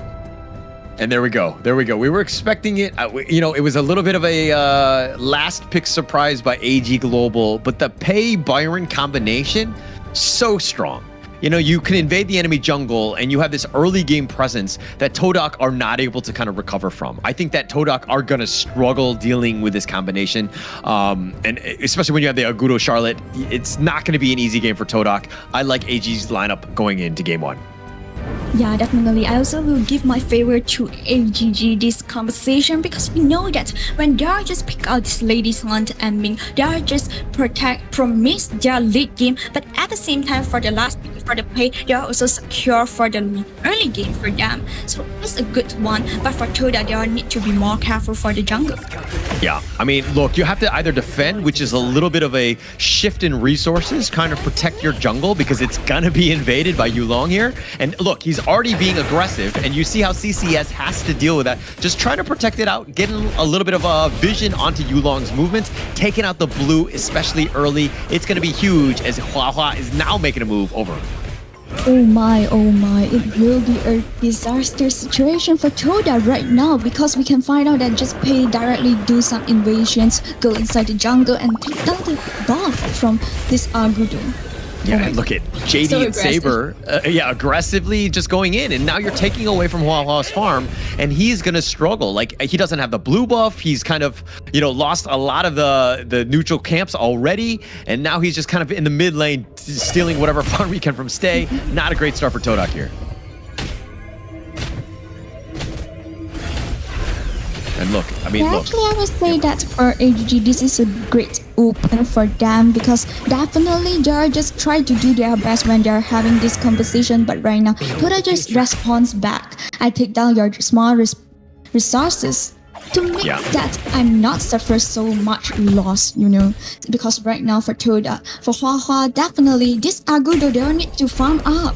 So if you keep stealing my things, keep take away my things, how my Agudo needs to farm up? Yeah, Hua Hua with 0 buffs to his name. Yulong has got everything right now. And look, Hua Hua is just like shuffling back and forth. The level lead is already gone in the favor of Yulong. And look, a simple jungle invasion. And CCS, again, he saw that one out. And oh, look, the Infinite Vastness used already. Sadness is going to get back to safety. They go in for the Bitter Farewell. He's going to use his little passive to stay alive. But on the back, Yulong did some damage. The world is my board. Saber, oh, solo. He gets picked off. And Sadness turns into happiness as he gets first blood here. Actually, at first for this small engagement, we will just find out that, oh, is this Sadness going to suffer in a kills? We'll just take down by AG, but we can find out that right now, just Sadness this long, using the positions, using the ability, using the ulti of this long, and able to take down the first blood. Great job. Yeah, great job there by Todak, but bad job by AGG. I think that once you saw Sadness use that infinite vastness, it should have been over, right? There should not have been an overextension. They probably should have backed off and just kind of played it safe. You tried, you did a bit of damage, you baited out his ult, but through it all, you probably should not have continued on.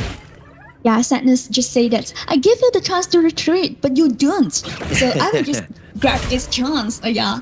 So actually, right now, I will say that for both of the team, AGG have a great start in a really early game because just do some invasions, take down some resources, but Toda right now also just chase back the goal lead.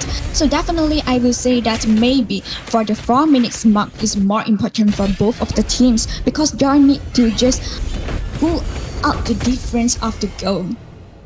But now is the time where Yulong should be making some sort of rotation. He's scouting out the Overlord right now, but this is a moment where you can get a potential gank and then turn that into one of the big neutrals, preferably the Tyrant at this stage. But look at how patient Yulong is being. He's going to take this mid lane here, but now the ambush from Todak, they spot this one out and they want the Tyrant themselves. Yeah, and actually we can find out that right now, actually for Toda, they'll just occupy the visions of the river, but right now we can find out. Oh, they've got Furball. They do some damage. They've got him locked in. The stasis from Pip-Fi, he gets in, but now Dowhead coming in with a Storm Strike, says hello and gets the pick off. And CCS now in a not a great spot in the heart of the enemy team, the Infinite Fastness, and 2 members down from Todak here, and Sadness will survive as he gets on the dragon. This dragon just opened up for AGG after this team fight. We can find out that actually for this Yixing also wanted to do some engage using RT to do something, but I will say that AG Global have enough damage during the early game, and when you wanted to fight for something, your teammates haven't arrived.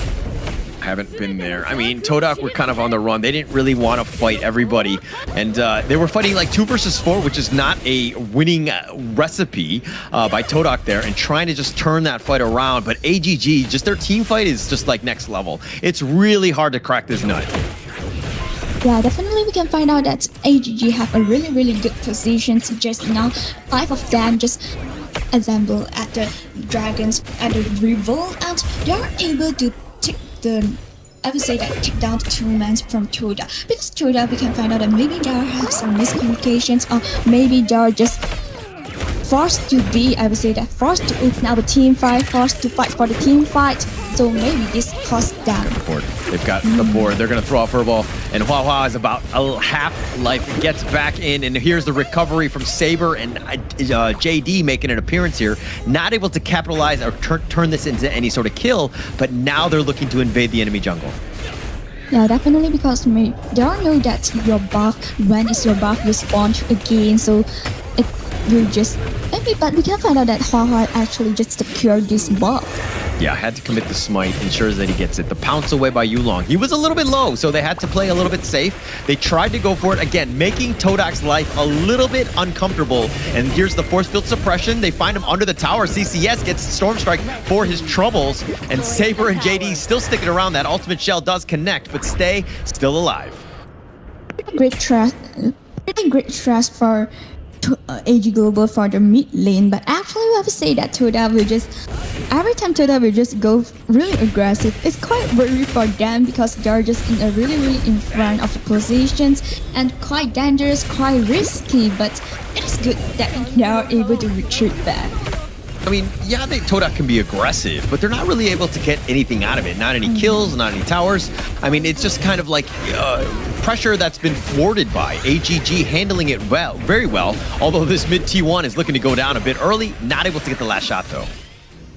So right now, I think that Dara will just try to fight for some common resources because right now, what we mentioned just now, yeah, this Toda goes in a really aggressive way, but is it Dara gain a lot of advantage? Not really.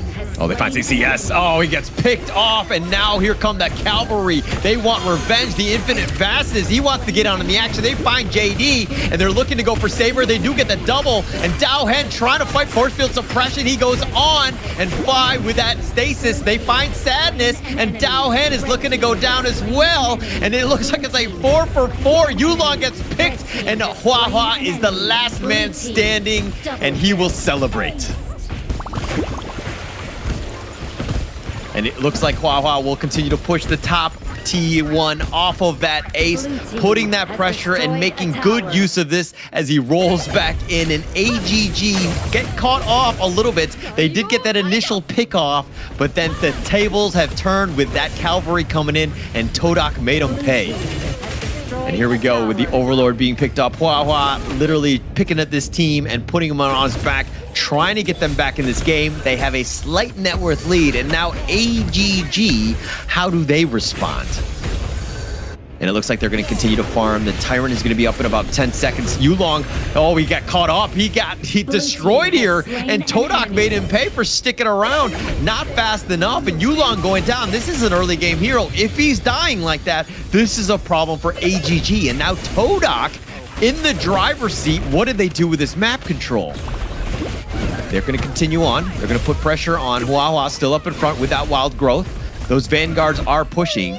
And AGG's time at the top, a little bit more difficult. Less room to breathe. Sadness is looking to take out this bottom T1. And Hua Hua will just continue to push. Todak making moves, the Vanguard in the top lane. Yulong, yes, he's got 6.4K, but still, he's kind of struggled. He has not been as well. Getting picked off was absolutely huge. I mean, he died twice already, and as an early game hero, you never want to see that.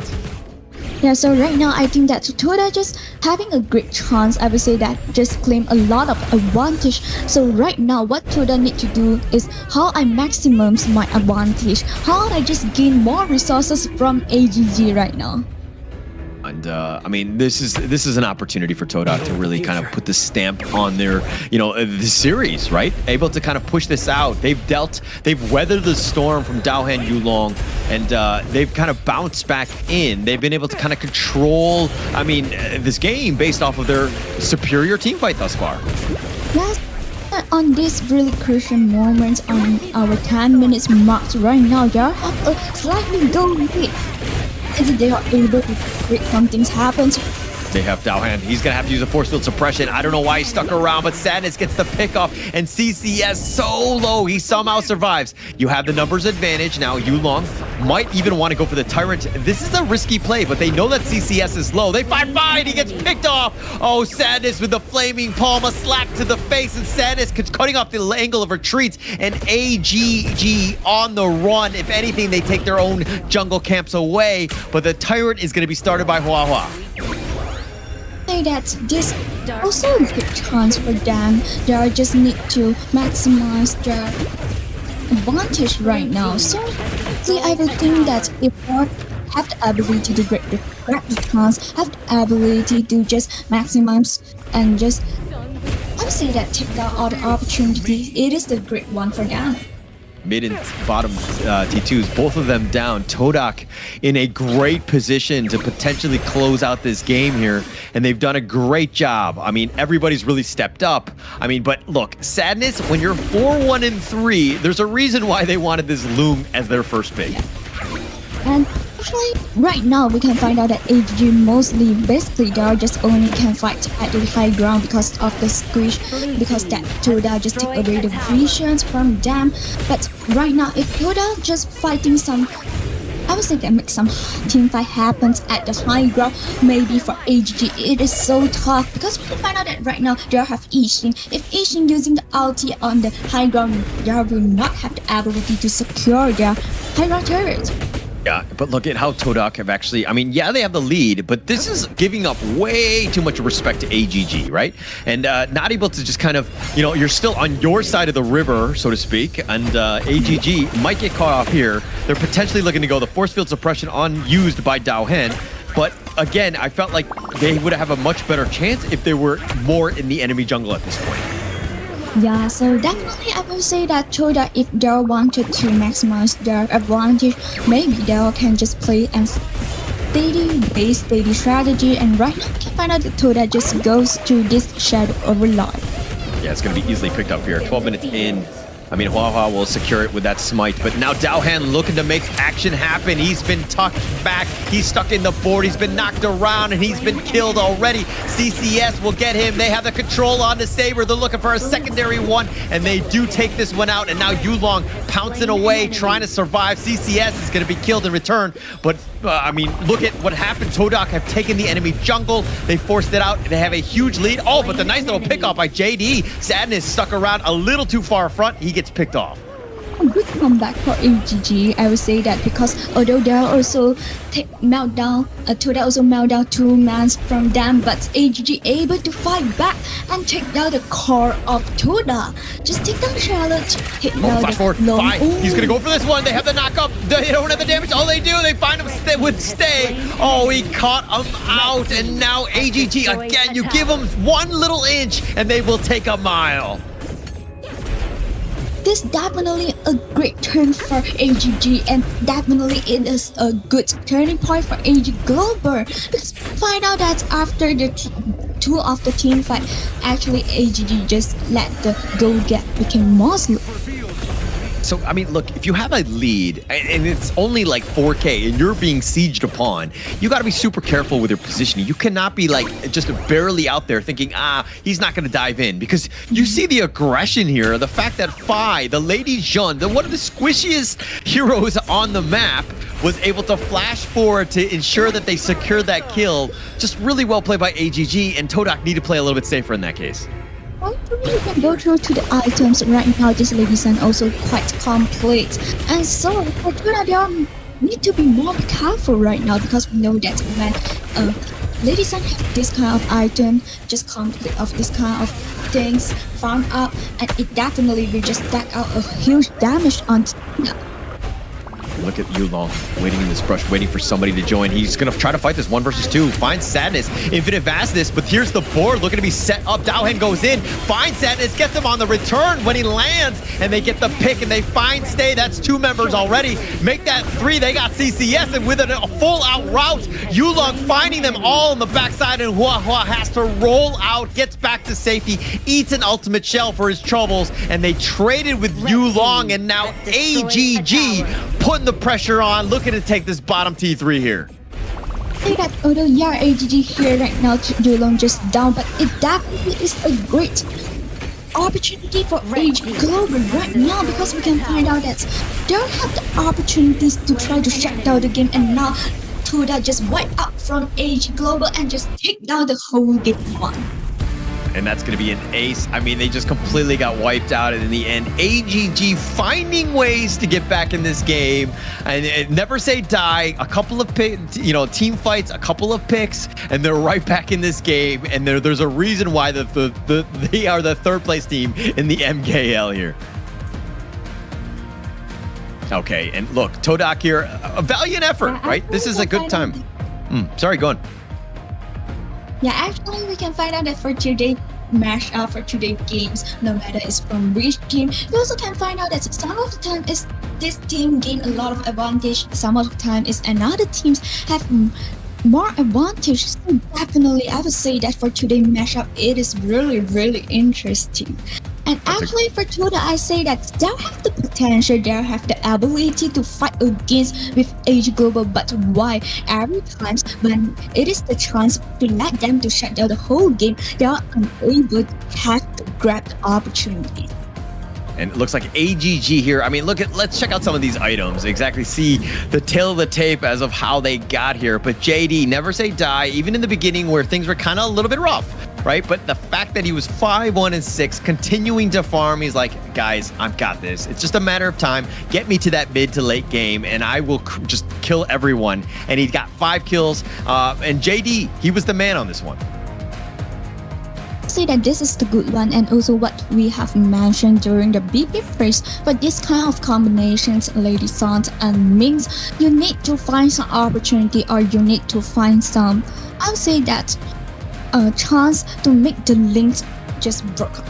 Because we can find out that for this Ming, it's really, really good on protect this Lady Sun, protect this presidents, and able to let this Lady Sons just fully deck out whole damage onto them.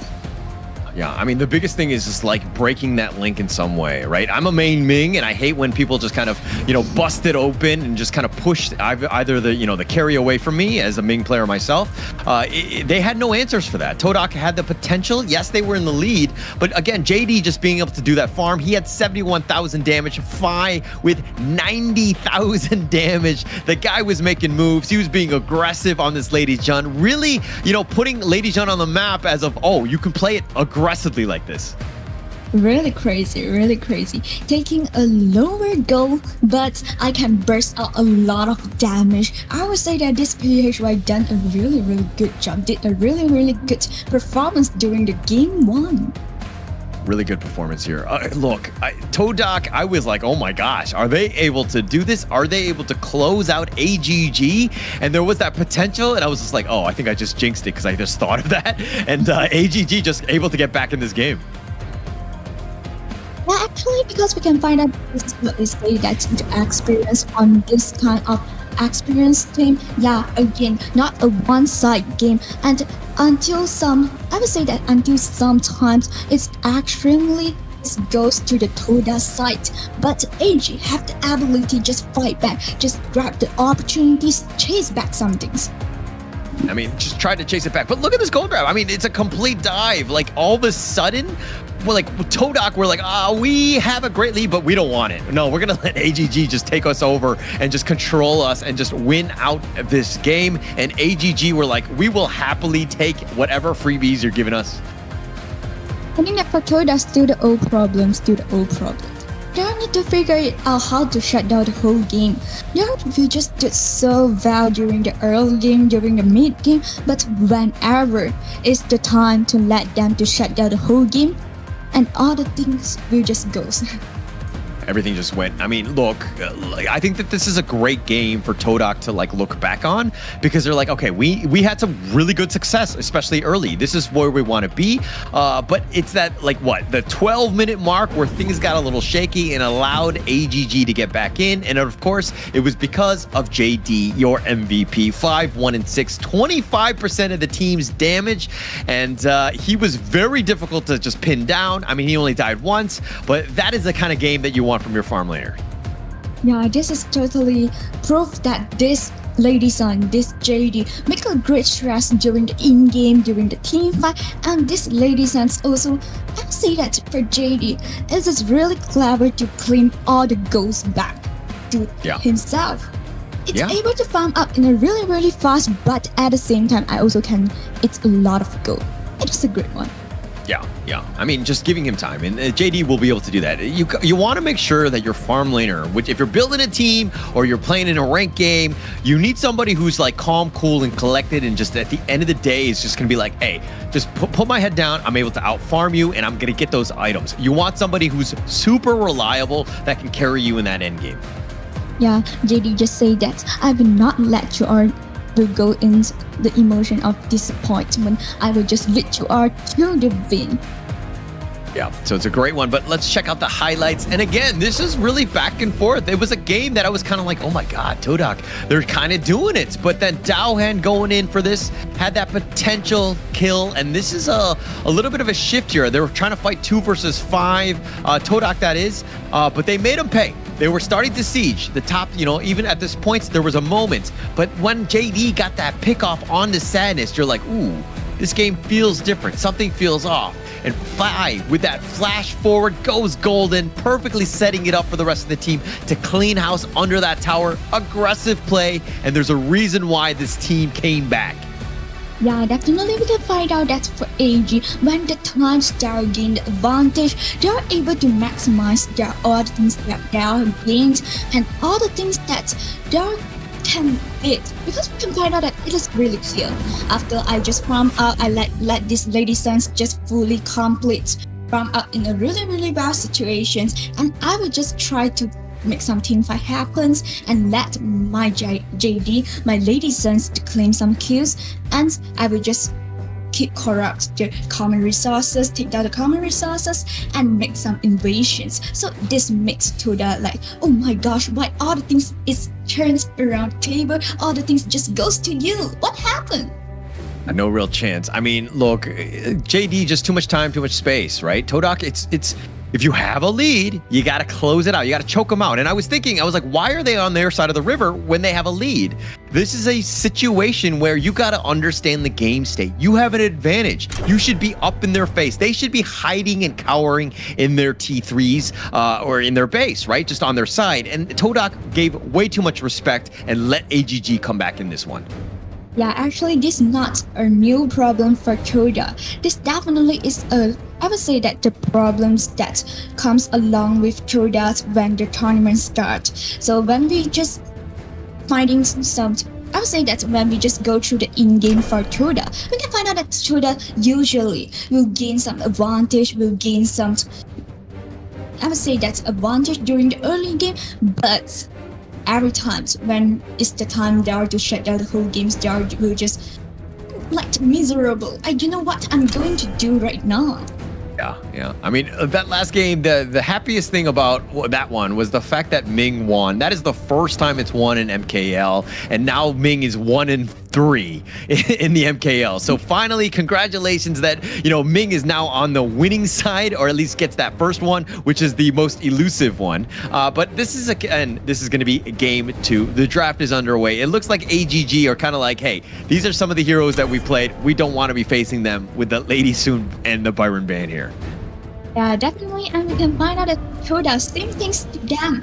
I will just ban away the Dharma, ban away the loan. So this open up a chance for AGG goes too early. Yeah, again, just very strong. Prioritizing JD, like time and time again, this is the hero. This is the guy that they want to ensure just carries them. Like, again, you give him space, he's going to just win you games. So very smart by AGG, taking one of the best farm laners now. Yeah, I would say that actually for this early picks for AGG is definitely a quite worse situations for Toda, because we know that AGG just can play so well in this kind of early conversation, but at the same time Toda just responds by using minions and channel. A little bit of control in that top lane, but AGG are like, okay, you're not going to pick the Mai. I will pick that one up, as well as the Zhang Fei. Again, one of the #1 picked heroes in the MKL. It's an amazing roamer. So this is looking to be a very good draft by AGG.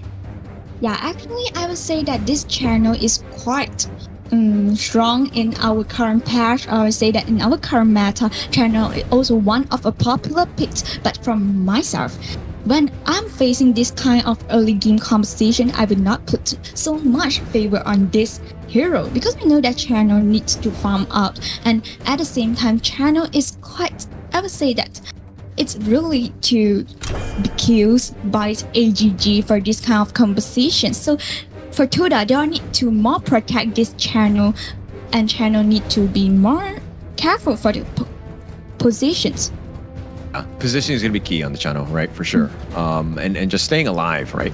I think Sadness had a decent start in the last game. It's not an issue for him. I mean, like, everyone else kind of needs to give him that space and that timing. But it was in game 1, the loss was more of an execution thing. It wasn't part of the laning phase. It was like how to close it out. When you have a lead, you must be aggressive. You need to take away everything from from AG, and they were kind of retreating into their own side of the river, and that's a losing game.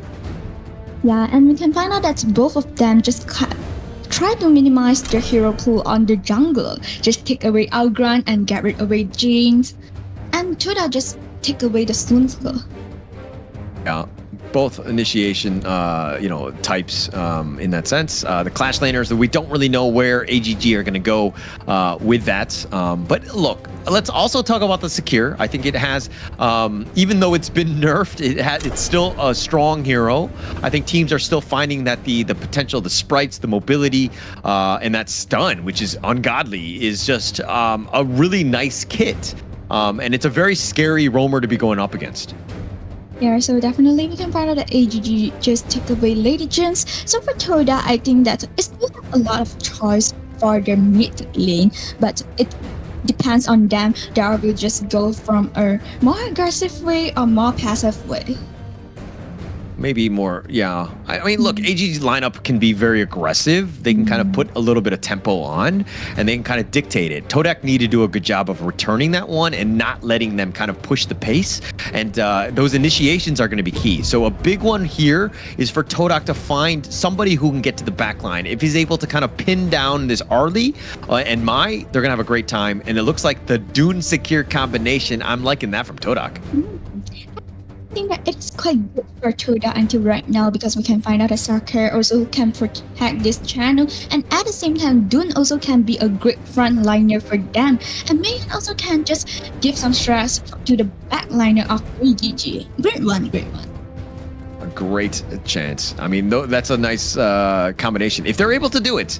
And plus you have Mayan to kind of set it up. But my concern right now with Todak's lineup is you have Chano. It's all in on this damage. If he dies, and it looks like AGG have spotted that weakness as well, this Luna and Mai, they're going to make a beeline for the Chano. If they find him, they kill him, then Todak are like, actually, we don't have the damage to deal with the rest of the squad. So this is a huge weakness. Todak need to shore that up with a great damage dealer in this last pick here.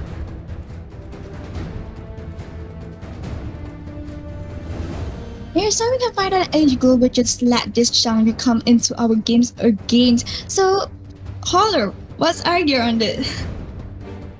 Sorry, what do I like the Shangyu or? Yeah, Shangyu. We can find out that because we know that. I'm not a huge fan. Look, I've seen it more in the past 2 days than I have seen it in entire seasons. Like there are been seasons where Zhang Yu was not picked at all. So it seems like the guys are onto something in terms of the potential. He has a lot of that control and kind of what you want. That stun is actually kind of crazy if he's able to kind of hit it. I feel like his kit is a little bit, it can be underwhelming, but I think that with the latest, picks in this draft, I think the potential is there, especially since you're comboing it with the Zhang Fei. Yeah, actually we also can find out that for Toda, they are just let Shi goes as the mid laner. I would say that it's definitely also one of a good pick for Toda, because it's able to try to stop the Mai or Luna, but it's also quite tough. Just check it out in the in-game. All right, this is going to be the third series of the day. The second game, AGG up 1-0. They're looking to close out the series. Todak, on the other hand, obviously want to strike back. They had a great game one, at least from the start, but AGG able to come back and making them pay. The Mulberry Power's on point. Not enough damage to kill JD here. Well, I would say that this Toda just played in a really aggressive way for the bottom of the map, but for the upper for the map, we can find out that AG Global really aggressive, just try to make some invasions and try to gain something from Toda. Yeah, Todak near. I mean, they need to kind of stick to what they did last game, right? Again, by having those good rotations, getting some pickoffs to kind of get them going. It's always easier to play a game when you have a lead, especially in the early game, and they want to kind of, repeat that success that they had. I think that the heroes they have, there's no like huge discrepancy in the lane matchups. I think that they're going to have a good time. Yeah, actually what I wanted to highlight right now is for Toda, this kind of compositions, they have a lot of core, they have a lot of member need to farming up. So definitely right now they all need to try their best to boost up the farming phase. Farming phase is long. Right now they all need to wait for Dune, wait for this channel, and Mayan also. So definitely I think that Toda need to be more careful during early game, because if they are just let AGG get some opportunity, get some advantage, maybe the first phase will be dry. Oh, the Mulberry power. Anda just barely staying alive. He rides the wind to safety. He gets on out of there like a Superman with his cape flying in the background. But they did put a little bit of pressure. They saw JD all by himself. He was able to outmaneuver 3 members from Todak here. Yeah, we can find out that for Sadness, it is a great start for the bottom lane, and definitely right now they are just can go to claim more things. They're really aggressive for this bottom. Oh, they've got the charge back. They have the knock up and fly over the wall, staying alive. The flash from CCS dodging that one. Here's the wind slash. They do some damage here. They pushed him back and they've got him in a bad spot. And First Blood is going to go the way of Stay.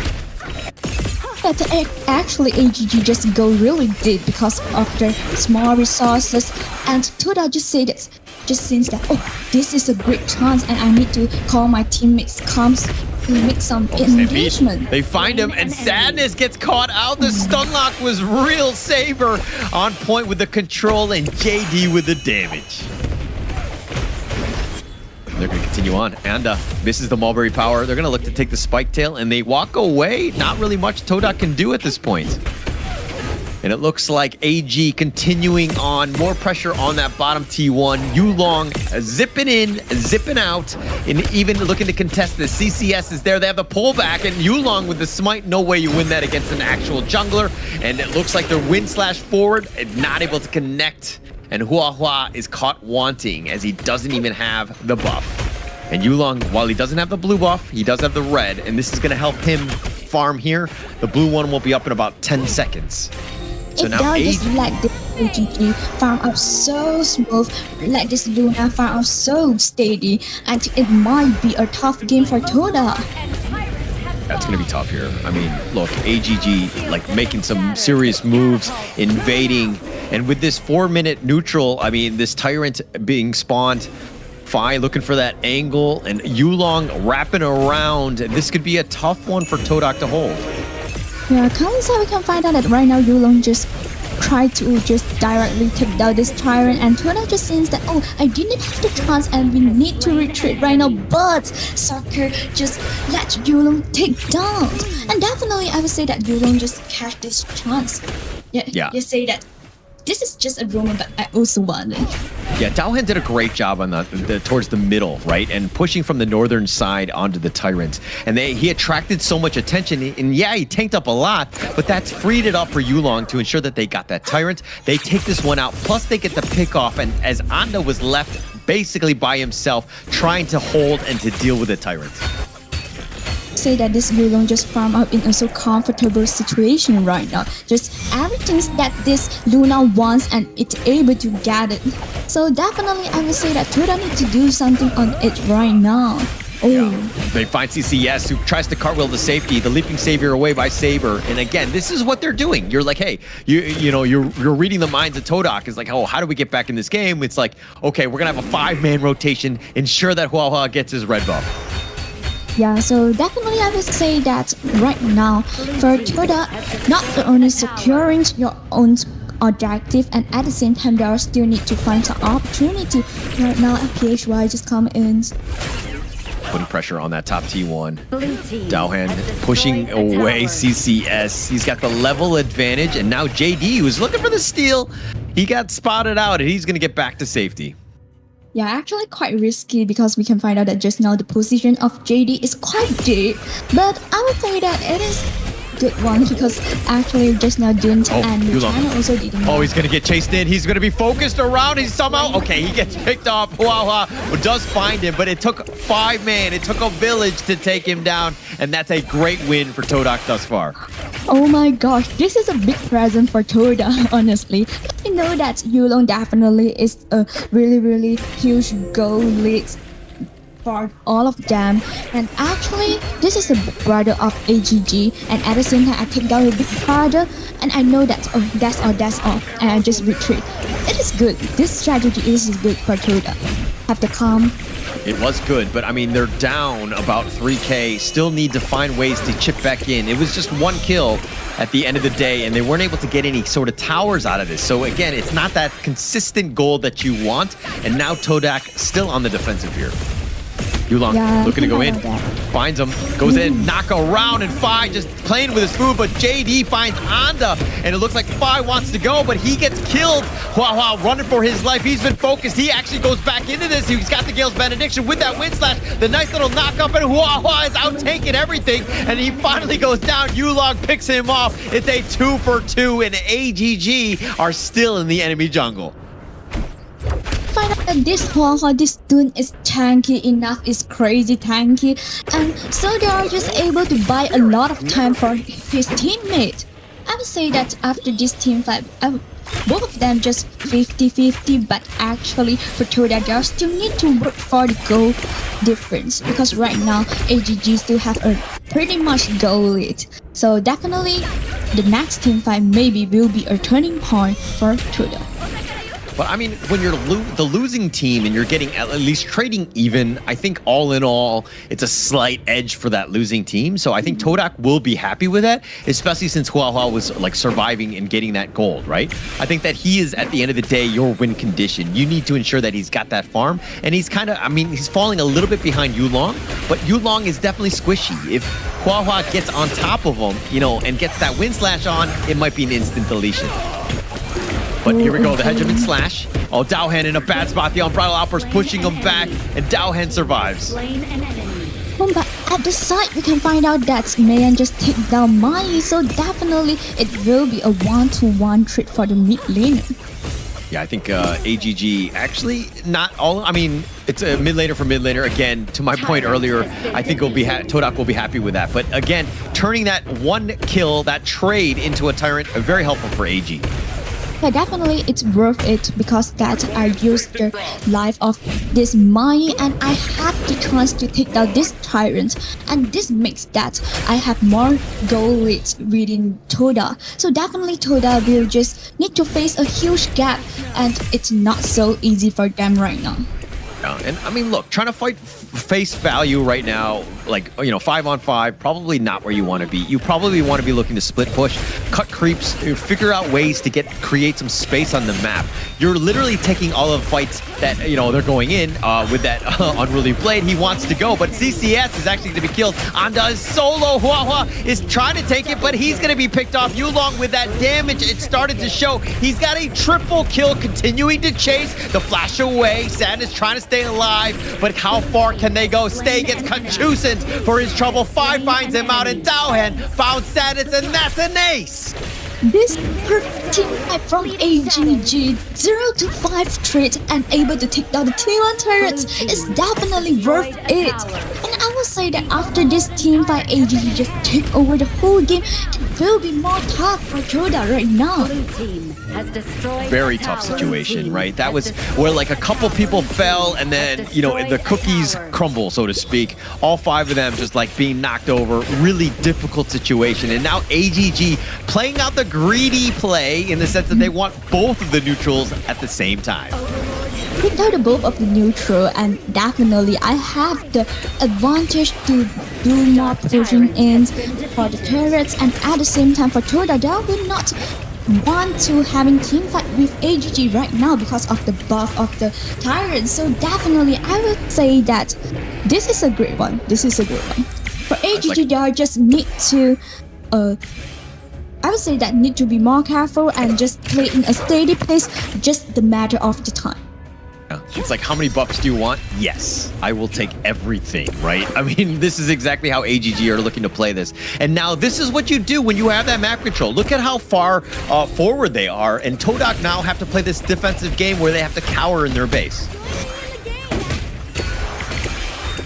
continuing on. It looks like they're going to put a little bit of pressure. Those Vanguards have been taken care of. JD actually light steps back. The Vanguard continuing to just slow siege this top lane. And Saber still up in front. He gets Mulberry powered for his troubles. He is tanky, but he needs to be careful. The Umbrella Outburst is now going to be committed, and they find him. They decide to go for this one, and they find Stake, and they get the pick off, and the Hegemon Slash is on point. 4 members down, make it another team ace, and AGG take the series as they take this at a quick 2-0. AG Global again. This is just just a great game, right?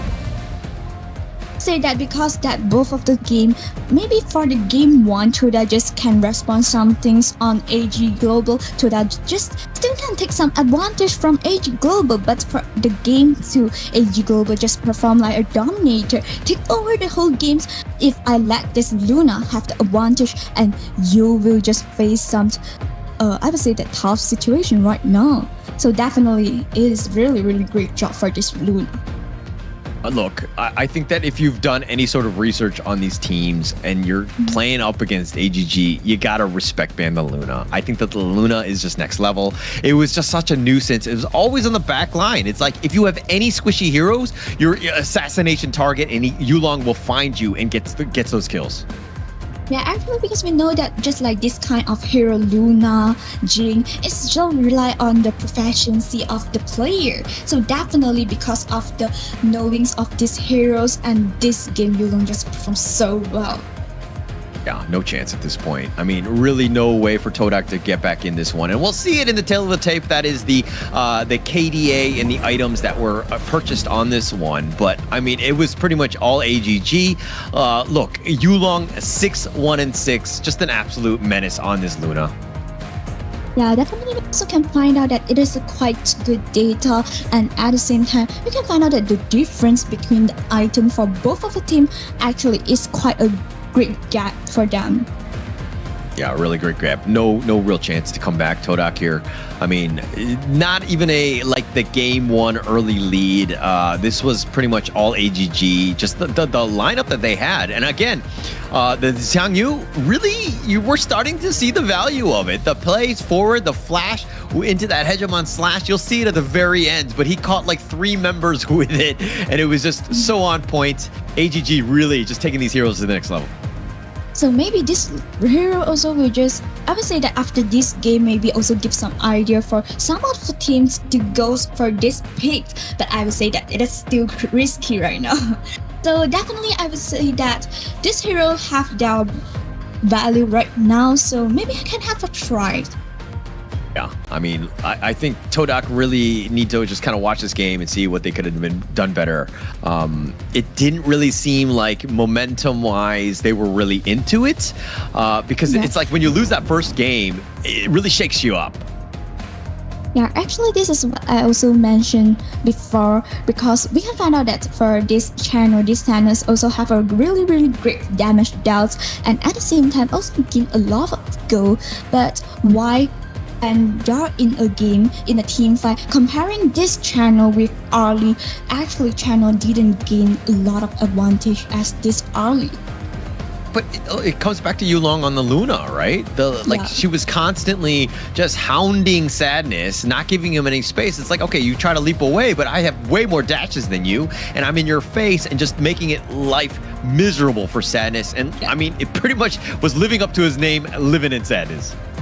Yeah, definitely. Today, sadness cannot change the name into happiness. So you just continue as sadness. So definitely, just like what you mentioned just now, for this game, totally is the one-side game. Toda didn't gain anything in this in-game.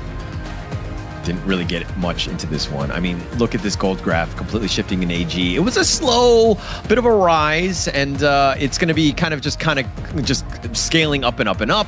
But Todak really were not able to kind of break through, find ways to get back in this game. And again, just more credit to AGG because they were able to close this game out.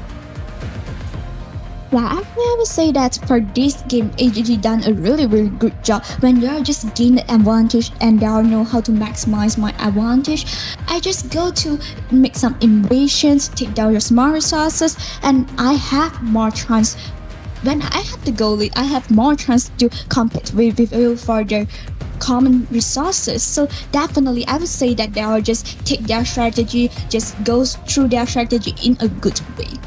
Yeah. I mean, potentially, like there's a lot to learn on this one, right? And Todak going up against AGG, this is the perfect time to kind of learn. But the MVP on the AGG side has got to be, of course, it's got to be Yulong, right? I mean, the plays that he made. Oh, wow. Okay, it looks like production has our bit of a roam main, because they a little bit more respected the Saber here with his 1-0-11. A little bit of a surprise for me. Only 12% of the damage, but he took a lot with 29% of it. Say that we can give the MVP for 5 of the team, just 5 of the member of AG Global, so it's okay. And for this Zhang Fei, I would say that because in the in-game it's really protect their teammates so well, and also able to open up a team fight to create a good surrounding for their teammates, just like Yulong, just like Luna, to fully duck out. Great job. A really good job here. I think that this is going to be we're not going to see the end of Saber or the rest of AGG. I think that this is a team that's really starting to hit their stride. There's a lot of momentum. They're playing very well and like a team together, and they're able to close the games out, which is a huge factor of a winning team.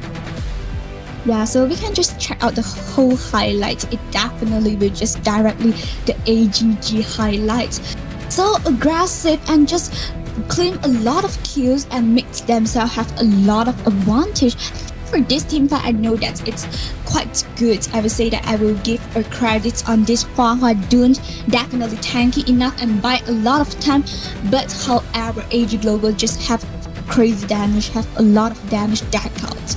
Yeah, but look at how they're sort of retreating, but like Sadness is like sticking around. And it's confusing Sadness and on Stay, and they're like, okay, what are we doing? Are we fighting or are we not? And it seems like there's a lot of indecision with some of these team fights, and AGG are finding the right pickoffs because, again, when you have a team that's like not really fully backing and they're kind of just sticking around, going back and forth. Oh, and here's the charge, the Hegemon slash on a 3. That was so good by Dao Hen.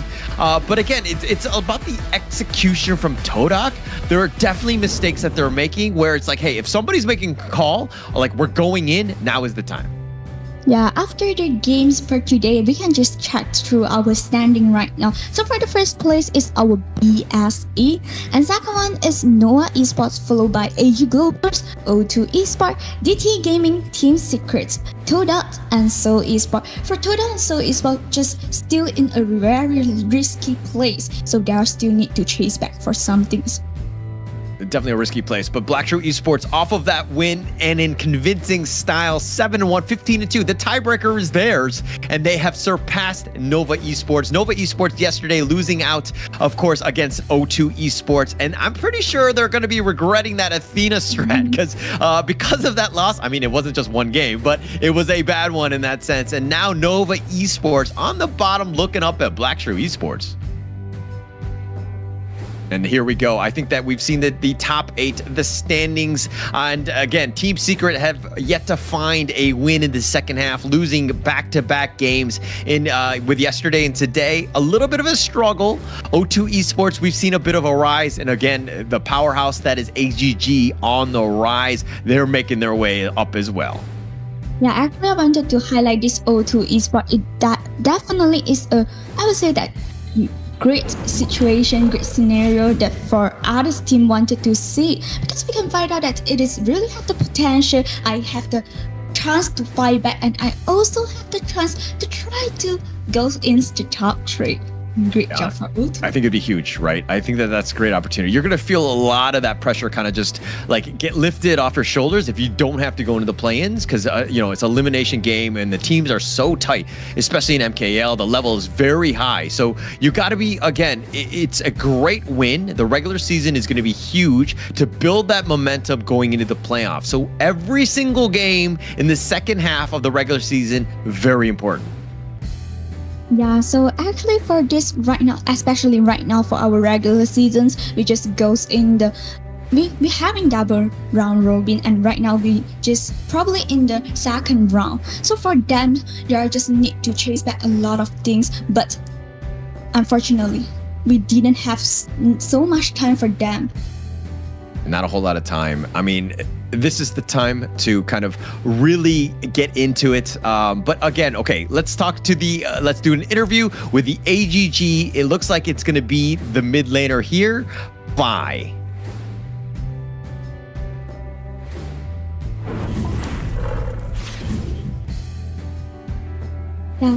Hello PHY， 那这里呢就是今天赢了这一个比赛，那现在感觉怎么样？其实感觉没啥感觉，就是在意料之中。So I just asked that PHY what is your feeling right now? They say that it's okay. 那其实我们知道呢，在我们队伍常规赛一开始是有非常好的状态跟成绩。其实就是在我们第2周的末尾，还有我们第3周的时候，我们的队伍经历了一些失败。那其实可以跟我们分享一下你们的调节方法吗？因为现在我们能看到你们就已经卷土归来了嘛。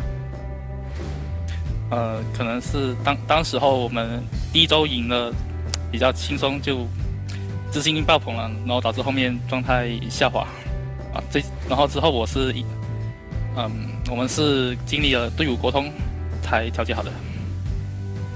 So I just asked that because AGG have a totally great start for our regular seasons, but until our victory, it seems like suffer in some failure. But right now, they are able to come back with a win. So can you share something with us? How do you just let you all come back? And they are just say that because at first they are just win in a really, really easy way. So maybe there is overconfidence, but after some teamwork, after some teams activities, and we just calm down our mentality. All right, just a quick one. It's like a two-parter here. The first one, is it pronounced Phi or PHY? That's question number 1. The second, okay, I'll let you. Yep. 那就是你的名字是叫 Phi 还是叫 PHY？ 就是 PHY。我的那个网名是叫佩汉耀，然后我是把它写成缩写。Yeah, it's the short form for his name. His name is Peihan Yap, so it will be PHY. Okay, we'll call you PHY. Apologies for all the times that I incorrectly pronounced that. But my question, who is your favorite player that's an MKL that's not on your team? 那哪一个是你最喜欢的选手，在我们的 MKL 的这一个区里面，就是不在你自己的队伍的？Seoul Esport Gui. Seoul Esport Gui will be the most favorite. Yes. Why is that? Why? He's my best friend online. Respect. Yeah. All right. Thank you so much for the interview and the time. And of course, congratulations to you, PHY. AGG, I expect to see big things out of you, and I want to see how you do in the playoffs and throughout. But again, congratulations, PHY. And congratulations to you. Okay. And definitely I would say that it is a great one. And throughout the whole interview, we can find out that it is a great one from AGG, because we know that AGG claimed a lot of wins for the regular seasons, but until they're also suffering in some loss. Say that when they're just suffering in some loss, it is really great for this AGG because they are able to make their mentality come back. I think that that's the biggest thing, the resilience, right? And I think that when you're tested quite a bit and you have those moments, like this is a true time to be like shining as a champion, because there are going to be plenty of times where you're losing, right? And you have to be able to bounce back in some fashion. And AGG are really feeling that in terms of this like championship level resilience. Yeah, I would say that this is the biggest growth and the biggest lesson that they had. It's a great one. So we will just go through our tomorrow matches. Let's check out the matches, the schedule for tomorrow. That one's going to be coming up. Yeah, and it looks like it's going to be DTE Todak versus SE versus Nova, and of course, finally BSE Blackshire Esports going up against O2 Esports. Those are going to be 3 matches, a great set of matches for that final day of the week 4. Yeah, maybe we just go through the matchup for just tomorrow matches. We will find out that actually it will not be a neck-to-neck teams, but we are seeking for some upset situation happened. Yeah, I mean, look, any given Sunday at the end of the day, and this is going to be a potential, right? I think Nova Esports are going to try to right the track, so to speak, and get back in that win column. DTE want to continue that momentum. Todak need to figure out ways to bounce back, as does Seoul Esports. And that final one, I think that this is going to be a great game to watch. O2 Esports, we've seen them kind of on the rise. Are they able to take down a Titan that is BSC? This is going to be a match to watch. Yeah, definitely for me, I also will put a lot of attention on the final match for our Big Four, because we know that right now O2 Esports just rise and just in a really crazy situations, have a great momentum, but when they are just face the top one of our standing BSE, how they will just continue their condition right now, will just continue the scenario right now, or they will just also take down by our big brother in MKL. Yeah, I mean, it'd be great, right? I mean, it's all about taking them down, and also, you know, look, it's very close. There's a lot of room for maneuvering and getting those points so that you have that chance. Again, it's all about being the top two. If not, you want to be in the play-ins. Top 6 minimum. You got to get into the playoffs to get yourself a chance. But again, I think that that's going to be towards the end of day 2. It has been a pleasure, Ming Xuan, and for this MKL Week 4 Day 2 Spring Season 2025. My name is Holler, and with me was Ming Xuan. And again, this is not your last cast, is it? Oh, it is. Okay. All right. Well, I think that at the end of the day, thank you so much. And Ming Xuan will be signing off. We'll see you guys tomorrow. Thank you so much for tuning in. Have a great night. Ever changing, some chameleon, blood, sweat, and tears. We'll never make it if we fall to everything that brings us down. The comeback is now. Blood, sweat, and tears. Fight for what we want. Doesn't matter the cost. Every day, put in work. Blood, sweat, and tears. Nothing comes overnight. Strength in numbers start to lie. We don't bow to fear. Blood, sweat, and tears.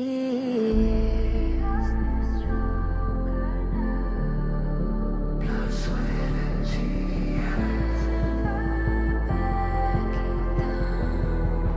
Blood, sweat, and tears.